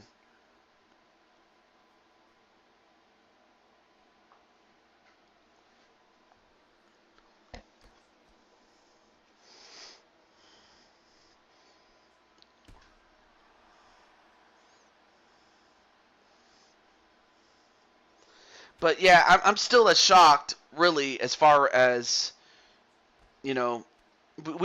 We already have one new champion, and that's Chris Frost, as he had beaten Joker,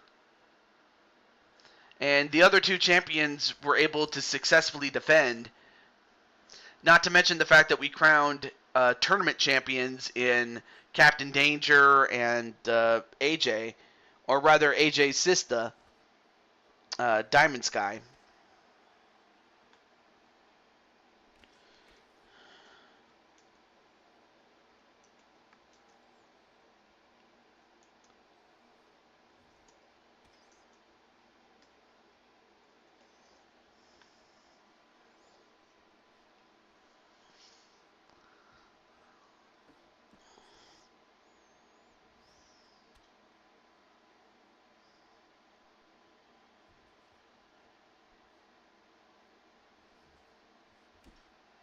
All right. Now we got about a minute left. Nice spinning kick there by Atticus.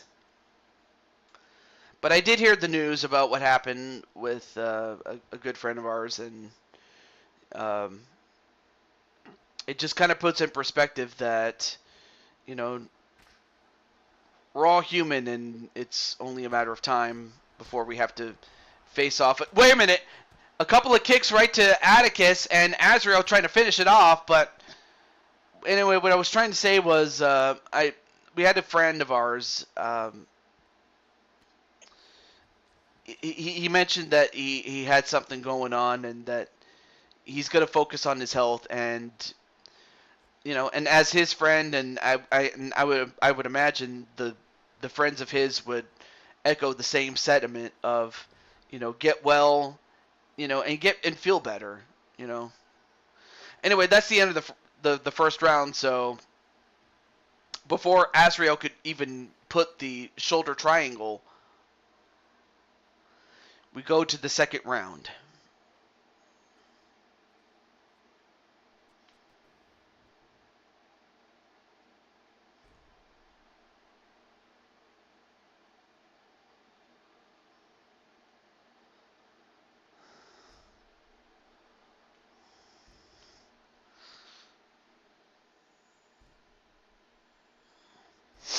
And here are some of the highlights, including that head kick. And I have to think that might have won the round for Azrael, especially if this fight goes to the distance, goes to the judges.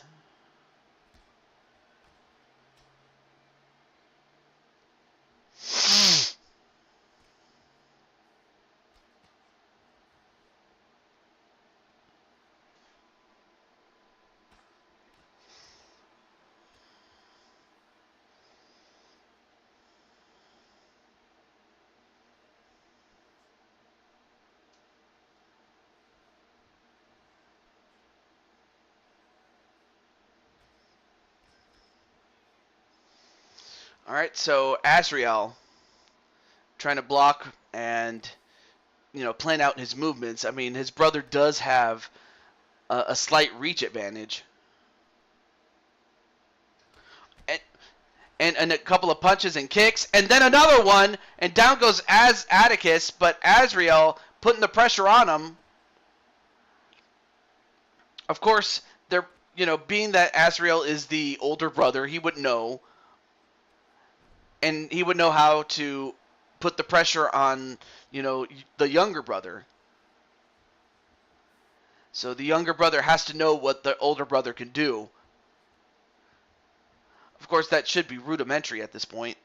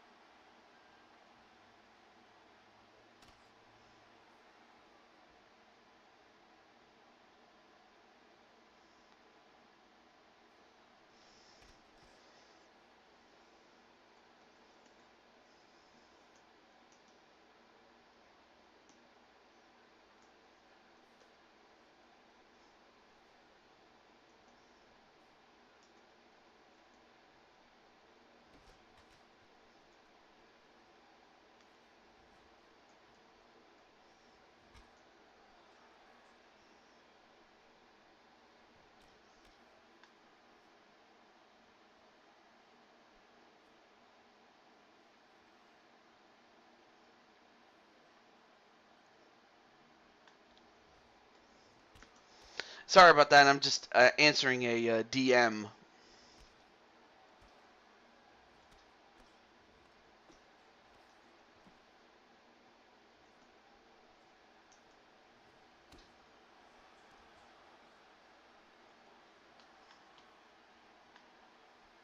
Okay, there we go. Sorry about that. All right, back to this fight, though. And so far, both brothers are just going at it full force. And then a spinning kick, and that dropped Atticus, though. Atticus is going to have to come up with something else, because whatever strategy he's using, it's not working. He's going to have to come up with something new. And he'll have to come up with a counter because right now he's getting killed in there.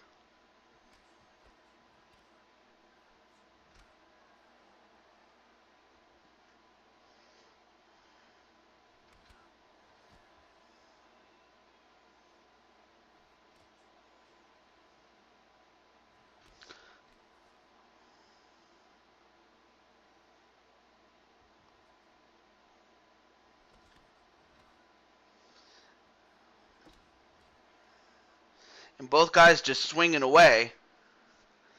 I mean, I don't know what else to tell you other than, oh, a knee. Oh, that hurt. Oh, that definitely hurt Azrael. That hurt him. It's a good way. Oh, now he kicked him in the head. So now Atticus turning the tables a little bit. Nice counter punch. And if you're Azrael, you got to stop them, cold in their tracks.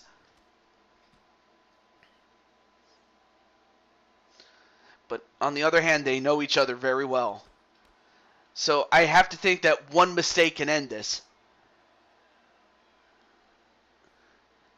And we might be going to a third round here.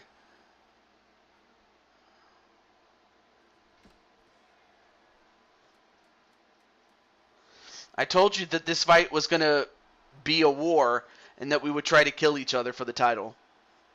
And then Clinton suggests throwing a butt punch. Well, that didn't happen, but one thing is true is that at the rate that these two are going, someone is going to get knocked out. Look at this. Boom! And that probably would have dropped many other men, but Atticus took it and he still came back. Throw a butt punch. I'll be shocked if someone actually does it and it proves to be the knockout. It'd be funny as heck, I can tell you that much.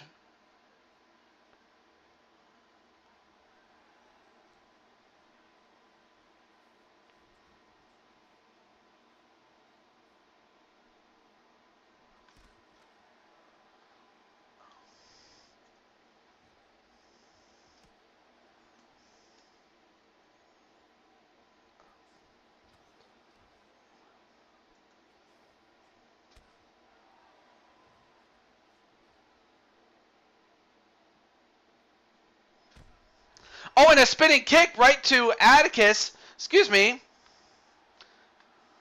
Hold on about. Anyway, as I said, I was answering a DM, but now I got to get back into the swing of things. Although Atticus just throwing hands, but not connecting, but Azrael did. And I have to think that maybe some blood got in the eyes of Atticus. Because he's just throwing, but he's not landing too many punches. Oh, well, that time he did. Now going for a takedown, but Atticus not going to let him do it.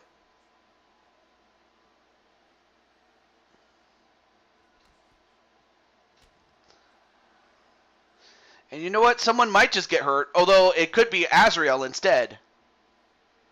I mean, Azrael made it known that he was going to hurt Atticus. So I have to think that the feeling is mutual, that Atticus would try to knock out Azrael, but instead it's Azrael who knocked out Atticus with that left hook and is going to be going to sleep tonight. And we have a new champion, and it's Azrael Black. So even though the House of Black exploded, it can be built back. It can be built back up again. I can't talk. But instead, it comes down to Azrael putting the left hook on Atticus. But you know what? It's not like Atticus has never been knocked out by his brother, and I know that Azrael had gotten knocked out many times by Atticus, so as long as these two are still willing to fight, they each own each other in terms of who's knocked out the other more times than all of their other opponents combined. Like, nobody's knocked out Atticus more times than Azrael. Unless Atticus knows exactly how many times he's been knocked out by someone else.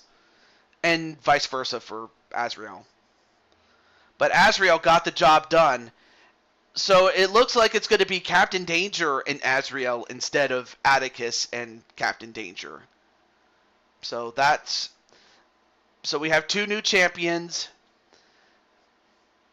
and of course we still have the other 2 champions defend their championships. Wally got a win. Diamond Sky got a victory over Chase. Sterling got the fight of the night with Kelly, so they'll each split $50,000. Frost got the knockout of the night bonus in addition to winning the championship. That's a lot of money he's won. What? Oh, okay. So Atticus wants Chris Frost. You know what? I know that Joker has the rematch clause, and I know that you have your own rematch clause, Atticus. But I was thinking, wait, how can we determine who gets the first shot? You know, since you now have expressed interest in facing off against Chris Frost.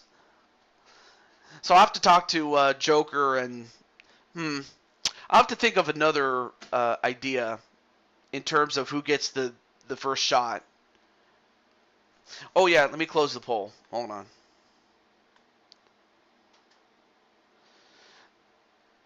Okay, so I'll issue my rematch clause for after Captain versus Azrael. That's not a bad idea. And or if Frost manages to defend successfully against Joker in the rematch, then you could still have the option to face off against Frost right then and there. Have them fight each other. Yeah. Yeah, because Captain and Azrael will definitely fight because, you know, Captain just won the tournament that he just got. So, yeah.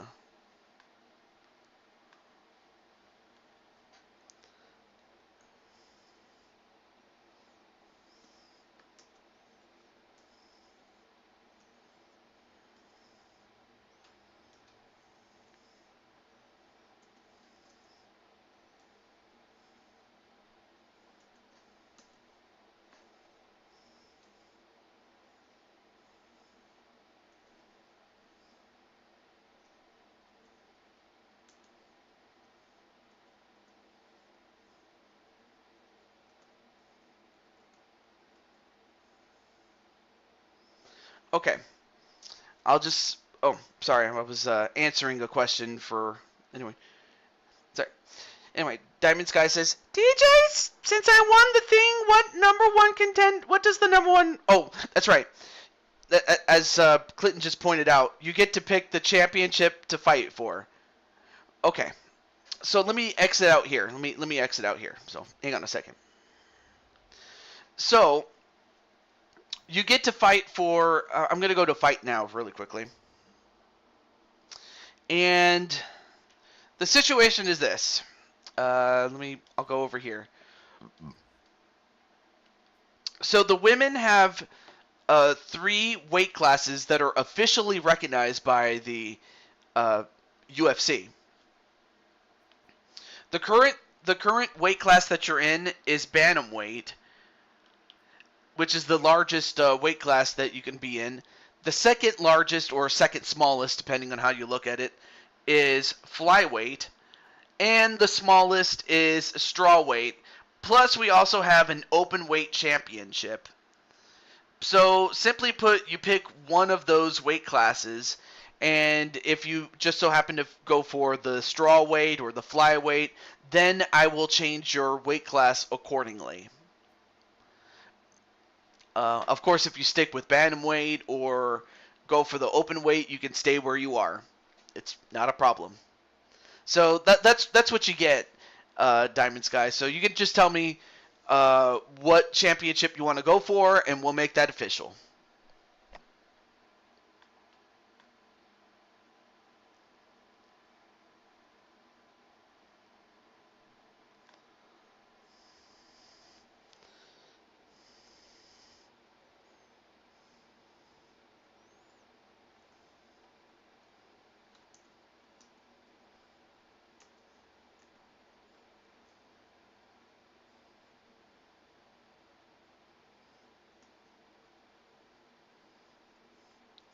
Oh yeah.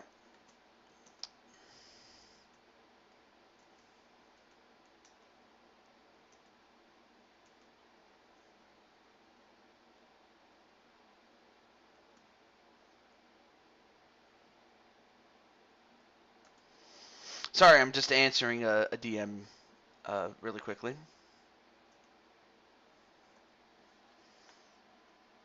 Okay, so let's see. The open. Okay. Okay. So, all right, let me exit out here really quickly. Let me go to combine really quickly. Because I wanted to show who you'd be fighting, really. No, no, no, not that. Not that. Okay. So you would be going one-on-one with Speranza Dancy, the pink hair beauty. Although, don't let that pink hair fool you. You know, because she's a man-eater, I will say. People, yeah, I know. People slide in my DMs. It's, that's just part of what I have to deal with. But hey, it's fine. But instead, it's going to be, so that is the champion you have to fight, Speranza Dancy. So if you still want to fight Speranza and go for her open weight title, the only thing I have left to ask is that your final answer? Damn, I sound like Regis, man.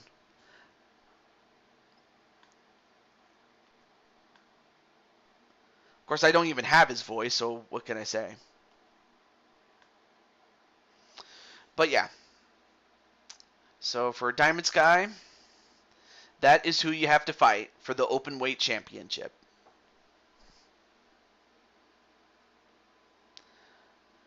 Be worried if it PVZ. What the hell's that? Anyway. All right. So it's going to be official. You have two of the biggest stars. You have a rising star in Diamond Sky, and you have an established superstar in Speranza Dancy. Never mind the fact that she's my boo, but that in itself has nothing to do with why she's successful. As, I mean, really, her record says it all. Only 5 losses to her name, to 21 wins. So can Diamond Sky be the one to dethrone the champion? And likewise, can Chris Frost prove to the world that him beating Joker was not a fluke? And can Azrael Black turn around and face off against the now number 1 contender, Captain Woody Danger, for the UFC Heavyweight Championship, all while Atticus Black is going to lurk, waiting and biding his time to either go for the heavyweight or the open weight should Chris Frost manage to successfully retain. That's another story for another time. But until then, this is the Blue Toad to Jew22 signing off, saying goodbye. Oh wait, this, and then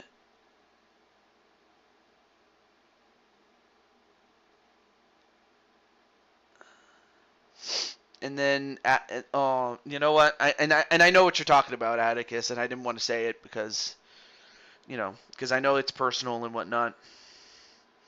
I lose my LTD Lethal title, my UFC title, lost the Matin series again, and got bad news on top of it. Yeah, fun times. Yeah, it's fun until someone's not having fun, but in this case, I understand where Atticus is coming from, and I don't want to. Yeah, exactly. You still have your shot at the Cyberspace Championship or the Cyberspace Federation World Title, but in terms of like the man behind Atticus, that's what I mean. Like not just the character, but rather I keep rolling nat ones. Well, that would be Snake Eyes, and those are very hard to roll. Of course, when it comes to dice games. My favorite, of course, is craps. You know, the one that you play in the casino. Yeah. But aside from that, though, I totally get where Atticus is coming from. So I do feel bad for Atticus, but just know that, and Scott Hall once said himself, bad times don't last, but bad guys do.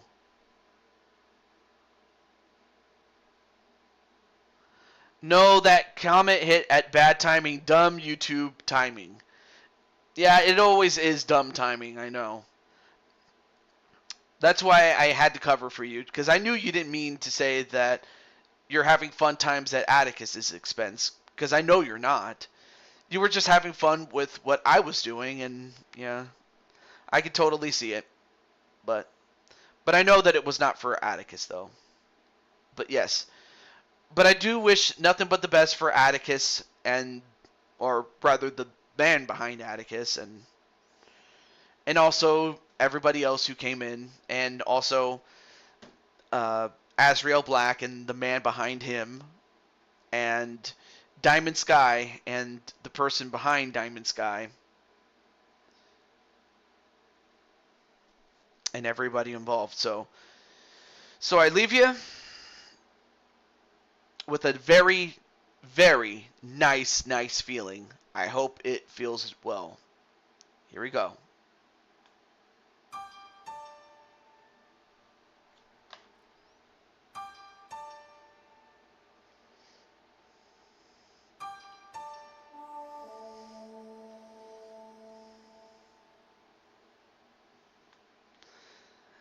So with that, I'm going to get some rest. I definitely need some time to rest. And but aside from being in the DMs, I'm done for the night. So I will see you guys next show. Oh yes. Let's see. TJ, can I say something about my show if it's okay? Tell them about your new creations if it's okay. Um, Wait, what are the new creations, by the way? Oh, that's right. You talked about a new championship. Uh, Recently, AJ created some new championships, and they are mixed tag belts for cyberspace, and he will be running a second tournament. The first tournament was already won by yours truly and Melissa. But last night he created the physical belts that will be awarded to the mixed tag champions at the conclusion of the finale of the tournament. And if I'm not mistaken, I believe he's going to hold that tournament finale. I think it's either on the Go Home show or at the Clash at the Station, one of the two. So yeah, it's a mixed tag team title championship. Yes. So there you go. Friendship, love, respect, kindness, and loyalty. Yep, absolutely. But until then, that's going to do it for the show. Until then, have a great night, and peace. Love you, bye.